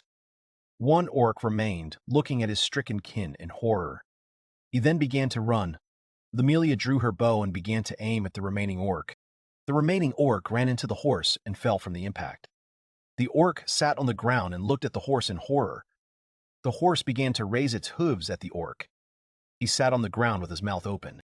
Yukito ran up behind the horse and shouted that it should stop, as Yukito wanted to question the orc who had stopped. Charlotte was on top of the horse and was stroking its neck to calm it down. Charlotte got off her horse and looked at Yukito. Charlotte walked up to Yukito and held Yukito's bag out in front of her. He reached his hands forward to take it. Charlotte showed a charred stick, where the spear used to be. She nervously said that Yukito's spear had exploded during the attack. Yukito slung his bag over his shoulder and said that he had purposely tied an explosive potion to the spear. Charlotte put her hand to her chest and began to nervously shout that she was unhappy that Yukito made her use such a cowardly weapon, because she was a paladin, albeit a former one. Lumilia stood nearby and listened to the conversation of the guys. Yukito remembered the men's faces. Then he raised his finger and said that he had blessed the explosives at the temple. So they were sacred explosives. Charlotte put her finger to her face and thoughtfully said that if the explosives were really holy, then fine. Yukito stood in front of her with his finger raised. Lumilia and the others stood nearby and looked at the boys. Yukito was tying up the remaining orc. The girls were standing behind him, and next to them all were the bodies of the remaining orcs, with Lumilia's arrows sticking out of them. The girls asked Yukito if he had foreseen the orc's attack. Yukito tied the orc's hands with a rope and answered the girls' question positively. They were all surrounded by trees and bushes. Yukito recalled how he used this skill to communicate with a girl and a man before. Yukito said that earlier, in Orbita City, he collected information related to the evil temple. Yukito imagined a mountain where this temple of evil was located. Yukito continued to say that this temple is located in the mountains of Black Fog. This name was invented 2 years ago. Before that, the mountains were called Zoa Guaya. Charlotte and Lumilia cautiously repeated the mountain's previous name and said that it was the name of the evil Avar god of darkness, worshipped by orcs and goblins. The girls imagined a hairy monster with a goat skull with horns on its head. Yukito raised his hand and continued to say that with the power of the Black Dragon, the believers captured this temple. Most likely the Goblin King that the guys defeated was originally a priest of this temple. Yukito approached the goblin with an arrow in his chest and said that the goblins had surrendered and joined the temple invaders, and the other students had fled and hidden in the forest or underground. The girl stood next to the goblin liaison, who was sitting on the ground. Yukito began to rummage through the pocket of the fallen orc. Yukito took out a medallion on a chain and approached the tied-up goblin and asked what this medallion could mean. Charlotte screamed in surprise that it was a deity's amulet. Yukito held an amulet with a skull on it, with horns on it, on a chain. The tied-up orc looked at Yukito with displeasure. Then he turned away abruptly. Yukito held the amulet over the tied-up orc. Yukito held the amulet in his hands. He closed his eyes and began to say that in the end, they were unable to take back their temple and turned into bad bandits who attack adventurers. The tied-up orc got angry and began to call Yukito names. Yukito, without thinking twice, took the knife in his hands and pointed it at the tied-up orc with a serious expression. The orc fell silent and looked at the blade of Yukito's knife. Yukito stood motionless for a while and looked at the tied-up orc. Yukito held the knife in front of the orc's face and started saying that the orc needed to lead them to the orc base. Yukito needed to talk to the orc leader. The girls stood nearby and were surprised by Yukito's words. Charlotte approached Yukito and nervously shouted his name. Yukito, without lowering the knife, looked at Charlotte and said that the Temple of Evil was their common enemy. If the negotiations with the orcs were successful, then they would be able to combine their efforts. Charlotte nervously replied that it was impossible to unite with the followers of evil. Yukito recalled the negotiations with the Illithid. Yukito looked at Charlotte and said that he was willing to take any chance.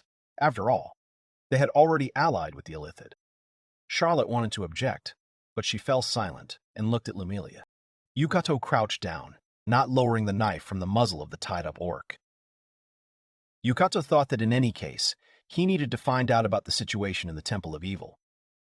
Yukito turned to the orc and asked if he would cooperate. The orc looked at Yukito thoughtfully.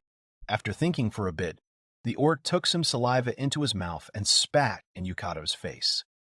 The girl's mouth dropped open in surprise. The tied-up orc began to laugh and say that Yukito really thought he would talk. Yukito picked up the knife and thought about it. Yukito then grabbed the orc by the mouth and threw him to the ground. Yukito held the orc down with one hand and held a paper bundle in the other. Yukito wiped his face with his sleeve and said that he was sure the orc would want to make contact right away. Yukito held the orc's muzzle and cast a spell to create food. Charlotte and Lumilia watched in shock. Yukito was sitting astride the orc. The orc was swinging its legs in different directions and hitting the ground with them. Yukito asked what the orc had decided to do now to make contact. Tears started to flow from the orc's eyes. Vegetables appeared in its mouth. Yukito looked at the orc. Tears appeared in his eyes, and Yukito said that it was all too sad. Because of the loud cry, birds from the high treetops rose into the air. Yukito continued to repeat the spells for creating food. A thick fog began to appear in the thicket of the dense forest. In the depths of the dark forest, a tall castle with many windows appeared. On the street, in one of the walls of the castle, there was a wooden door. This door led down the steps. The passage became narrower and narrower into the depths of the cave. At the very bottom, a passage into a room appeared, which was illuminated by a small torch. There were several fire vats in the room. There were steps along one of the walls with a chair on it. This place was painted with dark fabrics. Someone was sitting on the chair by the wall. Several guards were standing at the entrance. One goblin held a tray with a carved cup in his hands. He approached a man who was sitting on a chair by the wall. The man's face was not visible. The stranger had armor on his hands. He took the cup in his hands and grinned. The stranger threw a carved cup with a drink on the floor, which greatly frightened the armed guards. The stranger began to shout that he was unhappy with the appearance of the servants of the Temple of Evil. The stranger stood up, but his face was still invisible. The stranger extended his hand and began to shout that the minions of the Temple of Evil were not so difficult to deal with. The stranger clenched his fist. The stranger grabbed his head and bared his teeth. Then he introduced the Black Dragon and began to shout that the Black Dragon was to blame for everything. The stranger turned out to be Lady Raverna. The orc guards began to calm her down. The orc with a hammer in his hands dropped to one knee. An armed orc with a gray beard said that a group of orcs managed to capture several adventurers in the forest. Raverna stood in the semi-darkness and answered that why the group captured the adventurers and not just did not deal with them. The old man raised his head and looked forward. Then he said that he thought they had beheaded one of the men. They imagined a group of orcs surrounding the girls who were sitting on the ground. They looked at the girls and smiled. The old man introduced the girls with their hands shackled, and they also had a chain around their necks. The man said that the squad had found two beautiful girls, one a noblewoman, the other an elf. Riverna clasped her hands together and began to laugh evilly. Then she plopped down in her chair against the wall. Riverna put her hand to her face and said with a smile on her face that if they sold the girls to the slave trader, their chests would be filled with gold. Could they get a ransom for that noblewoman? Riverna held her hand out in front of her and said that she was ready to examine the girls. They needed to be brought to her. The older man was kneeling with his head bowed. He agreed to carry out Riverna's order. On a large chair sat a short girl in an unusual dress with lace and a bow on her neck. She smiled evilly. This girl was the mistress and priestess of darkness, named Riverna. The two beautiful girls that Lady Riverna's servants had brought stood right in front of her. They had iron collars around their necks, connected to each other by a fairly wide chain. Mistress Riverna grinned both contentedly and maliciously, and put her finger to her chin. With a grin, she thoughtfully hummed, and then said that the girls were certainly pretty. She smiled broadly and looked away. Lady Riverna told them that this was excellent, and that she wished to reward Urud, and then asked them to bring him. The servant told her that the warrior Urud had taken some of his subordinates and gone to plunder the village. Mistress Riverna closed her eyes and grinned, noting that he was very passionate about his work. After that, she added that the orcs were stupid and wild, but as fighters they were really good. Suddenly, she noticed something. Her gaze became very serious and wary as she frowned. Riverna asked what it was. Behind the beautiful girls stood one of the orcs. He was holding something of impressive size in his hands, which was covered with a white kerchief. The noblewoman and the elf turned around and looked at the orc with interest. The orc, with a very satisfied, wide smile, told the lady that this was a gift for the priestess of darkness. After that, he pulled the white napkin from what was underneath it. The orc continued to smile contentedly. When the orc threw the napkin aside, underneath it was Yukito's bloody head, with blood dripping from his lips. The handkerchief under his head was also bloody. The beautiful, shackled girls standing behind him turned their heads away in disgust and fear, closing their eyes and furrowing their brows. The orc standing next to them laughed quite happily, looking at such a gift. The servant with a very lush beard and mustache also laughed quite happily, closing his eyes. Mistress Riverna looked at what the orc showed her. After that, she sighed quietly. After that, the girl calmly, and even a little proudly said that the adventurers were very stupid. She asked them if they took their equipment. Suddenly, Yukito suddenly and unexpectedly opened his eyes and grinned, looking angrily at Lady Riverna. He asked her seriously and quite contentedly which of them was stupid. Abruptly and unexpectedly for everyone, the scarf fell off, and Yukito stood up from under it, after which he reached out his hand to Lady Riverna. She was very dumbfounded by this turn of events, from which she jumped up from her place and, with bulging eyes, looked at Yukito. He rushed at her with a brutal and very angry look. Lady Riverna tried to hit him in the face with her fist. From her face, you can only say that she is very angry. She looked at the guy with a grin. In one movement, Yukito was already behind Lady Riverna. His face was still imperturbable, but determined. He put his blade right to Riverna's neck. The girl was very surprised by his dexterity. But after that, Lady Riverna bared her teeth, gritting her teeth, and turned her evil gaze to Yukito's blade. She became wary and did not know what to do now. Seeing the hearts in his eyes, she realized it was charm personality. Components: B, C, M, ruby powder, cat hair. Range: 9 meters and duration: 1 hour. It can charm a humanoid creature within the radius of action. The charmed creature considers the caster a close friend. The other orcs grabbed their weapons tightly and rushed towards them quickly and aggressively, shouting that they needed to save Lady Riverna. The beautiful noblewoman, with an embittered and confident look, easily removed her shackles. The elf did the same, and with the same ease. Her look was just as embittered. The noblewoman swung her leg with all her might and hit one of the orcs, who was about to attack them to protect his mistress. The elf, with a deft and quick movement, threw the blade at the second one, which pierced him right in the neck. The girl stood in a fighting stance with a very confident and angry look. Around them stood many more orcs, who held their weapons in their hands and were ready to fight them at any moment. The other servants of Lady Raverna quickly ran towards them to protect the Priestess of Darkness. They bared their teeth and grunted angrily. Suddenly, Yukito very loudly and seriously ordered everyone not to move. The orc stopped and stood in a stupor. He told everyone with a very confident and serious look that this blade was covered with a deadly poison. Lady Raverna looked at him angrily, without making any movements. The man waved his hand, stopping the orcs who were clearly angry from attacking again. Yukito looked at Raverna, thinking that he had thought so, that they all valued this priestess of darkness very much. Ms. Raverna's lips lost that evil grin, but she continued to look at Yukito with confusion and a little interest. Suddenly, she looked down. She looked at her hand. Yukito took out the Zoa Guihaya amulet and showed it to the priestess of darkness. He calmly asked her if this was what she was looking for. The girl looked at the amulet in the guy's hand in shock, standing in a stupor for a moment. The girl made several, not very deep wounds with her claws on her thigh. She asked him very angrily and loudly about when he managed to do this. Yukito brought the amulet closer to him and seriously told her that since she was a religious class, she definitely wouldn't be able to use spells without it. Lady Raverna was very angry and displeased with what this unfamiliar young man said. Raverna's servants, who were standing not far from them, asked if he was from the Temple of Evil. The young man confidently told her that it was not so and that everything was the other way around. The servants of Lady Raverna bared their teeth, gritting their teeth. Yukito kept his eyes on Lady Raverna and confidently said that he had come to discuss the possibility of an alliance with them. The Priestess of Darkness looked at the young stranger with an angry grin, frowning. Raverna the Dark. Race, Duergar.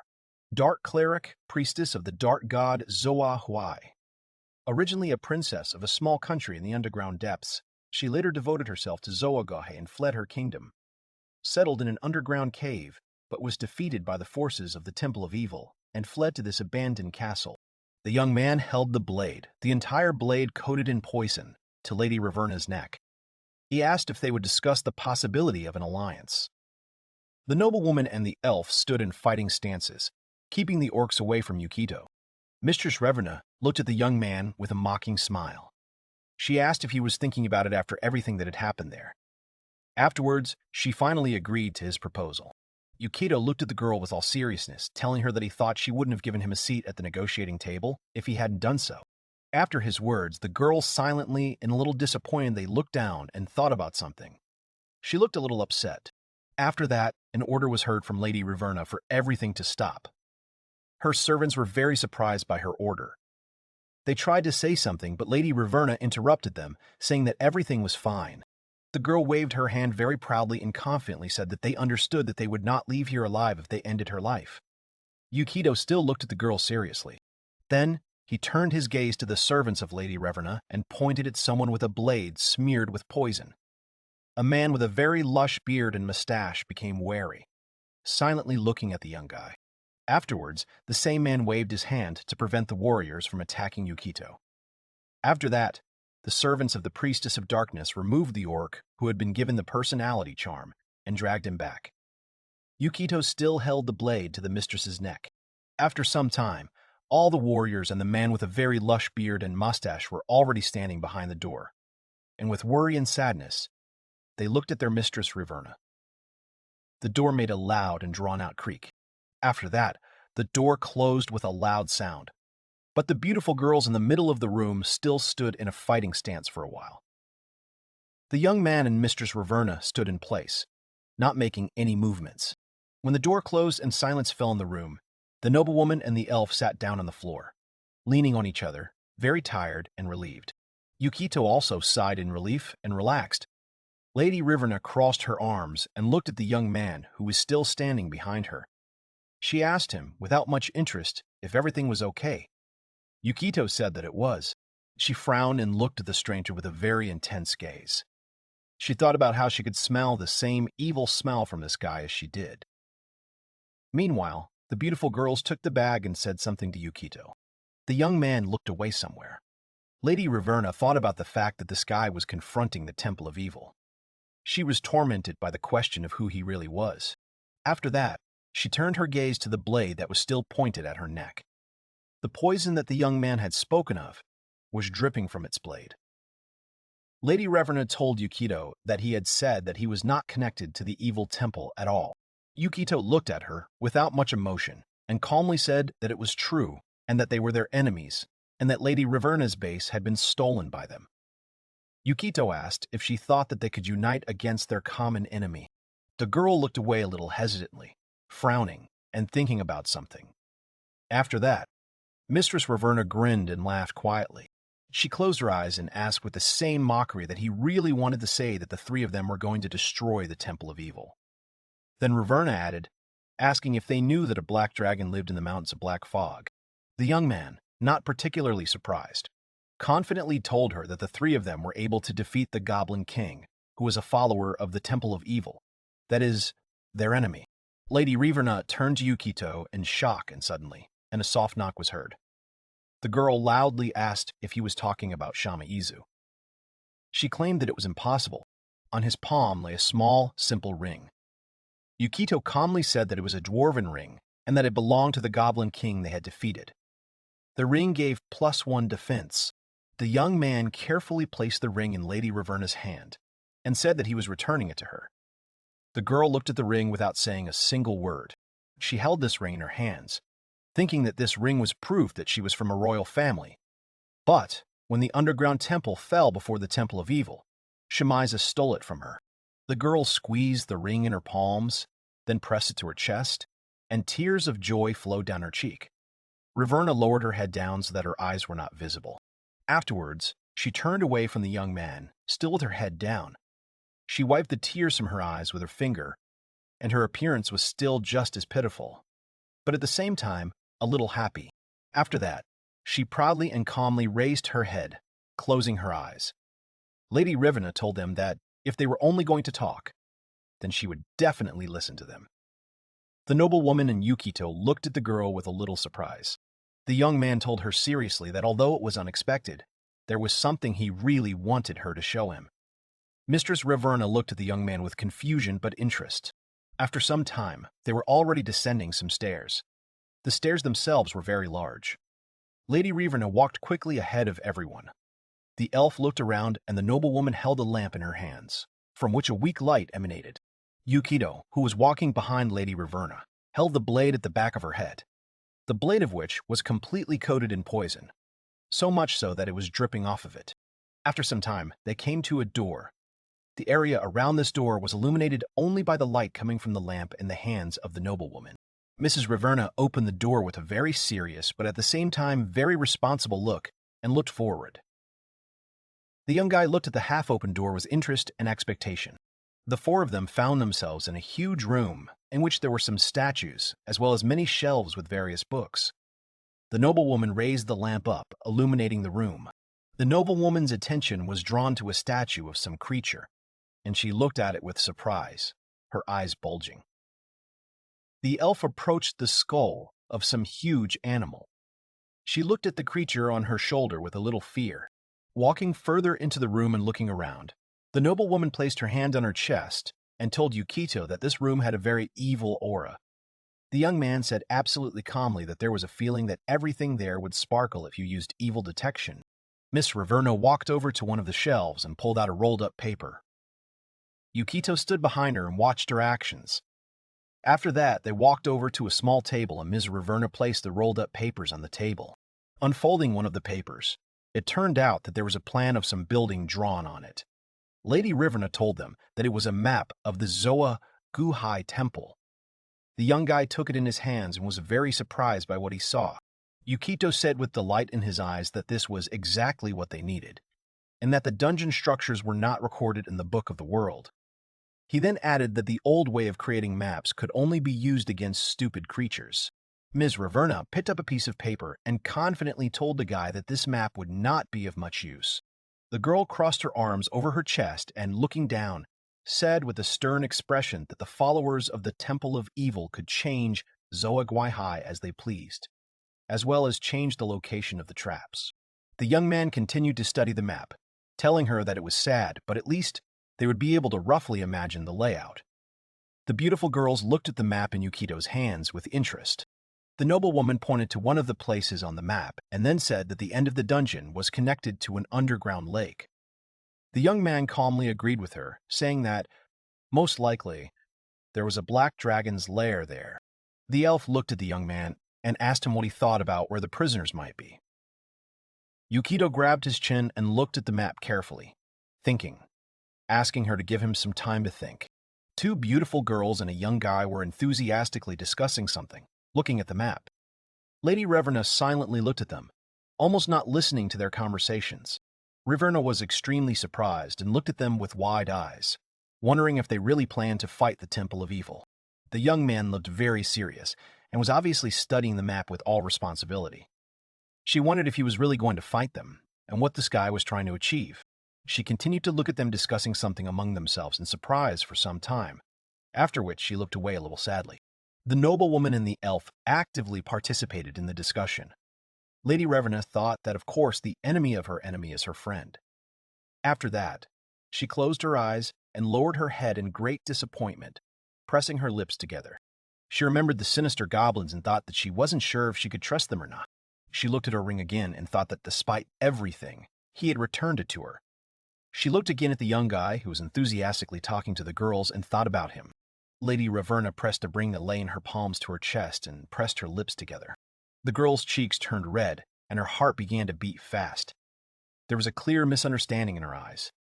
Suddenly, her eyes widened in realization and she raised her head. There was only one thing in her mind, that she couldn't feel like this, because she was a princess of the underground depths, and he was a man who was too cruel. She remembered how he put a knife with poison to her throat, and how angry she was because of it. When she looked at the young man again and thought about him, Yukito suddenly raised his interested gaze to her. The girl stood in a stupor from not understanding why he looked at her. Lady Reverna loudly asked what he wanted from her, calling him a moron. They looked at her in confusion, and Yukito calmly asked her if the black dragon was the one who brought the evil temple together. Lady Reverna calmed down and told him that this was not so, and that for them, the black dragon is something like a god who protects them. But in fact, the elf druid is at the head of the followers. When Lady Reverna told him that his name was Jiraza, the elf asked again, very shocked and indignant about his name. The noblewoman asked her, confused, what was the matter. Yukito, worried but at the same time serious, asked her if she knew him. Lumilia looked a little scared. She pressed herself against the noblewoman while looking at the young man. She started talking about Jaraz, remembering what this Jaraz looked like. She told him a little hesitantly that he was her older brother. Meanwhile, in the Temple of El, the underground temple, a loud sound was heard. A lot of people in cloaks and with hoods on their heads were going somewhere. In one of the rooms, near a large table, stood a tall man with long hair and a staff in his hands. Loud sounds were heard from the mouth of some sinister animal, which bared its sharp teeth. The long-haired man turned out to be Jiraza. He looked up at something without much emotion, saying that the time had almost come, and that soon the goddess of darkness would descend upon them. Behind Jiraz stood a huge, sinister wolf, whose eyes were terrifying and whose mouth was drooling. It was making loud noises. Jiraz was very calm and addressed it as Managaroom, asking if it was disturbing. There were many candles burning in his room, and a soft sound of a blazing fire on the wick came from them. There was also someone else in that room. There was long hair lying on the table, and on the hand there was an iron handcuff, chained. She was lying on the table as if unconscious. She was dressed in very light clothes. Her eyes were closed and her hands and feet were chained. Lumilia frowned and lowered her head a little. She told the others a little sadly that Jiraza was like an older brother to her and Serena. Lumilia began to remember the time when she was only 5 years old. With great interest in her eyes, she asked her brother Jiraz what kind of book he was reading. At that time, Jiraza was only 12 years old. He was sitting on the ground, holding a book in his hands. Jiraza looked at Lumilia in surprise. After that, he smiled sweetly and told her that he was studying magic and that with its help, he could become a druid. Little Amelia became even more curious and asked him another question about what he could do with magic. Suddenly, Serena came up behind her. At that time, Serena was only 8 years old. She looked sternly at Lumilia, telling her to be quieter and that she should not disturb her brother when he was studying. Jiraza held the small flowers in the air with his magic. He told Serena, with a sincere smile, that everything was fine, and that he was just thinking about taking a break. He then added, asking Lumilia if she could lend him her flowers. He closed his eyes and made light movements with his hands, saying that now this was all he could do. Jiraza looked at the flowers, and using magic, he began to do something. His hair was slightly fluttering in the wind, and small sparks of magic appeared around the flowers. The flowers moved under the influence of magic, making quiet sounds. And so, after some time, a very beautiful, delicate wreath was already howling on Lumilia's head, and on Serena's neck there was an equally beautiful flower necklace. The girls were surprised, and they clearly liked their new decorations. Jiraza smiled contentedly. They were jumping up and down with happiness, saying that it was really cool, and that Jiraza was an amazing guy. Some aunties and an archer standing nearby were looking at them with a smile. The archer folded his arms across his chest and with a wide smile told Jiraz that he was an amazingly beautiful child, and that this was expected of a forest genius. Jiraza, embarrassed and a little uncertain, told him that this was not so. Suddenly, an auntie holding a small child by the hand called out to him. She told him that she needed help, and that's why she wanted to ask him to come to their house later. Jiraza agreed to her request. Lumilia's brother was a nice and kind person. He learned magic by sitting with a bunch of different books when he was 12 years old, and after that, he was called the Forest Genius, and the villagers relied on him a lot. Lumilia, remembering her brother, said that Jiraza was constantly improving his magic, remembering the happy faces of the people. She said that thanks to Jiraz, hunting became much easier, because with the help of his magic, he could determine where the animals were. Then she added that he could determine where the necessary grass was. He was very useful. She recalled the smiling Jiraz with a book, saying that in a little while he would become an elder. But one day, merchants came to their village on some big bulls. Serena and Lumilia were looking at the goods that the merchants brought.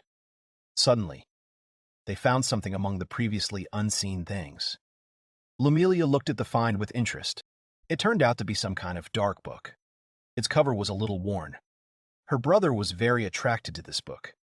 He looked at the pages with bulging eyes. Lumilia looked at her brother in great surprise. She couldn't read what was written in the book because it was too small. However, when her brother read it, he laughed, and a wicked smile appeared on his face. One of the hooded merchants looked at Jiraz. He told him that the book was too old for anyone to buy, and so since Jiraz was so interested, it would be his. Jiraz stood there dumbfounded, looking at the merchant with his mouth slightly open. That day was a turning point. Lumilia's brother began to sit in his room all day and avoid everyone. After that day, he began to go out into the forest when it was dark. Lumilia and Serena were very worried about him, watching their brother through the window, with fear in their eyes. There were people who saw Jiraz in the forest, and they saw what he was doing. On that person's face was fear and confusion about what was happening, remembering Jiraz's face with its sly and frightening grin. They said that he was muttering something to himself and laughing. Soon, the entire village learned of the strange changes in Jiraz. At the same time, all the animals in the forest disappeared. Watching Jiraz's adventures in the forest, the villagers became worried. The villagers decided to follow Lumilia's brother to find out what he was doing in the forest. They saw Jiraz in the forest. He had crazy eyes, as well as a smile. His face was smeared with something. He called out to Serena and Lumilia, and then to everyone else. Then he asked what happened. There was some strange animal standing next to him, which looked very dangerous. Jiraz kept smiling, putting his hands on it. He asked them about why they all came to the forest at such a time. Everyone was shocked and scared. His sisters asked him loudly and incomprehensibly what it was. Their brother, still smiling, asked if this was what they were talking about. He said that he had created it by crossing different animals, and at first he had failed, but it had become alive. He asked them with complete delight if it was not amazing. His eyes were shining with happiness. He loudly told them that he was his valuable creation. He took his face in his hands, which was very happy, and his eyes were shining with admiration. He sighed contentedly and said that this book was amazing, and that it helped his magic grow to become more amazing. Lumilia, with fear and indignation in her eyes, shouted at him that by ending the lives of forest animals for the sake of creating something so terrible, he was completely against the rules of the village. The rest of the villagers said that it was exactly as Lumilia had said. They indignantly asked him if he even understood what he had done by creating such a monster. Jiraza drooped a little, and a smile disappeared from his lips. Jiraza's gaze became very angry and frightening. He frowned and asked them if they really called this amazing creature a monster. Jiraza told them that they were all very stubborn and that they did not understand anything at all. He spread his arms out to the sides and confidently told everyone that he wanted to send all the rules to hell because he was going to change them. Everyone was surprised by such a statement. He spoke very loudly about how the more he developed his magic, the more he could develop the village, and they would no longer have to hunt or do tedious things like gathering herbs, and if they obeyed him, they would be able to lead an easy life. His gaze was crazy, and his appearance was terrifying. He shouted loudly that from now on, he was an elder. He called everyone fools, and then aggressively asked them if they understood him. When he noticed the arrows that were heading towards his created being, his eyes were filled with worry. After which, he frowned and rushed towards the being that had fallen to the ground. Lumilia looked at her brother with concern.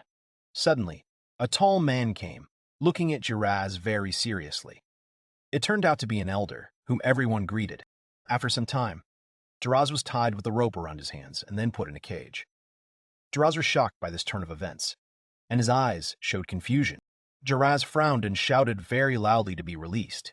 He asked them why him. The cage Jiraz was in was placed in a cart. The villagers gathered around, including the elder. Jiraza asked everyone with an angry look why they were just standing there and watching. He told them all to hurry up and help him. The elder and the villagers looked at him with frowns. The elder told him with a very serious expression that he had broken the law. Jiraza stood in a stupor and was shocked. The elder continued, saying that as punishment, he would be banished from the elven village. Jiraza's eyes widened and hesitantly asked him again whether he would really be expelled. After some time, the cart moved and went somewhere with a loud sound. The cart was driven by two elves. Jiraza sat in the cage completely empty. Then he hissed. He frowned and shouted loudly that they should not think that this was the end, for he would make them all regret that they had cast him out. The cart continued to move away, and the villagers watched as Jairus was carried away from the village. Serena hugged Lumilia. They both cried because of what happened. After that, little by little, the leaves began to return to normal. Many books covered in animal blood were found in their brother's room. But that dark book that was all tattered was never found. Yukito, the noblewoman, and Riverna listened attentively to Lumilia, who stood by the table with a sad expression, talking about how her brother was banished from the elf village and never returned. The creature that was sitting on Lumilia's shoulder made a slightly sad sound. Suddenly, Lumilia's eyes widened sharply and she placed her palms on the table. Her hands trembled. She said that this couldn't be. She said with fear in her eyes that the one who revealed the location of the elven village to the forces of the evil temple was precisely Jiraz, but she did not finish her thought.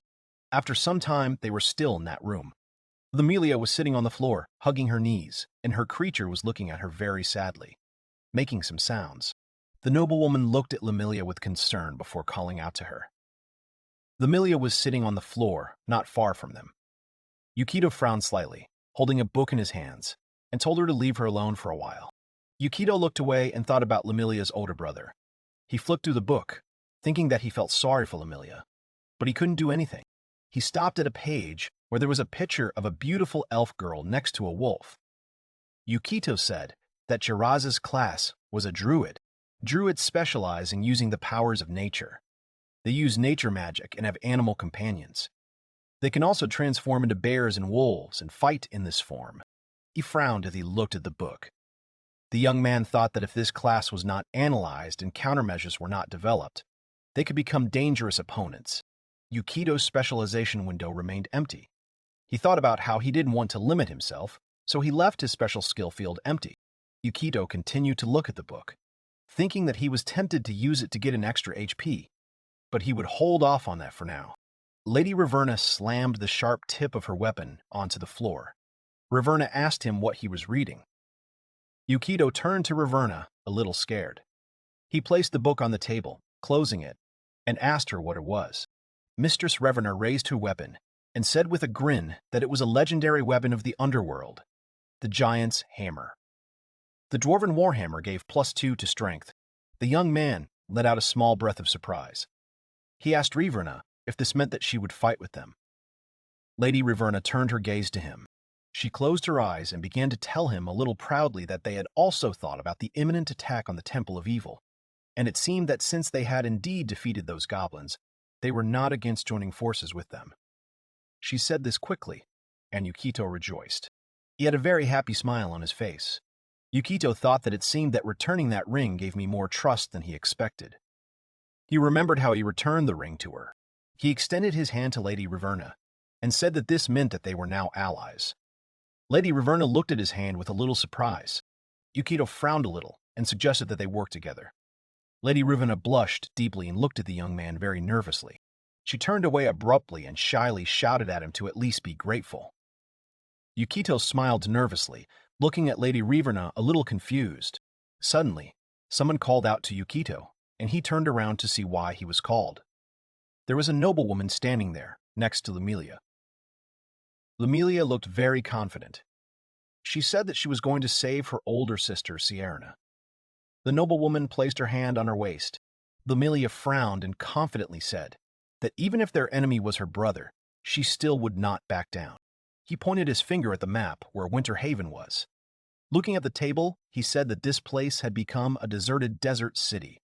But now it was the base of the followers of the evil temple, and at first they would infiltrate it and get information. Afterwards, he looked at Lady Riverna and asked how many subordinates she had. Riverna looked at Yukito very seriously. She told him that she had about 20 orcs, and that they were stupid savages, but could be quite useful. Then she added that they were all first-level orc warriors, and that it felt like they could escape, ruining their plan, or betray them at the last moment. After that, she very proudly said that she also had 4 elite dwarf fighters, and that they were absolutely loyal to her, their princess. Yukito thoughtfully took his chin and said that they were all warriors of the 2nd or 3rd level. He closed the book and thought about how it would be nice to have a rogue, but this would do. He told Riverna that he wanted the dwarves to split the orcs up and lead them as a distraction. Riverna asked about the distraction. Yukito raised his finger and said that he wanted them to attack several villages where the evil temple was located, and if their bases were attacked by the Zoagai High followers, then the evil temple would have no choice but to split its main forces. Lady Riverna looked away and thoughtfully grabbed her chin, asking if they would really split their strength. Yukito said with a serious expression that they would, since they were not an opponent they could defeat head-on. Afterwards, Yukito asked Riverna why they hadn't retaken their temple yet, if she thought she could defeat them in a frontal assault. This question was a blow to Riverna. She frowned at Yukito. He raised his head and closed his eyes, saying that if numbers were an important factor, they would simply hire adventurers. Mistress Riverna lowered her head a little upset and said a little uncertainly that he was right. Then she raised her head sharply and turning around, told him that she would go and explain it to the old people. Yukito opened the book again and stared at it, thinking that a careless attack would only be a loss for them. He pictured in his mind how things might play out.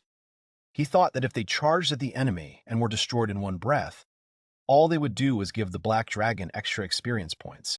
Mistress Riverna was saying something to her subordinates, who were listening attentively. Suddenly, one of the subordinates looked at Yukito very sternly, and he frowned a little, covering his face with his hands. After some time, they had already developed their plan. The dwarven warriors would command 2 squads of orcs and attack the villages that had become the bases of the evil temple. They would attack each village repeatedly, and when the temple sent reinforcements, they would retreat. Hit-and-run tactics. Yukito continued to study the book. Although it was not a power that would pose a threat to the evil temple, they would not be able to ignore it. The young man grinned evilly. They would have no choice but to reduce their forces. The girl stood behind Yukito. Lady Riverna said that he was a little scary. The noblewoman simply remained silent. Lady Riverna turned her attention to Lemelia, who was frowning and looking at her.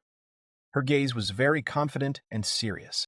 Lemelia stood there, not taking her eyes off of Mistress Riverna. They looked at each other very seriously and angrily. After that, Lady Riverna grinned evilly and asked her if it was sad. Then she continued, talking about the Dark Priest Paladin.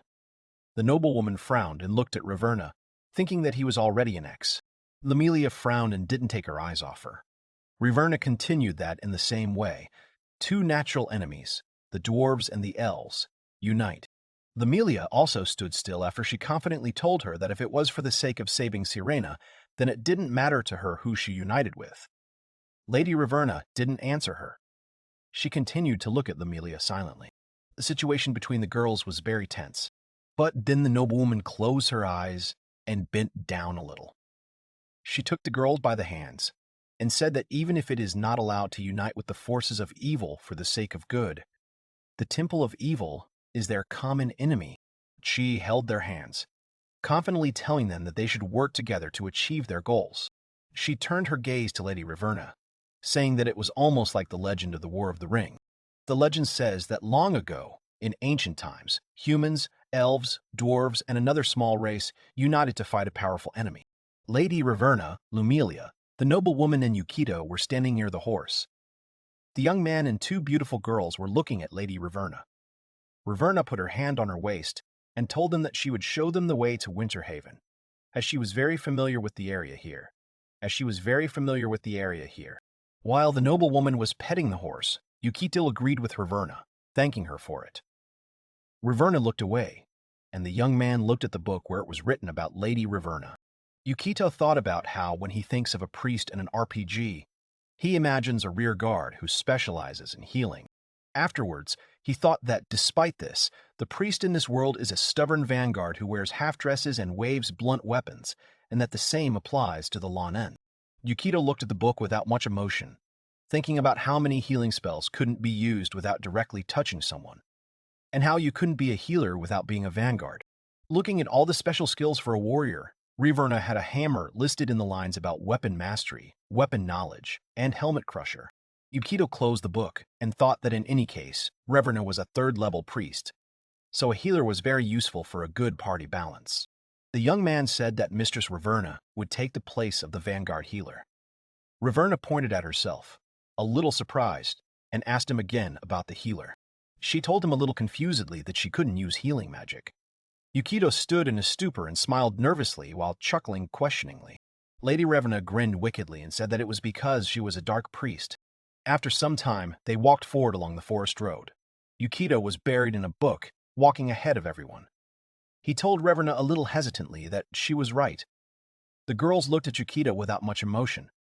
Looking at the book, he thought that he did not have all the attributes of a dark priest. They learned spells of harm instead of spells of healing. When spells of harm damage all forms of life, they act as healing spells for undead. Yukito became very nervous, not knowing what to do at all. He thought that in this case, the priest in the title was completely meaningless. Yukito looked at Lady Raverna, a little upset and uncertain, and asked her if she couldn't at least learn the standard healing spells. Raverna smirked and said that it was impossible. Yukito turned away and grabbed his chin, thinking about something. After that, he suddenly grabbed Raverna by the shoulders with a very serious face. Raverna was extremely surprised by his actions. Mistress Raverna blushed deeply and asked him a little nervously what it was he was planning to do to her. Yukito told Raverna to listen to him with a very serious expression. Raverna frowned at him, her lips pressed together. The young man abruptly showed Lady Raverna an open book, and she was a little frightened. He showed her a page with some god. He asked if she could worship Rondres, the god of order and goodness, from now on. He grinned very evilly and contentedly. He rattled off that calling on Rondres would increase the amount of healing spells she could use each day, and she would also be able to use the Detect Evil spell, which was very useful. And when she leveled up, she would be able to emit a holy beam from her eyes. Raverna told him sternly, and even more so, she didn't understand what holy beam he was talking about, that she would never do that. Yukito thought that he thought so. Class skill, persuasion, was a complete failure. The noblewoman and Lemelia were riding a horse and galloping somewhere. A bag was attached to the side of the horse, in which Lady Raverna and Yukito were sitting. The two beautiful girls looked straight ahead calmly. Suddenly, Raverna's loud cries were heard that she couldn't believe it. She screamed hysterically, asking Yukito why she, the princess of the underground depths, had to endure such treatment. Yukito sat with his face buried in his bag. He didn't look very healthy. Yukito looked at Raverna, and Tilo said that he couldn't do anything, because a horse can't carry more than two people. Yukito looked back at his bag, saying that he had the feeling that she didn't care about all this shaking. Riverna, a little surprised, told him that humans were quite weak, and then giggled. Lady Riverna smirked mockingly, as she told Yukito that such a build was nothing to the Duergar. Her racial stat gave her +8 stamina. Yukito told her that he envied them, then covered his mouth with his hand and coughed. After some time, they were already in a completely different place. There was a lot of different grass and trees. They got off the horse and walked on foot. Yukito walked with his head down. Riverna closed her eyes and said very displeasedly that she could not believe how impudent he was, and that the way he treated her, the princess, was unthinkable. Riverna raised her hand to her face and told him with a sad expression that her precious armor of evil still smelled. Yukito covered his mouth with his hand and told her that he had already apologized. He still felt sick, and Lumilia's creature was rubbing his back. The young man looked at Mistress Riverna and asked her where the so-called gates of the Doom Mine were. Riverna thoughtfully took her chin and looked off to the side. She began to push aside the bushes, saying that she was sure that they were definitely somewhere around here. The noblewoman looked around with a very wary expression. The fog was gathering near them. She looked at Yukito, saying that the fog had become thicker. Yukito also became wary, saying that she was right. They all walked forward together, looking around. Yukito told them that they should continue moving without losing their vigilance. Lady Reverna walked ahead of everyone. After some time, they have already reached the foot of the Black Mist Mountain. In order to get to Winterhaven, the base of the evil temple, they need to get through this foggy forest. In addition to the difficulty of movement due to the forest terrain, there is a chance of a random encounter with an enemy. They had a huge list of random encounters with various creatures. Despite all this, Riverna knows a secret passage through an abandoned mine that can be used to get to Winterhaven. Suddenly, after some time, Lady Riverna froze. Yukito was wary of such a sudden pause. He came closer to the girl and leaned slightly, looked at her, asking what happened. Then he raised his head and looked up. In front of them was a huge rock, the slope of which was absolutely vertical to the ground. They all stopped in front of it, and the young guy asked if it was a dead end. Lady Reverna panicked greatly. She began to hesitate, saying that there should be a secret entrance somewhere. Yukito emphasized the phrase that it was somewhere, a little disappointed. Suddenly, Lumilia and her creature turned around warily, frowning. Lumilia took her bow and said that there was definitely something there. She had +6 insights. The noblewoman also became wary and looked in the same direction. There was something huge walking behind the trees, obviously bigger than them. The girls and Yukito kept their eyes on the direction of the unknown creature's movement. Lumilia had already pulled the arrow, ready to attack at any moment. 2 chicken bears came out to them. Large, monster. Chaotic, neutral. Health, 42. Speed, 9 meters. Special skill, strike. They are very temperamental and ferocious, aggressively attacking both animals and people. Yukito was shocked and asked the others if it was a chicken bear. Everyone was surprised and a little scared. Yukito stood in stupor from what he saw, his mouth slightly open. At the same time, he thought about the fact that in that random encounter table there was not a single monster with a threat level higher than 4. The bear chickens noticed them and narrowed their eyes a little. They looked scary. Suddenly, one of them opened its mouth and started to attack with a loud sound. They were all scared of this monster, and Yukito stepped back, raising his head up, and Lumilia was ready to shoot. The chicken bear attacked the noblewoman with its huge paw, but its blow hit the girl's sword. The noblewoman flew back. Her gaze was very angry and wary. These monsters were preparing to attack the girl with the sword again. They were very aggressive towards them. The noblewoman was sitting on the ground and trying to get away from the blow, and Lumilia covered her, pulling her arrow and preparing to attack. She was serious. She shot her arrow at those horrible monsters, and they opened their mouths and retreated a little. But after that, their eyes became simply fierce. Lumilia gritted her teeth, looking at them with apprehension. These chicken bears rushed at them again with even greater aggression. They rushed at the girls with great speed, and they did not know what to do. The young guy reacted quickly and unrolled some kind of paper roll, shouting the spell, web. The monsters suddenly stopped, and one of them rose up on its hind legs. They were chained to a large web. Web is a second-level spell. Range, 15 meters. Duration, 1 minute. Saving throw, dexterity, and strength. This spell creates a mass of thick webbing at a point of your choice within 6 meters. These monsters tried to free themselves from this trap by twitching their heads and paws, but all to no avail. They opened their beaks and screamed very loudly, continuing to twitch. Yukito turned to Charlotte and Lumilia. He loudly ordered them to form an attack formation against the large monsters. He frowned and seemed confident in his actions. Charlotte took her weapon and stood up from the ground, telling him that she understood him. Lumilia pressed her lips together, and her gaze became even more confident. Lady Reverna did not understand what formation they were talking about. She watched their actions in surprise. The beautiful girls quickly stood in their places, and Lumilia jumped back a little. They took their weapons, ready to attack. The young man put his hand forward towards the girls and confidently shouted the spell, "Increase." Some loud sounds were heard, and these terrible monsters stared at something in shock. Yukito calmly watched what was happening, but Lady Reverna was very surprised and her mouth was wide open. A large shadow fell on them. The girls grew much taller and even more terrifying. Their confident gaze never left these monsters. Enlargement, a second-tier transformation spell. Range, 6 meters. Duration, 1 round. Concentration. Increases the size and weight of creatures in the caster's field of vision.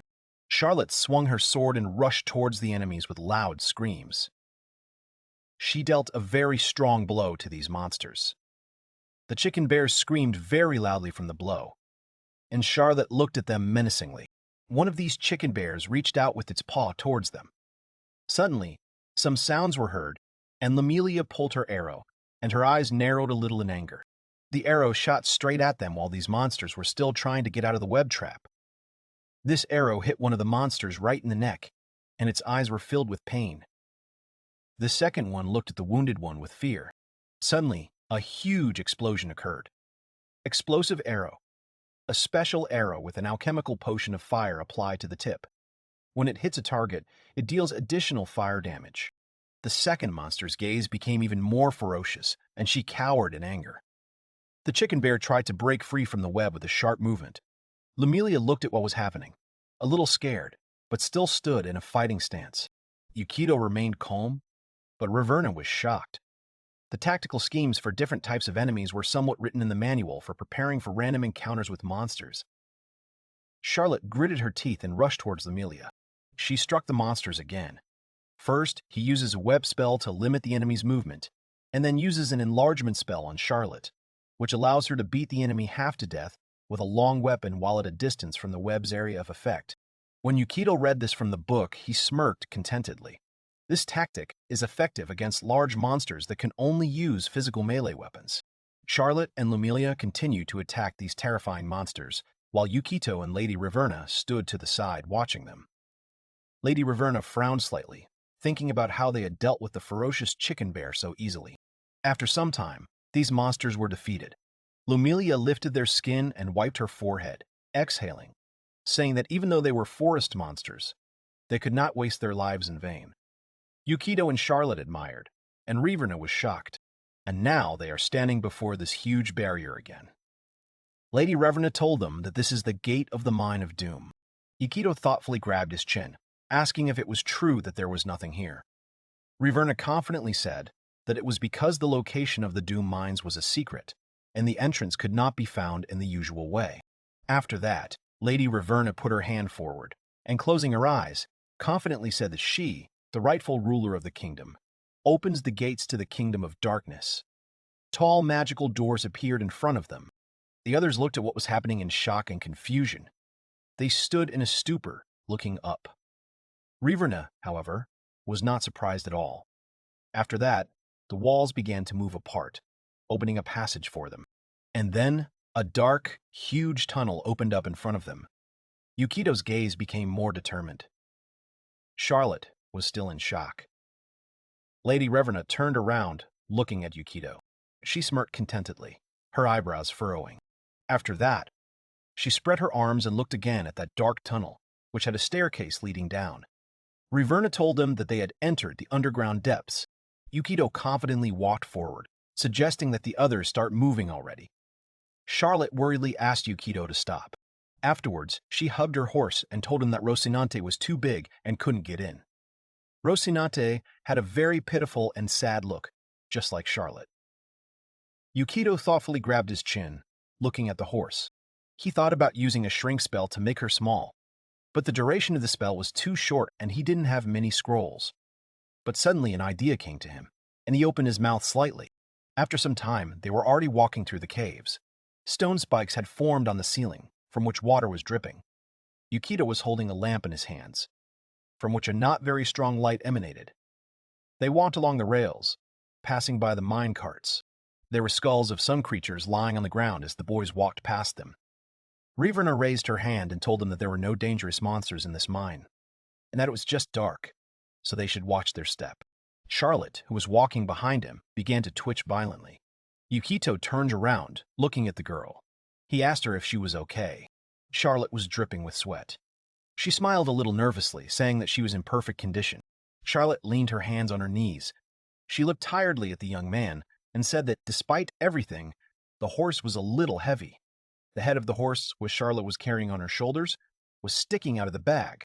Yukito felt a little sad as he lowered his head, thinking about how the storage bag ignored the weight of what's inside. However, it didn't apply to what was outside the bag. But still, with his strength, he wouldn't be able to carry a horse's head that weighed around 60 kilograms. He asked Charlotte, a little annoyed, to let him know when she was tired and they would make a stop. Lady Reverna turned around, looking at them. Then she smiled broadly and said that, in that case, she knew a great place, a little further. They came to the shore of a large body of water. Mistress Reverna, with a wide smile, told them that this was the underground lake of the Mine of Doom. Everyone looked at this large lake in shock, with their mouths open. Mistress Reverna waved her hand and closed her eyes, saying contentedly that it was her favorite place and that she had often played there when she was little. Lemulia squatted down and reached her hand toward the water. She dipped her fingers into the water, then put her hand to her mouth and licked her fingers. She said that it was beautifully clean water with a huge amount of minerals. Yukito watched the girl with a little surprise. After that, the young guy put his hands on his waist and suggested that everyone take a short break. Mistress Reverna raised her hand and said that she wanted to take a bath. Charlotte literally fell off her feet.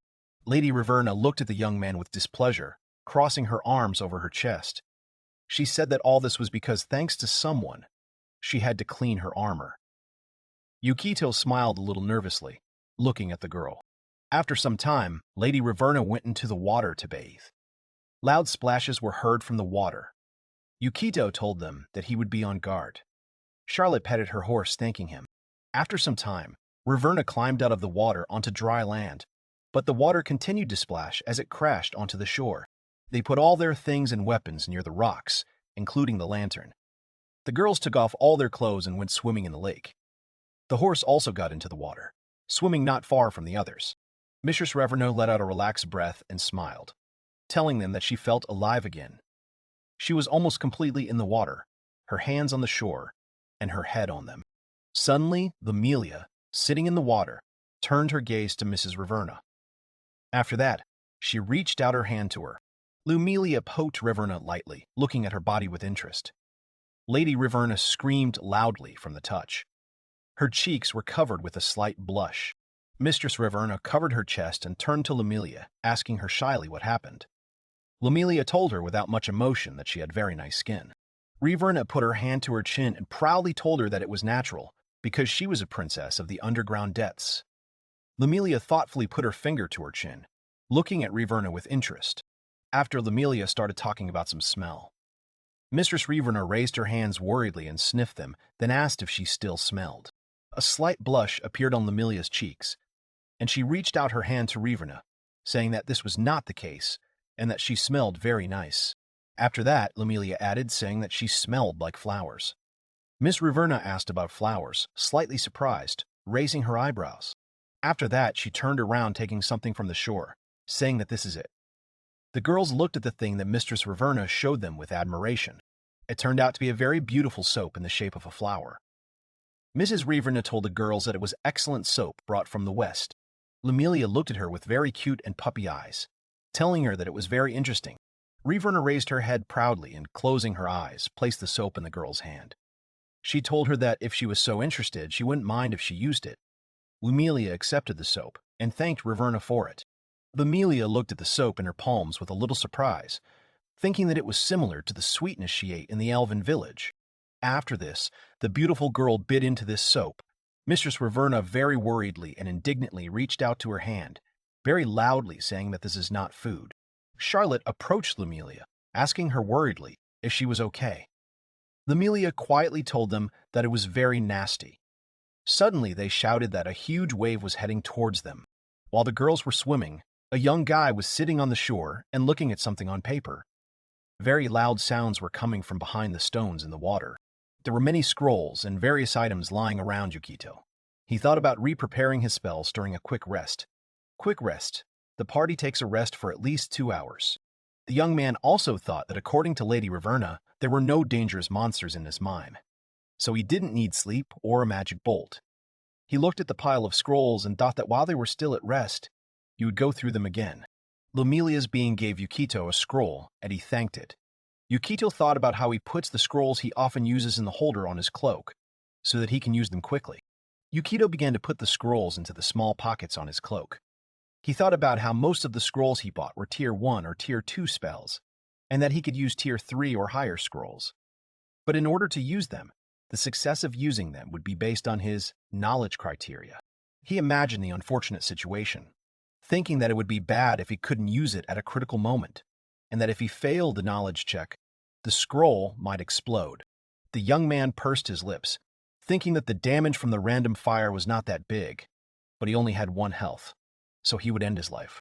Looking at the scrolls, he thought that high-level magic scrolls were also quite expensive, but he bought a few scrolls just in case to be on the safe side. After closing the bag, Yukito said that he would finish here.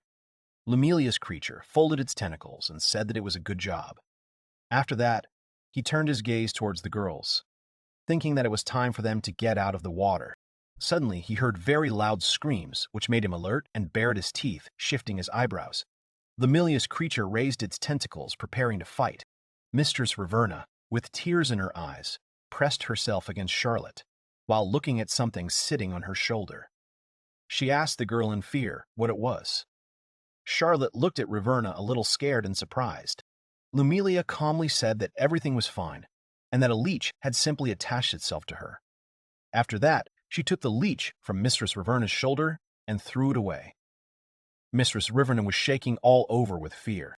Charlotte put her hand to her lips and, smiling a little, told her that it was very sweet that she was afraid of such trifles. Reverna indignantly stood up on her feet, clenching her fists.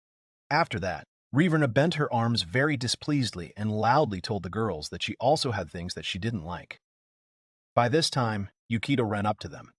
He worriedly asked if everything was okay. When he noticed that the girls were in the water completely naked, he stood in a stupor, his mouth hanging open. The girls were a little surprised to see Yukito there. Shirota covered her mouth in surprise. Mrs. Rivernia began to cover her body with her hands, and her cheeks turned red.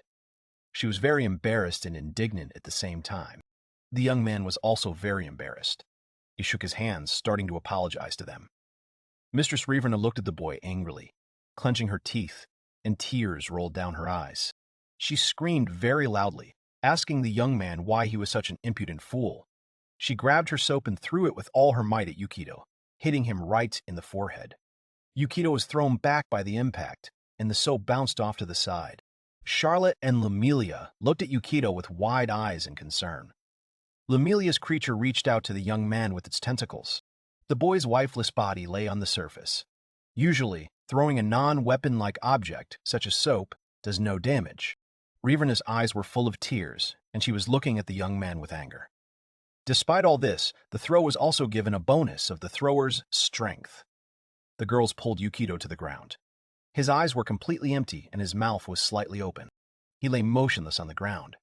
Unfortunately for Reverna, this throw becomes a critical attack and is an exception to their rules. Yukito's health was at 0. Some kind of shellfish was swimming in the absolute darkness. A sea creature was sitting in a chair and drinking some kind of drink from a cup. Suddenly, the cup suddenly cracked with a loud sound. The creature looked at his cup with some surprise. The drink began to leak through the cracks and drip onto the floor. He put the cup on the saucer and wondered if something had happened. The second creature looked at what had happened, uncomprehending. He looked up and decided that it was absolutely nothing. After some time, the young guy slowly fell somewhere into pitch darkness, which seemed endless. He opened his eyes and thought about where he was. He realized that this feeling was very familiar, just like then. He remembered his previous end of life. The guy looked at his hands and thought that everything was exactly the same. He kept looking at his hands. He said in shock that it was impossible. Then he asked if it was true that he ended his life because of soap. Yukito began to look around, gritting his teeth. The boy began to call first Charlotte, then Lamilia, and finally Reverna. But there was no answer. He was floating alone in this pitch-black and endless darkness. The young guy was already starting to panic, and his face showed obvious fear. He said that they must be joking. After that, he started calling Charlotte and Lamilia very loudly again, but to no avail. Yukito bared his teeth in fear and looked at the source of the sound. A huge hand was reaching out to him from the darkness. It grabbed the young guy abruptly.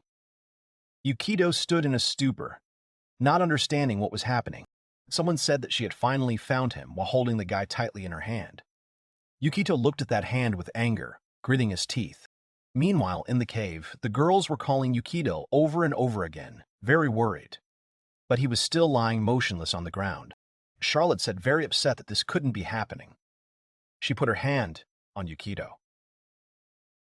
Lady Reverna looked at him with confusion, crossing her arms over her chest. After that, Reverna leaned closer to Yukito and asked about the drama queen, then added that she only touched the soap. Lamilia stood next to them, her head down. Suddenly, Mrs. Reverna loudly said that he had ended his life while placing her palms on his cheeks. She started running from side to side, not knowing what to do now. She was very worried and panicked, repeating about what they should do now, and that something had to be done right now.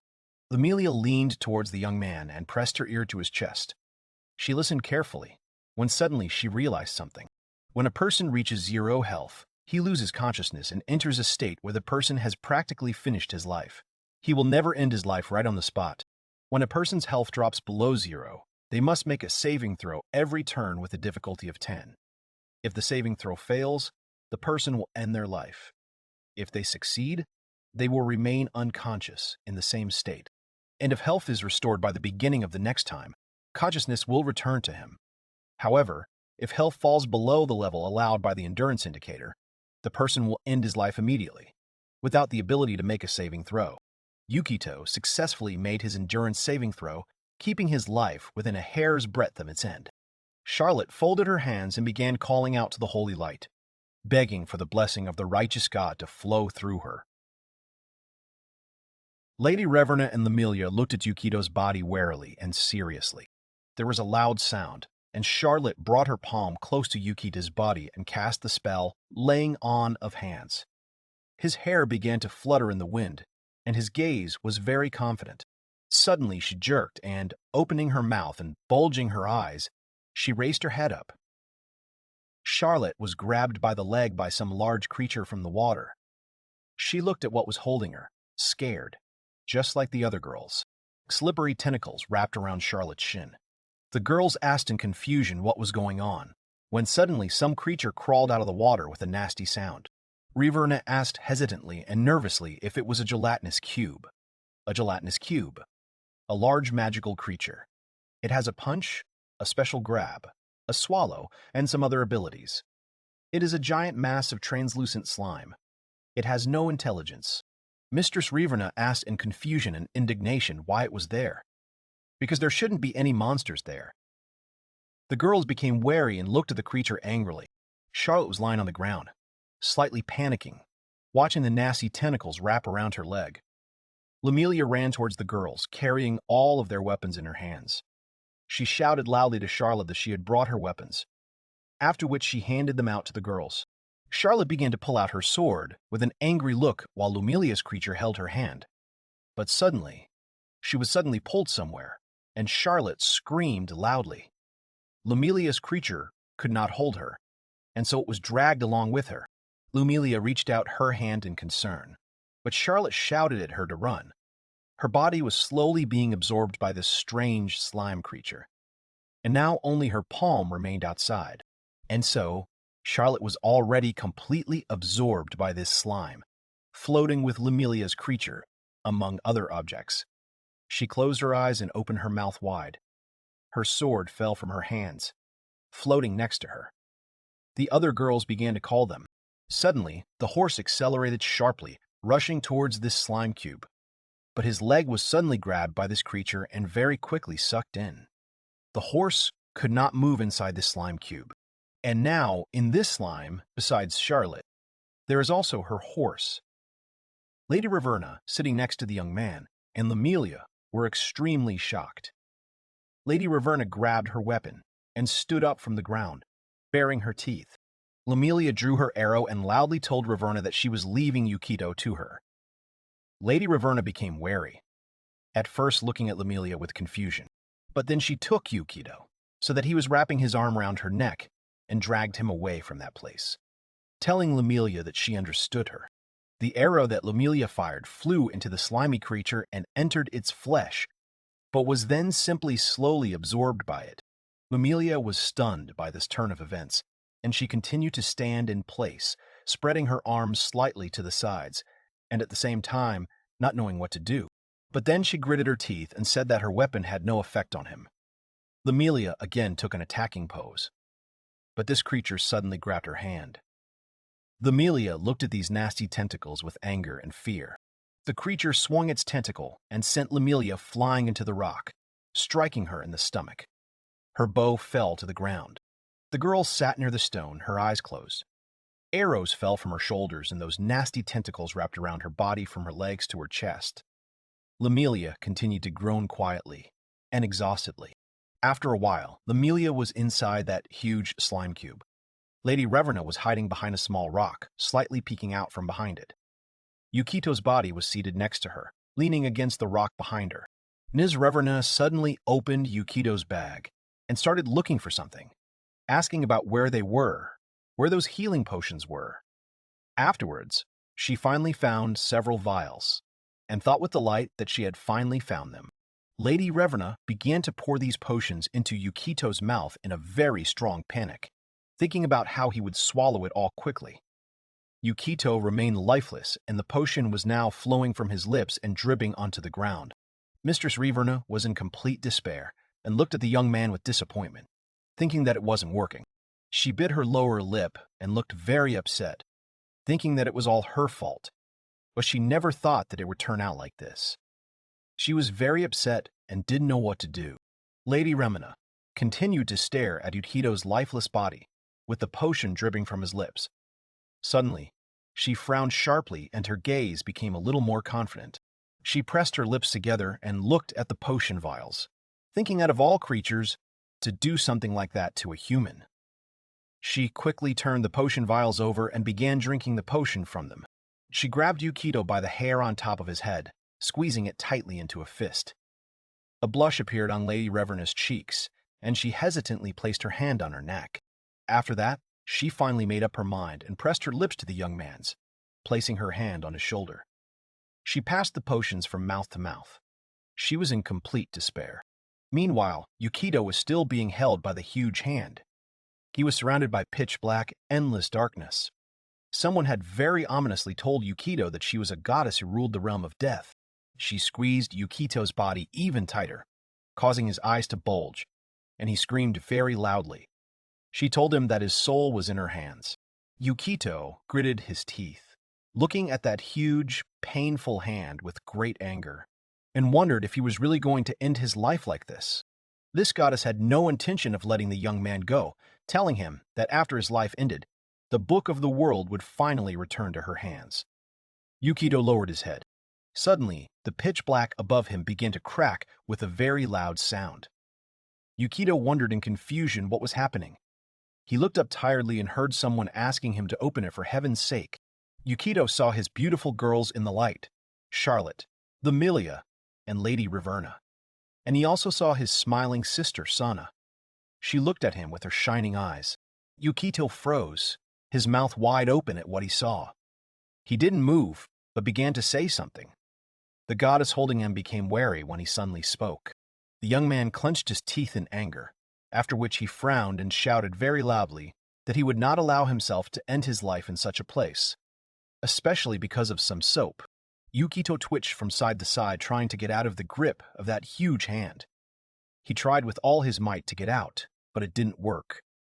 The goddess told him that it was all useless, and that death had already bitten into his soul. Suddenly, the young man bit the hand that was holding him very hard and sharply. It trembled, and Yukito managed to get out of its grip and head somewhere away. He reached up with all his might, with hope and a little fear in his eyes, clenching his teeth. He reached for those cracks through which the bright light passed. The goddess reached for him again, cursing him and calling him all sorts of bad names. But the young man continued to reach with both hands, trying to reach the top until his fear left him. But now there were more and more cracks. More and more light was coming to Yukito. And then, this black curtain was destroyed and Yukito was illuminated by a bright white light. The goddess had to retreat, but the gi did not stop, continuing to reach up. Meanwhile, Lady Raverna was thrown into the stone by this horrible creature. Raverna closed her eyes and covered her face with her hand. She stood up on her feet, exhausted, and exhaled heavily as the creature reached out to her with its tentacles. Lady Raverna gritted her teeth, turning to see if Yukito had woken up. Suddenly, this creature grabbed Mrs. Raverna by the leg with its nasty, slippery tentacles. Feeling this, Raverna was very scared. Mrs. Raverna screamed very angrily and scared for it not to do this. Suddenly, some loud sounds were heard, and then a loud magic bolt spell sounded. A magical attack flew past Lady Raverna, which easily cut through those tentacles that were holding Raverna. Raverna fell to the ground, looking at the severed tentacle. Her eyes widened in shock, and she asked loudly what that was. But she didn't finish her thought. Turning back, Yukito stood behind her, holding out his hand. He said with confidence in his eyes that they probably had some problems there. He looked at Lady Raverna and grinned contentedly. A dark-haired guy stands in front of a small wall and looks at it. He asks about a gelatinous cube. A girl is sitting on the floor next to him. Unlike the normal games, the slimes in this world are dangerous, absorbing and dissolving objects. Some of them are harder to defeat than the demon lords. The girl got to her feet and now runs to the guy, shouting that he finally woke up from his sleep. The girl has a weapon in her hands. Suddenly, someone shouts very loudly for the girl to watch out. The face of this girl with long hair becomes very scared. The monster suddenly attacks the girl, knocking her to the ground. The girl, raising herself up, winces in pain, squinting one eye, and indignantly asks, "Who do you take me for?" This long-haired girl stands up and raises her staff onto her head. She addresses the evil god of darkness, Zoa Guhai. The girl stares ahead and asks very loudly for this god of darkness to grant her the gift of his shadow. The tall girl jumps and starts screaming while swinging her staff to attack the monster that attacked them. Raverna lands a blow that is supposed to be a helmet breaker. The girl swings her staff, cutting the monster's body in half with a distinctive sound. However, it instantly regenerates. The boy and girl, looking forward, realize that the creature is capable of regeneration. The guy ponders that Raverna's hammer is a magical weapon that can deal damage to magical creatures, but the monster that attacked them can resist piercing and blunt damage, so it's useless. There's a magical creature somewhere nearby. Mind control magic does not work on this creature. The guy has a whistle with a fire-type spell, but Charlotte and the others are still inside this creature. The guy understands that this slime is very slow and they could have escaped long ago.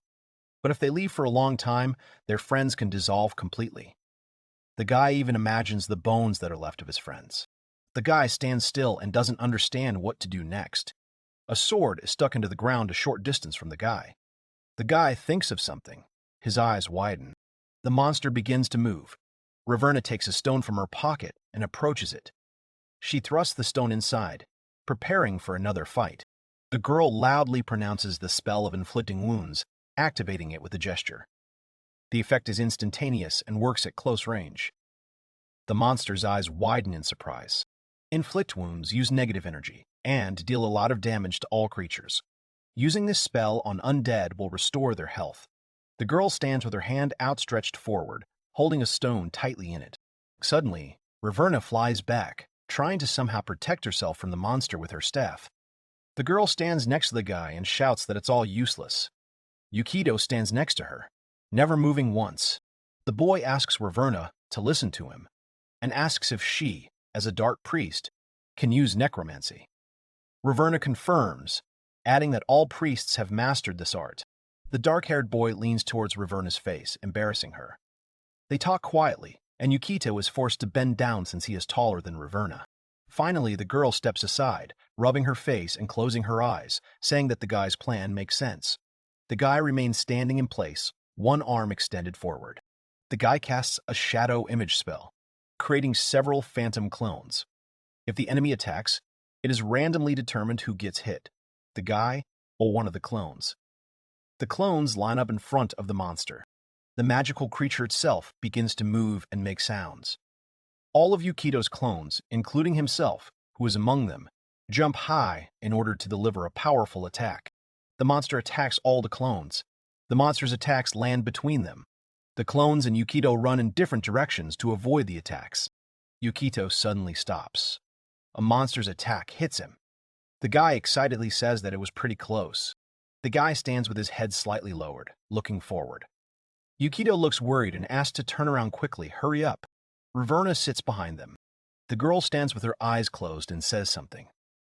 She calls upon the departed souls of the damned to rise with the help of her power of darkness. She asks them to become her damned soldiers. There is a squelching sound inside the monster, and someone is moving inside it. Suddenly, a clicking sound is heard inside the monster. The skull of a person who has lost his life begins to click loudly. Next to the skull are other remains of this person. The dead man's limbs begin to move. The skull opens its jaw and makes a sound. Smoke appears near Raverna. She uses magic to animate the undead, raising it to her level, allowing it to issue simple commands. The animated skeleton, clutching a sword, slices the magical creature in two. Raverna and Yukito watch happily, amazed at his success. The skeleton holds Charlotte's sword, which can defeat the slimes. The skeleton stands still as the slime spreads across the ground. The skeleton hides behind a huge mass of slime, holding a sword behind its back. Small fragments of slime twitch on the ground. Nearby lie the bodies of the dead, partially submerged in the slime of the defeated creature. A new girl appears on the ground, covered in slime that is gradually sliding off. Raverna, standing behind the boy, explains that the slime threw them out, caring about its own regeneration, not about preserving the prey. Raverna and Yukito approach the two girls. They begin to hug them. The girls themselves remain unconscious. The slime starts to gather together. The skeleton is alive. The girl is still standing in the slime and is trying to somehow fight it off with the sword. Raverna says that this monster is very stubborn, because it is still trying to recover. The guy says that this will definitely not happen while he is alive. A small open vial hits a magical creature, its contents spilling out and corroding the area where it hits. The monster makes strange sounds. The boy and the girl look at this with rather surprised eyes. The girl's mouth is open in surprise. The same bottle appears in the hands of the guy with dark hair. The young man says that it is an oil potion. Raverna starts screaming. She says that now she understands everything because if you cover the individual parts of the slime with a layer of fat, they will not be able to merge again. Yukito stands in front of a large pile of slime, in which the skeleton that the girl revived is stuck. The guy holds out a roll of paper and shouts for it to burn his enemies to ashes.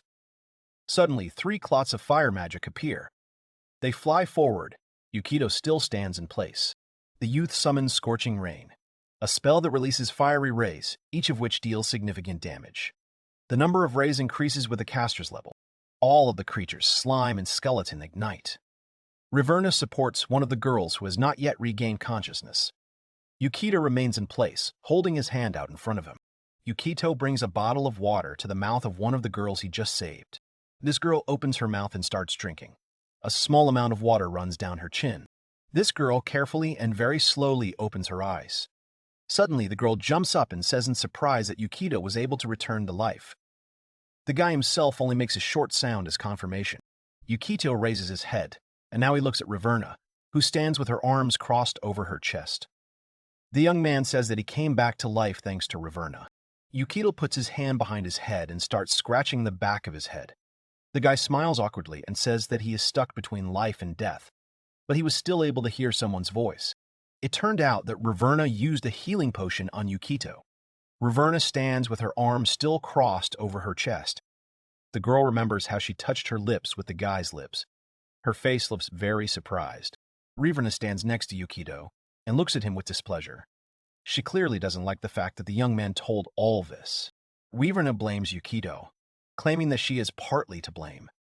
She points at him, clearly annoyed and disappointed that someone could die over something as trivial as soap. The girl turns around and goes off somewhere to the side, making some dissatisfied sounds. A horse looks in her direction. Yukito thought about it and finally realized that he really almost lost his life because of such stupidity. Yukito was caught by a huge hand. Realizing the danger of delaying the potion, he sits with the girl and notices the skull. Swallowing with tension, you can prepare and plan endlessly, but if you lose your life, you will be dead anyway. However, Yukito has Nephilia's blessing. Yukito understands the need for careful strategy and learning new skills. While the extra health points will protect him from small things like soap, he is still vulnerable to fatal blows from enemies. Yukito is holding a book in his hands and he is flipping through the pages. The guy thinks that this is his only possible option, although he would like to avoid it. The boy meets an elder lich, a creature that emerged from a high-level mage who became undead. It looks repulsive and has a lot of evil spells and techniques. High-level mages can become liches, eliminating their weakness to physical damage. Even undead kings have vulnerabilities that require magical artifacts. Yukito thinks about his future as he closes the book. Yukito's gaze goes forward. Yukito looks quite tense and serious. The guy wants to become the richest lich, having a large number of different expensive things. After some time, everyone is in a large cave. On the ceiling of the cave are quite large stalactites. A graceful girl walks with a confident gait somewhere straight. Her weapon is fixed on her hips, which she holds with one hand. The tall girl apologizes for the delay and asks if they can go further. Yukito agrees, but first wants to do something important. Using detection magic, Yukito illuminates the magical objects in the cave. He collects them, suggesting that others do the same, as he needs resources to become a rich lich. A tall girl kneels before the remains of a man who has lost his life. Charlotte clasps her hands and closes her eyes, praying that Luria would be the guide of this man who lost his life. Raverna stands nearby and looks at her hands with great interest. Suddenly, Raverna also starts praying. Black smoke starts coming from her. The girl who was sitting before looks scared. Suddenly, Charlotte screams at Raverna to stop doing this, as she might confuse the souls of the dead. Raverna doesn't understand how this could be. Yukito continues to pick up something from the ground. Suddenly, the young man notices a small piece of a gelatinous cube, which makes the guy smile and let out a short laugh. Yukito collects it in a small bottle. The boy hopes that he will be able to use it someday. The team continues their journey through the large cave. Everyone follows one another, with Yukito lighting the way for them. The team stopped and Raverna points somewhere ahead where it is very dark. Yukito looks carefully in the direction his friend is pointing. The team, on a kind of bridge in a cave, goes to where Raverna pointed. The young man continues to light the way. The guy and three girls walk along the bridge. With them there is also a horse, which calmly follows the team. Yukito is surprised that there could be such a bridge in this cave. Raverna says that it is the Behemoth Corridor that was built by the dwarves about 600 years ago. Yukito asks Raverna if they will find the same dangerous monsters down there as before. Raverna quickly tensed up and stared at the guy in surprise. Raverna turned away and stuttered that nothing like that was waiting for them there. The girl herself looked rather awkward, sweat running down her face. The girl with short hair and long pointed ears thought about it. She says that at first they were attacked by a chicken bear while they were in the forest, and then there was a gelatinous cube. Lumilia says that these monsters are not natural. These magical creatures were born from forbidden spells. Yukito looks away suspiciously and asks if the girl thinks that Jiraza is already involved in this. Lumilia lowers her head and says she doesn't know. Behind the girl's back, a large number of arrows are visible, which are her weapons.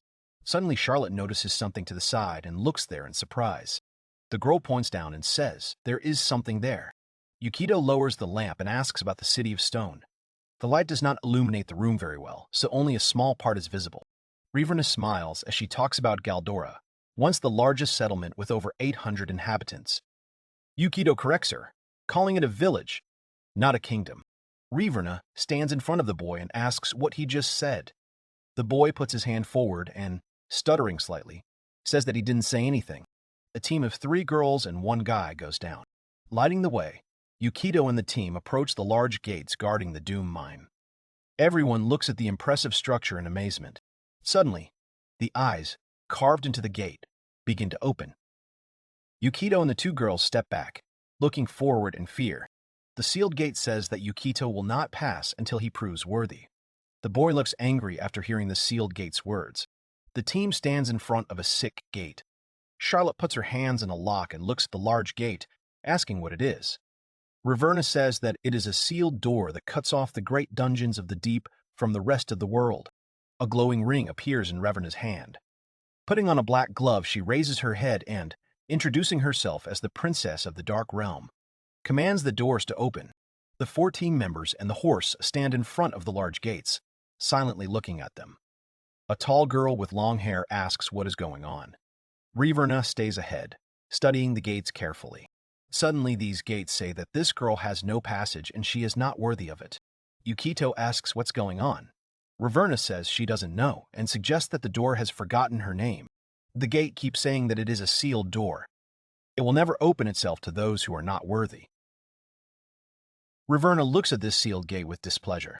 Suddenly, Riverna gets angry and swings her leg at the gate to kick it. Riverna asks what's wrong with this stupid door. Riverna stands with her back to the rest of the team, slightly hunched over and making some sounds. Yukito looks at the girl's back and remains silent. Yukito approaches the girl and reaches out his hand to her. He assumes that when Riverna ran away, someone changed the locks. Riverna continues to sit on the floor, quite angry. The girl agrees with Yukito's assumption. Charlotte asks what they should do now. If they don't go through here, they'll have to go back, avoiding the forest, which will take much longer. Yukito looks at the gate and agrees with the girl, saying that she's right. Suddenly, a bow appears behind Yukito. Lumilia stands with her bowstring drawn and ready to shoot. Lumilia releases the bowstring, and the arrow flies very close to Yukito. The guy continues to stand there, quite surprised by what the girl just did. The arrow flies into this talking gate, and a big explosion happens. The whole team looks at it all rather stunned. Yukito, Riverna, and Charlotte turn around with rather scared faces. They run up to Lumilia. Everyone calls her by name, asking what she just did. When the smoke that was left behind from the explosion from Lumilia's arrows cleared, Yukito looked at that gate as he passed by. Yukito looks at this gate in surprise and thinks that there is not a scratch left on it. Yukito understands that it will not be possible to break through it. Suddenly, the voice of this gate is heard. This gate calls the team fools. They say that their brute force is useless, and it will open only to the smart. Yukito looks at the gate in surprise and asks again about the smart ones. Meanwhile, behind the guy, a tall, long-haired girl tells Lumilia that you can't shoot at unfamiliar things. A glowing field appears under the guy's feet, which is divided into squares. Lumilia, Charlotte, and Yukito himself are in this field. Riverna stands aside and looks at this in surprise. The girl is shocked, her hair swaying in the wind.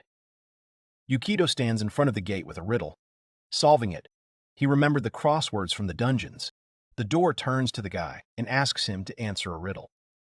Yukito raises his head and looks forward a little angrily. The Gateson begin to make a riddle, someone deeper than the Isen Valley, and surpasses the Iron Mountain Dragon in rigidity. He is hot like lava, but also cold like a sword. Who is he?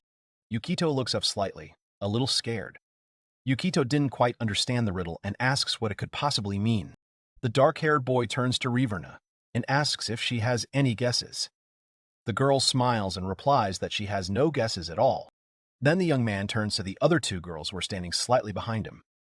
He asks if they have any guesses. The girls stand a little stupefied, and the guy realizes that they have nothing either. Yukito ponders the riddle, but realizes that he doesn't know the answers as he is unfamiliar with this world. Raising his head, he realizes that the intelligence potion will only clarify his thoughts, but will not provide a solution.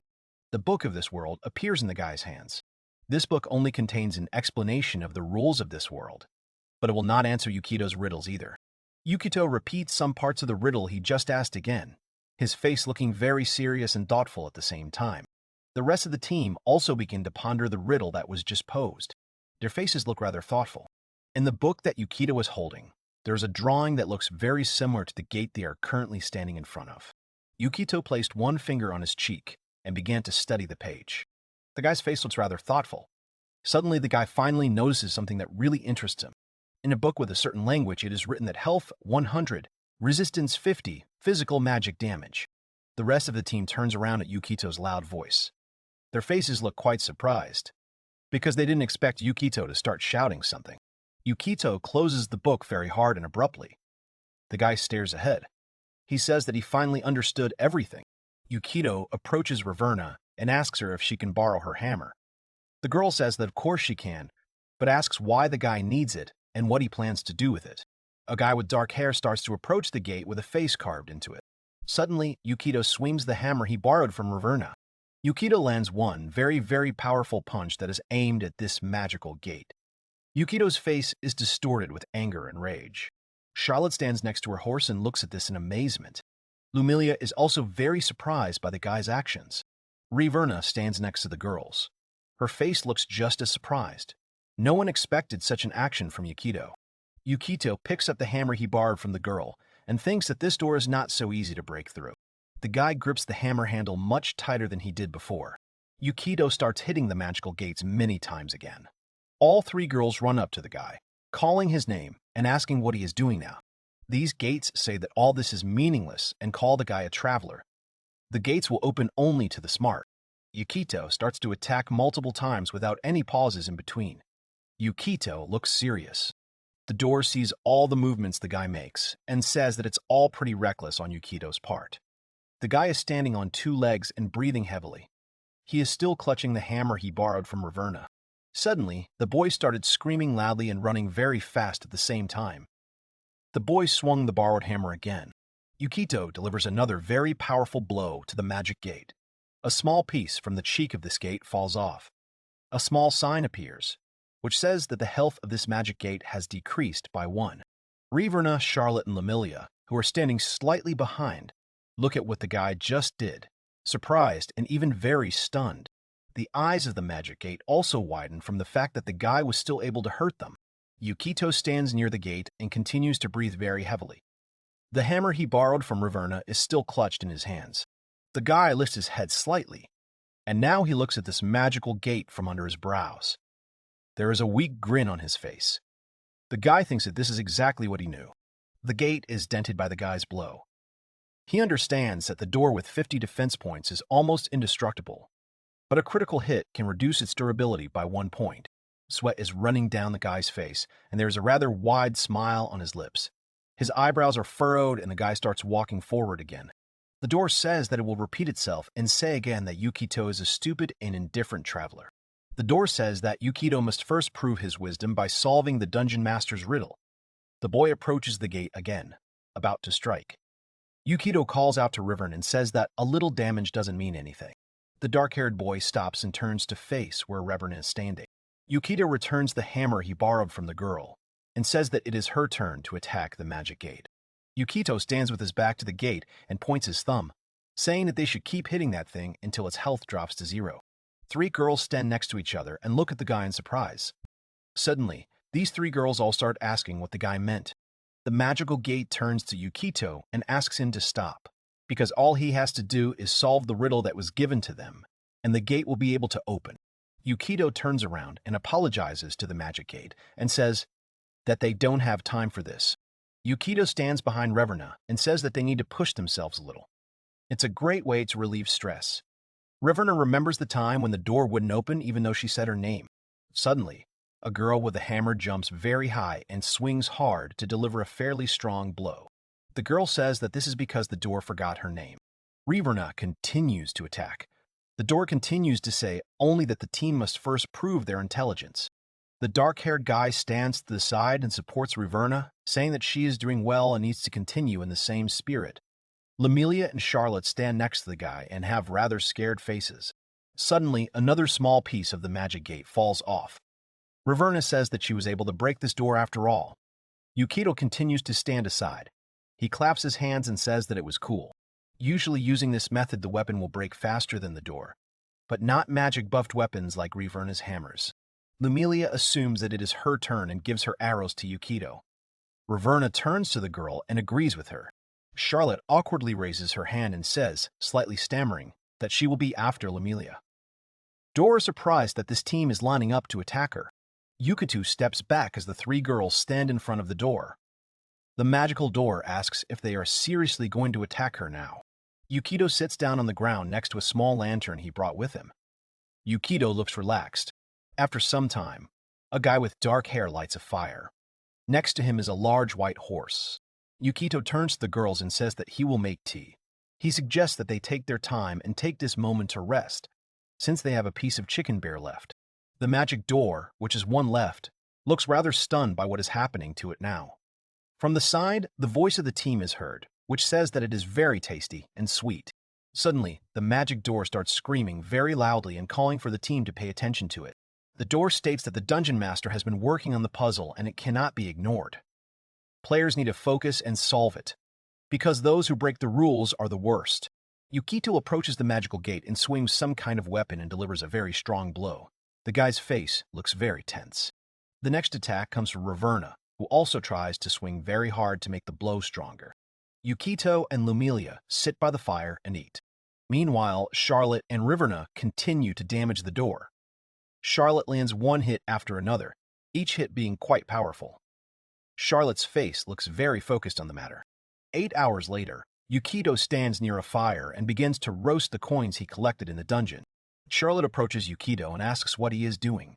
He explains that he heats up the coins he finds over a fire to check if they are poisonous or if they are disguised as mimics. Reverna continues to stand near the magic door and deliver many powerful blows to it.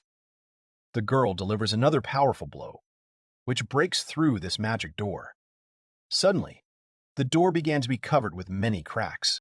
Reverna stands at the ruined door where she delivered the finishing blow with her hammer. The rest of the team approaches her. Reverna starts shouting happily that they were able to do what they wanted to do. Yukito comes closer and says that it's a pretty good job. The team begins to move forward. Ahead of them awaits the Temple of Evil, a mountain range of black fog. The guy with the dark hair is the last one to go through the hole they were able to create. Some of the team asks where they are. Someone replies that they are halfway up the mountain outside the mine. Suddenly, Yukito stops in his tracks because he hears a voice cursing. Yukito looks quite surprised. The young man looks down. His one foot stepped on the remains of the magic gate. This piece of the magic gate commands the boy to go back and solve the puzzle. The magic gate asks him to stop trampling on it. The dark-haired guy, Lumilia and Charlotte look at all this with a very surprised look and wide eyes. Yukito suggests that they quickly leave here. The small piece that remains at the gate tries to stop the team. The team continues walking along a small path that is located on a high mountain. Under their feet is a very deep gorge. Suddenly, a very strong wind blew towards the team. The hair of all the team members rose up. All the team members try to protect themselves from the wind with their hands. The guy thinks that this wind is quite unpleasant and wet. It seems to him that this wind remains on the skin. The guy's face looks unhappy with what he felt. Yukito remembers the moment when he encountered a similar wind sometime in the past. Suddenly, Reverna points somewhere ahead with her index finger and says that they have arrived at the appointed place. The team watches the Black Mist mountain range from afar. Everyone is silent, staring ahead, their hair blowing in the wind. Someone remarks that the range is a temple of evil. Yukito clenches his fist very tightly and thinks that they finally got to the right place. Even though it took so long, the young man remembers some moments that are connected with his sister. The guy understands that they have been through a lot. The boy turns to his sister, whose name is Sana, and asks her to be patient with him a little longer. Yukito looks straight ahead, his face looks tense. Suddenly, Charlotte appears next to the guy. She hugs herself with her own arms and says that they seem to be far away, but even at such a distance, she feels the presence of evil. Yukito says that's why he is the Temple of Evil. The Black Mist mountain range, known as Black Feather Mountain, was famous for its typhal ore. About 200 years ago, during the reign of King Argon, a giant hole formed underground, from which dark energy gushed out and monsters appeared. A young man watches through a telescope. He thinks that he has found a village where the followers of the evil temple live secretly. All these 4 places, Horus, Handles, Kobak, and Neriko, which are mostly located near the village, are now under the influence of evil. It all looks like they were all forced to cooperate with the evil temple, just like the village of Ida. The young man turns to the girls. He says that to begin with, they will gather information directly as planned. He wants to find out well how strong their enemy is. The young man suggests using this time to split up the orc groups and then have them attack each village at the same time. The Temple of Evil will still send reinforcements. They will retreat without looking back. They will also set fire to their food supply and mix all sorts of things into their well so that the water becomes undrinkable. The guy says that it's a fairly simple tactic, so they'll most likely immediately realize that they're being invaded.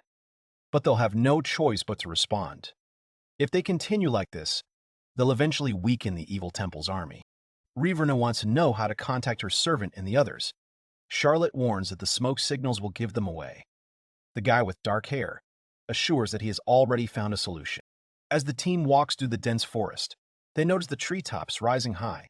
Suddenly, a small octopus reaches out with its tentacles to a bush with berries. Lumilia calmly holds it, and Charlotte, standing behind her, laughs. The dark-haired guy looks around. His face looks quite calm. The guy thinks that this place would suit him quite well. Suddenly, Yukito turns to Lumilia. The girl looks at the guy questioningly and then understands what he wants to ask her. Although not a single word was spoken, the girl puts her fingers to her mouth, raises her head, and starts whistling very loudly. There was a rustling sound in the bushes not far from the guy, which caught his attention. Charlotte notices the same rustling in the treetops. Reverna looks back at the small bush of flowers next to her and hears a knock. Reverna's hammer appears in her hands. The girl looks around and stutters slightly, asking what is happening here now. Reverna looks very worried. The team stands and looks around.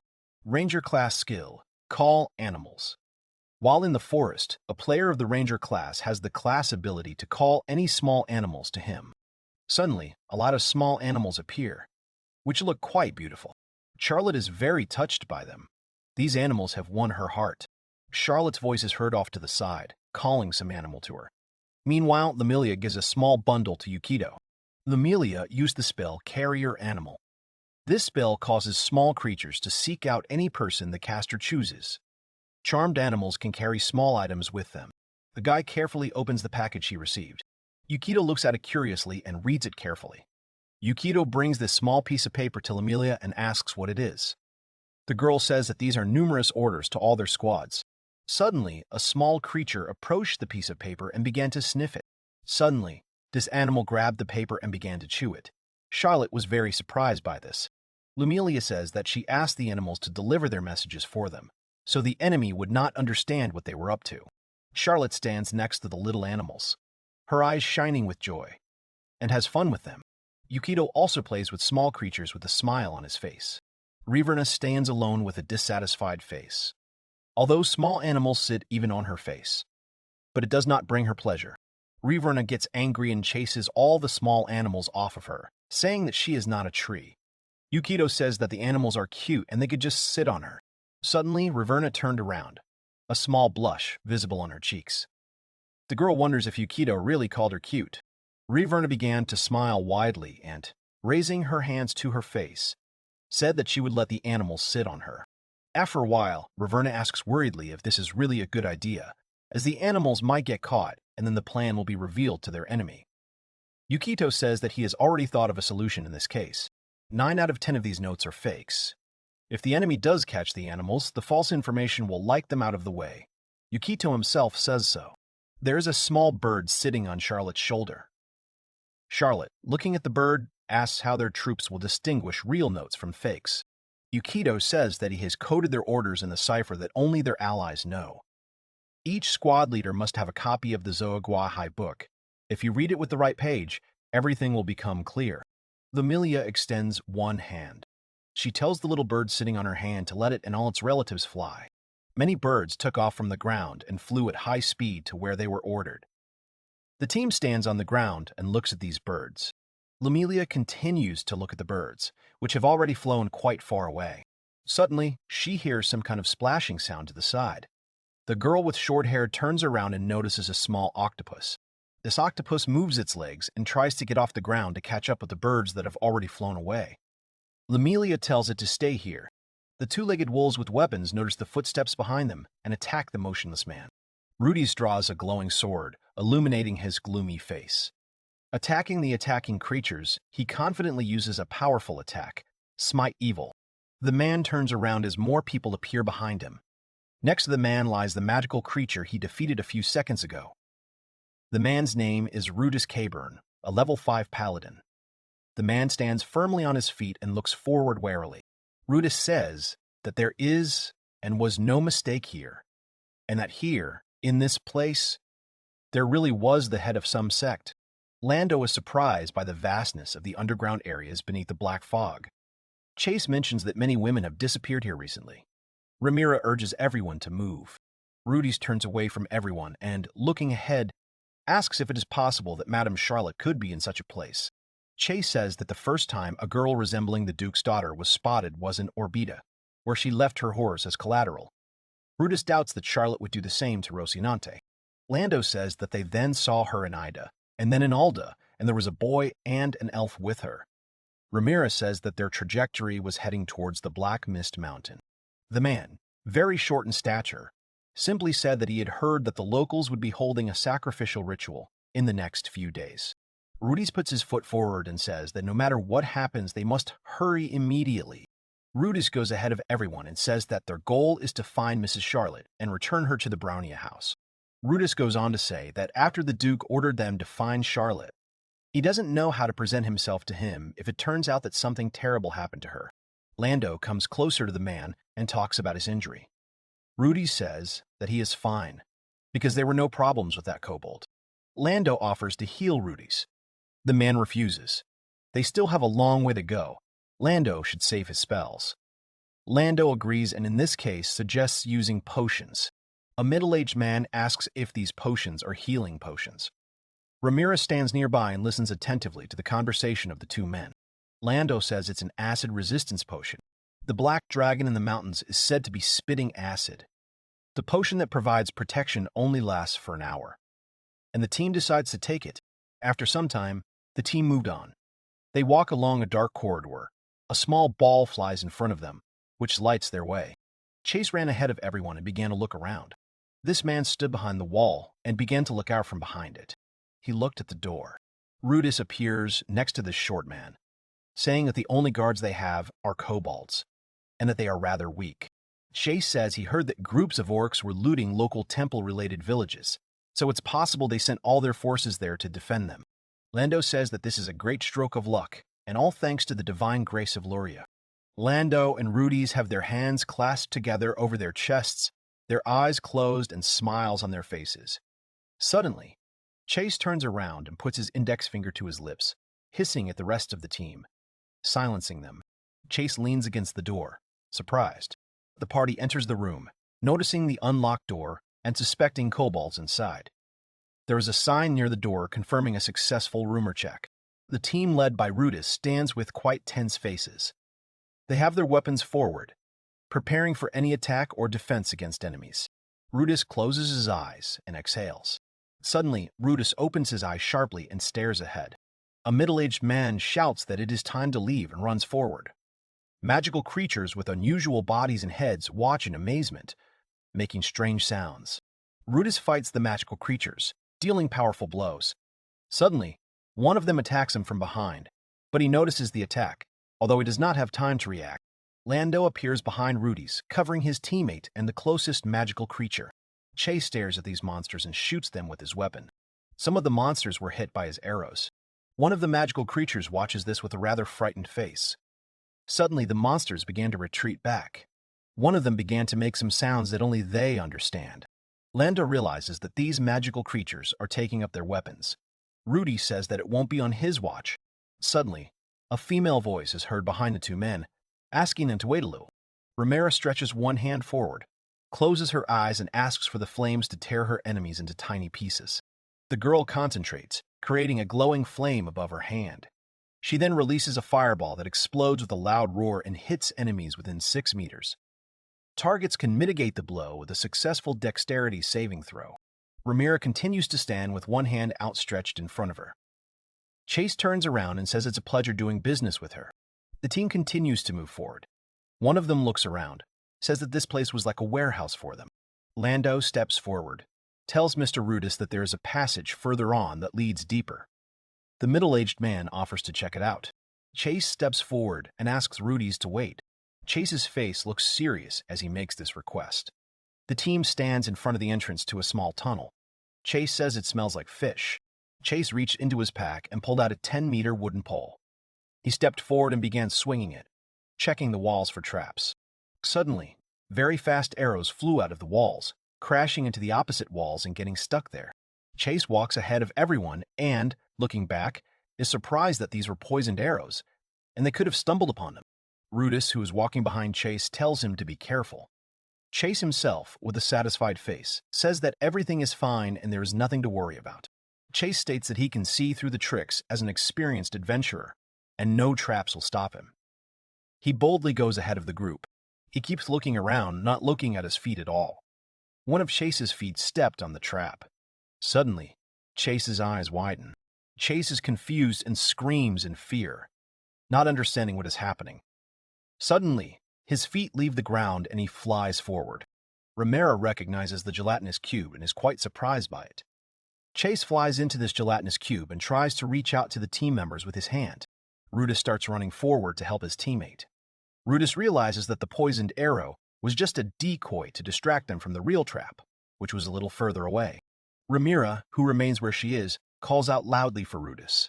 The team looks around and notices people in black cloaks quietly watching them from the top of the crates. One of the team members says that this is an ambush, and these people knew about their infiltration. The whole team stands in tense poses, ready to defend themselves from these people at any moment. The men in black robes put their hands forward. Rhaenyra orders her men to stand behind her. Suddenly, someone casts a fireball spell, sending it towards the team. But Rhaenyra remains in the foreground. The team is hit by the magic of the fireball, and they begin to burn alive, screaming loudly in pain. Unknown people continue to stand in their places and just watch. Rudis starts to crawl through the fire and shout for someone to wait for him. The man's face looks scared. Suddenly, Rhaenyra's hand appears from behind the fire. Rudis recognizes it and turns around. Rhaenyra calls the man by name. Rudis falls to the floor, face down. The man remembers the faces of all those who were alive just recently, namely Rhaenyra, Chase, and Lando. Suddenly, laughter is heard and Rudis raises his head. The stranger is surprised that Rudis is still alive and regrets his strength. He admits that he lured them into a trap, thinking himself a coward. Lando stands in front of Rudis, with a very strong fire burning behind him. Rudis is clearly surprised that a young guy is standing in front of him. Lando looks down at Rudis with disdain and says that he is alive because while everyone else was drinking acid resistance potions, he drank a fire resistance potions. Rudis looks in surprise at the boy standing there. Lando remembers something and shows a small pendant, saying that he won't need it anymore. The same thing that the guy threw away falls to the ground in front of Rudis. The middle-aged man looks at it in surprise. Rudis raises his head and starts screaming very angrily that Lando is a slimy piece of crap. Lando throws his head back and starts laughing really loudly, saying that Rudis needs to see his face right now. The middle-aged man does not believe this, because Master Lando is a leading figure in the House of Brania. He is a good priest who worships the divine light of Loria, just like him. Rudis raises his head again, calling Lando a scumbag and asking him who he really is. Lando starts to smile really wide and brings one of my hands up to his face, completely hiding his face. Rudis looks forward in surprise in the direction where the guy is and says that this can't be. A man with dark hair appears in the place where Lando stood just recently. Rudis recognizes him as a shapeshifter. The shapeshifter laughs, claiming that he enjoys the opportunity to take the lives of those who anger him with impunity. The man falls, blood pouring from his mouth. Suddenly, the changeling appears with a book floating above his palm. The changeling laughs and says that everything that was written in this thing turned out to be quite useful. The little book contains world statistics. The shapeshifter stands with one foot on a middle-aged man, fire blazing around them. Rudis, in a barely alive voice, begs forgiveness from Mrs. Charlotte. Meanwhile, the team of Yukito walks through the forest and doesn't even suspect anything. Charlotte continues to walk next to them with a rather tense face. In the Temple of Evil, in the underground altar, there is a man in black. Someone calls him the great goddess of death, Nephilia, and says that the cup of blood will soon be filled. Suddenly, this human skull starts talking and says that Mr. High Priest, but he doesn't have time to finish speaking because the priest interrupts him. The skull continues to say that this is Shamaiza, his master, the goblin shaman of Fort Amo. He wishes to speak with the man. The man with the pointy ears turns to the skull and asks about Shamaiza. He is concerned about the lack of news from Fort Amo. After stroking his wolf, he says thoughtfully, "Excellent," and leaves. This man entered one of the rooms where there was a mirror and came closer to it. The man stretches one hand forward, holding his staff in the other. Suddenly, the mirror begins to glow very brightly, but the man continues to stand in his place and does not move. A goblin appears in the mirror, looking ahead intently. This goblin offers his deepest apologies for the delay in reporting and addresses this man as Lord High Priest. The man tells the goblin to keep this apology to himself and asks why he hasn't been in touch. The goblin begins to tell that their fort was unexpectedly attacked by a small group of adventurers. It seemed like the kidnapping of local women has attracted too much attention. The Lord High Priest watches the goblin closely and asks him if he dealt with those adventurers without any mercy. Goblin admits that they suffered heavy losses and were forced to abandon the fort. If they stayed there, they risked losing all the terrorist hostages they had captured. The High Priest says the fort is of no importance. Eventually, the entire kingdom will be consumed by death and ruin when the ritual is completed. The High Priest turns to the goblin again and asks him to tell him about the sacrifices. Will they be able to deliver someone to him in time? After all, there is not much time left. The goblin assures that he will make it in time, and his troops are already marching through the mountains of black fog. By the full moon, he will have provided the required number of victims. The priest warns that otherwise the goblin's head will be at risk. The goblin states that he understands the High Priest and suddenly remembers something important. He asks to tell the priest that it seems that the kingdom of Renabal has sent rat spies into his entourage. Suddenly, the High Priest suddenly opens his eyes and stares intently at where the goblin is. The goblin goes on to say that when they were torturing the adventurers who attacked their fort, one of them spoke. The goblin continues to say that it looks like he didn't know who it was, but the goblin fears that the rat may be hunting the High Priest's life. The goblin begins to disappear in the mirror and asks the master to be extremely careful. The High Priest stands in front of the mirror for some time. His animal continues to stand next to him. The High Priest thinks about what the goblin told him, namely about the rats in the kingdom. The High Priest realizes that there are spies among them. The High Priest looks at his animal, which has begun to growl. The priest begins to pet his wolf and says that he thought he had already turned all the suspects into dog food. Suddenly, someone's leg appears on the High Priest's back, wrapped in various iron armor. A shapeshifter appears. He says, smiling, that he got rid of Brawnia's dogs that were prowling around. Unexpectedly, Rudis's head appears in the hands of the shapeshifter, which he holds by the hair.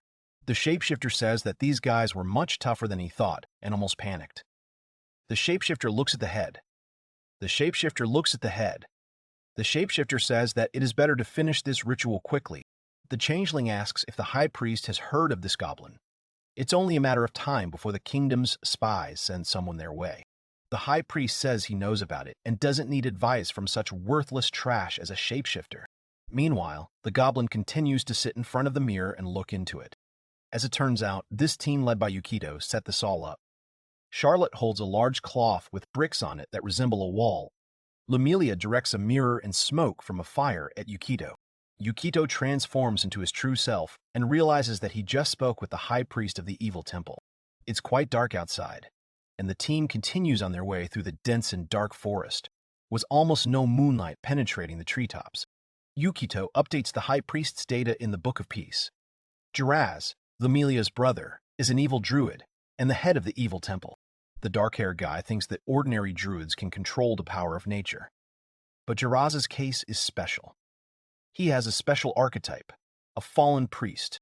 Although the fallen priest loses some of the druid's abilities, he gains the ability to corrupt the earth and control animal corpses in their place. This is similar to necromancy as a class. Lumilia's brother is level 6, which is almost twice as much as everyone else. He is an elf, so his natural health is not that high, but he is still stronger than them in terms of strength. In the eternal world, even one level matters a lot. In fact, someone who is just one level higher than you may well be a completely different species. The only reason they were able to defeat Lang, who was a level higher, theirs is that he managed to create him by surprise. With a difference of one level, such a strategy may be enough, but with a difference of 3 or more levels, it will be difficult. Charlotte approaches the guy with dark hair and turns to him and asks him to answer a question. The girl asks for information about the kingdom's spies infiltrating the Temple of Your Evil. Charlotte wonders how Yukito knows about this. Reverna, hearing Charlotte's question, stopped, turned to the guy and said, since Charlotte mentioned it, she also asked how the guy knew about it. The young man looks up and through with a bored look. Says that he made it all up.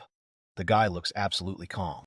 The girls are surprised by Yukito's answer, who explains that the heads of dictatorial organizations always have trust issues and are suspicious of everyone around them. By achieving power through lies and betrayal, such leaders believe that those around them do the same. Over time, they eliminate even competent subordinates, seeing them as a threat. And no matter what the evidence, it is enough to just plant the smallest seed of doubt in their minds, and it will grow. Soon he will begin to doubt every person around him. Reverna says that makes sense. She heard that the man killed more than a few of his own men. Yukito goes on to say that he also placed several hints of traitorous actions within his organization in some of the scattered fake instructions. Yukito can't say how effective it will actually be. But even if it's just one comment, if the hint of betrayal can bring chaos to our enemies, he's willing to try. Yukito himself says that he is sure that it is only a matter of time before they discover that the Goblin King has already taken his life. Charlotte asks everyone to stop and calms the Amelia down. Yukito turns to her and apologizes, remembering that the priest is her brother. Reverna is dissatisfied with the little information she has received and wonders why Yukito has not learned more. He explains that it could have revealed their identities. The young man is certain that the Black Dragon has no obvious weaknesses. The guy understands what the girl is getting at. He would gladly find out more information about the Santa from him, but it would be too suspicious. The team continues on their way, going deeper and deeper into the dense and dark forest. Unexpectedly true, she notices something and stops in her tracks, her eyes wide open, as is her mouth. Someone from the team says that they have passed the forest. The guy with dark hair stands with a lantern and holds it out in front. He looks at her in surprise. All the team members are standing at the threshold of the cemetery. Charlotte asks if it is all creepy because the air is filled with miases of the black mountain cat. Yukito himself says that they should not stay here for long. Suddenly the whole team stops and tenses up. They are ready to start attacking and defending. Someone from the team says that something is coming. A little further away from the team, dead people start crawling out from under the ground. Someone from the team is surprised that these are the living dead. The team encountered zombies. Yukito says that each of the zombies is on the first level, but there are only 6 of them. He thinks that they can handle it. Somewhere a little further away, a large and tall black shadow appears. Yukito recognizes this monster. 3 of the team notices this and, surprised, frightened, look forward. The dark-haired guy recognizes the monster as a lich. The monsters continue to advance towards the guy, and the guy himself froze in place from fear. The team continues to stand still as the people who have already lost their lives approach them. Yukito stands and looks forward in fear. He denies that his greatest enemy is the lich. Some say it is a necromancer. A necromancer is an undead in the He Who Was a Mage trope assembly. They often make their home in burial mounds and cemeteries and usually command a troop of other lower-level undead. Yukito realizes that the 4th-level undead are dangerous, but not as dangerous as the lich. However, he cannot relax. The zombies attack, making eerie sounds. Charlotte starts one attack all undead and, using class skill War Cleave. If you kill an enemy with this move, there is a chance to inflict the same amount of freak to the nearest enemy. Lumelia starts shooting her bow and hits several dead people. She doesn't kill them, they just move back. The dark-haired guy says that regular arrows are less effective against the undead. Reverna steps forward and tells everyone to stand back, because this is her job. Usually, priests have an advantage against the undead. A boy criticizes a female priestess for failing to exorcise the undead, which upsets her. The undead approach from behind, and Yukito warns her. The girl turns around and uses Turn Undead. Raverna looks pleased with what she did. The girl begins to strike many blows to all the undead that surrounded her. In the end, the girl, of course, won. The girl stood on the ground and, leaning on her weapon, said that this is how the undead are driven out in the style of an evil priest. The main monster begins to sing, attracting the attention of the team. More dead creatures appear from underground, making eerie, loud sounds similar to a roar. Charlotte is surprised that this main monster has summoned more undead. Raverna says that this will never end, so the leader must be destroyed. Yukito realizes that there is something very strange in this place. Charlotte does not understand what is happening and looks ahead in surprise. Suddenly, the guy starts shouting for everyone to leave the affected area. Suddenly, from the group of monsters that stood there, they screamed. A little further away from the team, an aura of fear appears. The entire team begins to tremble in fear. Even the horse throws off its bridle and, having failed its saving throw, rushes away into the forest. Charlotte calls out to him in despair, not believing what is happening. Lumilia sits on the floor and holds her head. The young man thinks about how animals are especially susceptible to the panic effect. Charlotte, who is standing behind the boy, calls his name. Yukito understands that if they do nothing, something terrible will happen. The squad stands in the middle of the clearing while the monsters approach them. If they do nothing, their squads will completely collapse. The team continues to stand in a small clearing, surrounded by the same undead that crawled out from under the ground. Yukito realizes the panic lasts from 1 to 6 rounds, and now their squad has lost a powerful tank, which completely changes the situation. Charlotte continues to sit next to the Elven one and tell her that everything is fine. Lumilia herself is shaking very much from fear. Charlotte uses Heroim's aura. Paladins gain a +4 faith bonus on saves against fear, and by completing one action, the paladin can heal all allies from the frightened status within 1.5 meters. Suddenly, the elf stops slowly rising and removing her hands from her face, straightening up completely.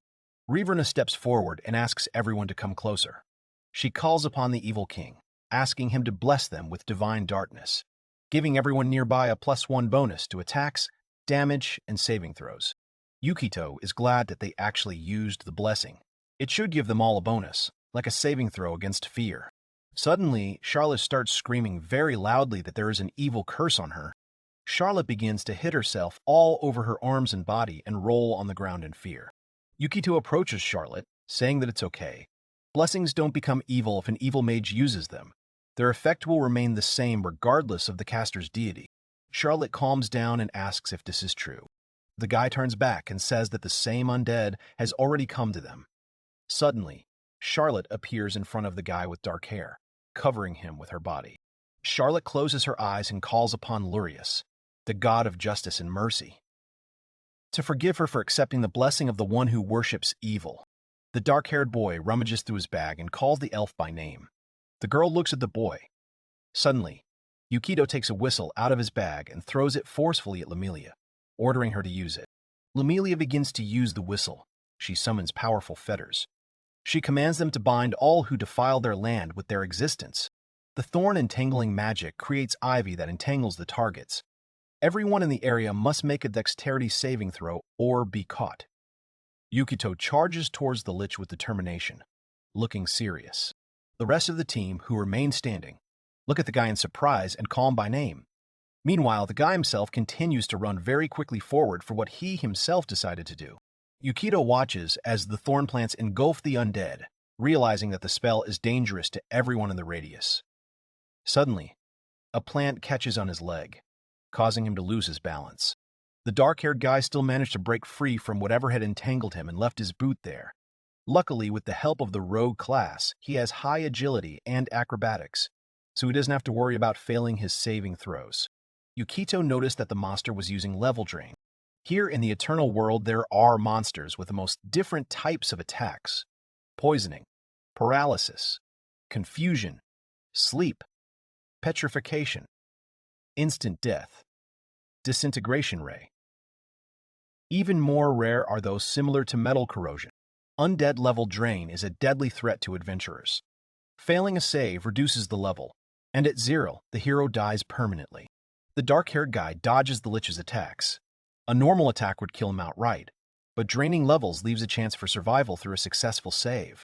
Yukito has the third level, giving a chance to survive even with 2 failures. The Black Lich grabs the guy in the glove. Charlotte, trapped, calls for help. The young man realizes the need for action. The boy successfully escapes and wounds the Lich, but falls. The Lich retreats and makes sounds, presumably summoning undead. The Lich continues to make strange sounds. The young man looks at it carefully, guessing that this is not a summoning of the undead, but something else.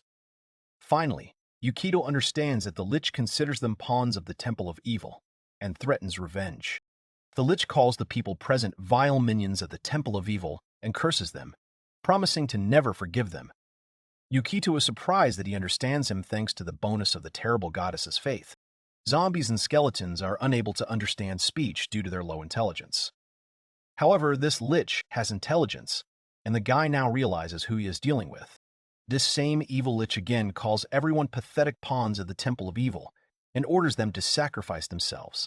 Yukito stretches out one hand forward and asks this Lich to stand still for a bit and wait. The monster itself looks surprised by such a request. Yukito realizes and understands that the Lich heard him and even understood him, and it seems that this terrible bonus of faith is worth at least something. The young man drools heavily and understands that now he is either doomed or lost. The young man begins to say in the language of that very Lich that they are enemies of the Temple of Evil. The Lich screams loudly, enraged by the youth's words, accusing him of lying. The screams become louder, and the Lich orders the undead to attack the arriving group. The dark-haired guy understands that it is all useless because this Lich's hatred for the Temple of Evil is too great. The only thing that Yukito does not understand is why he heals.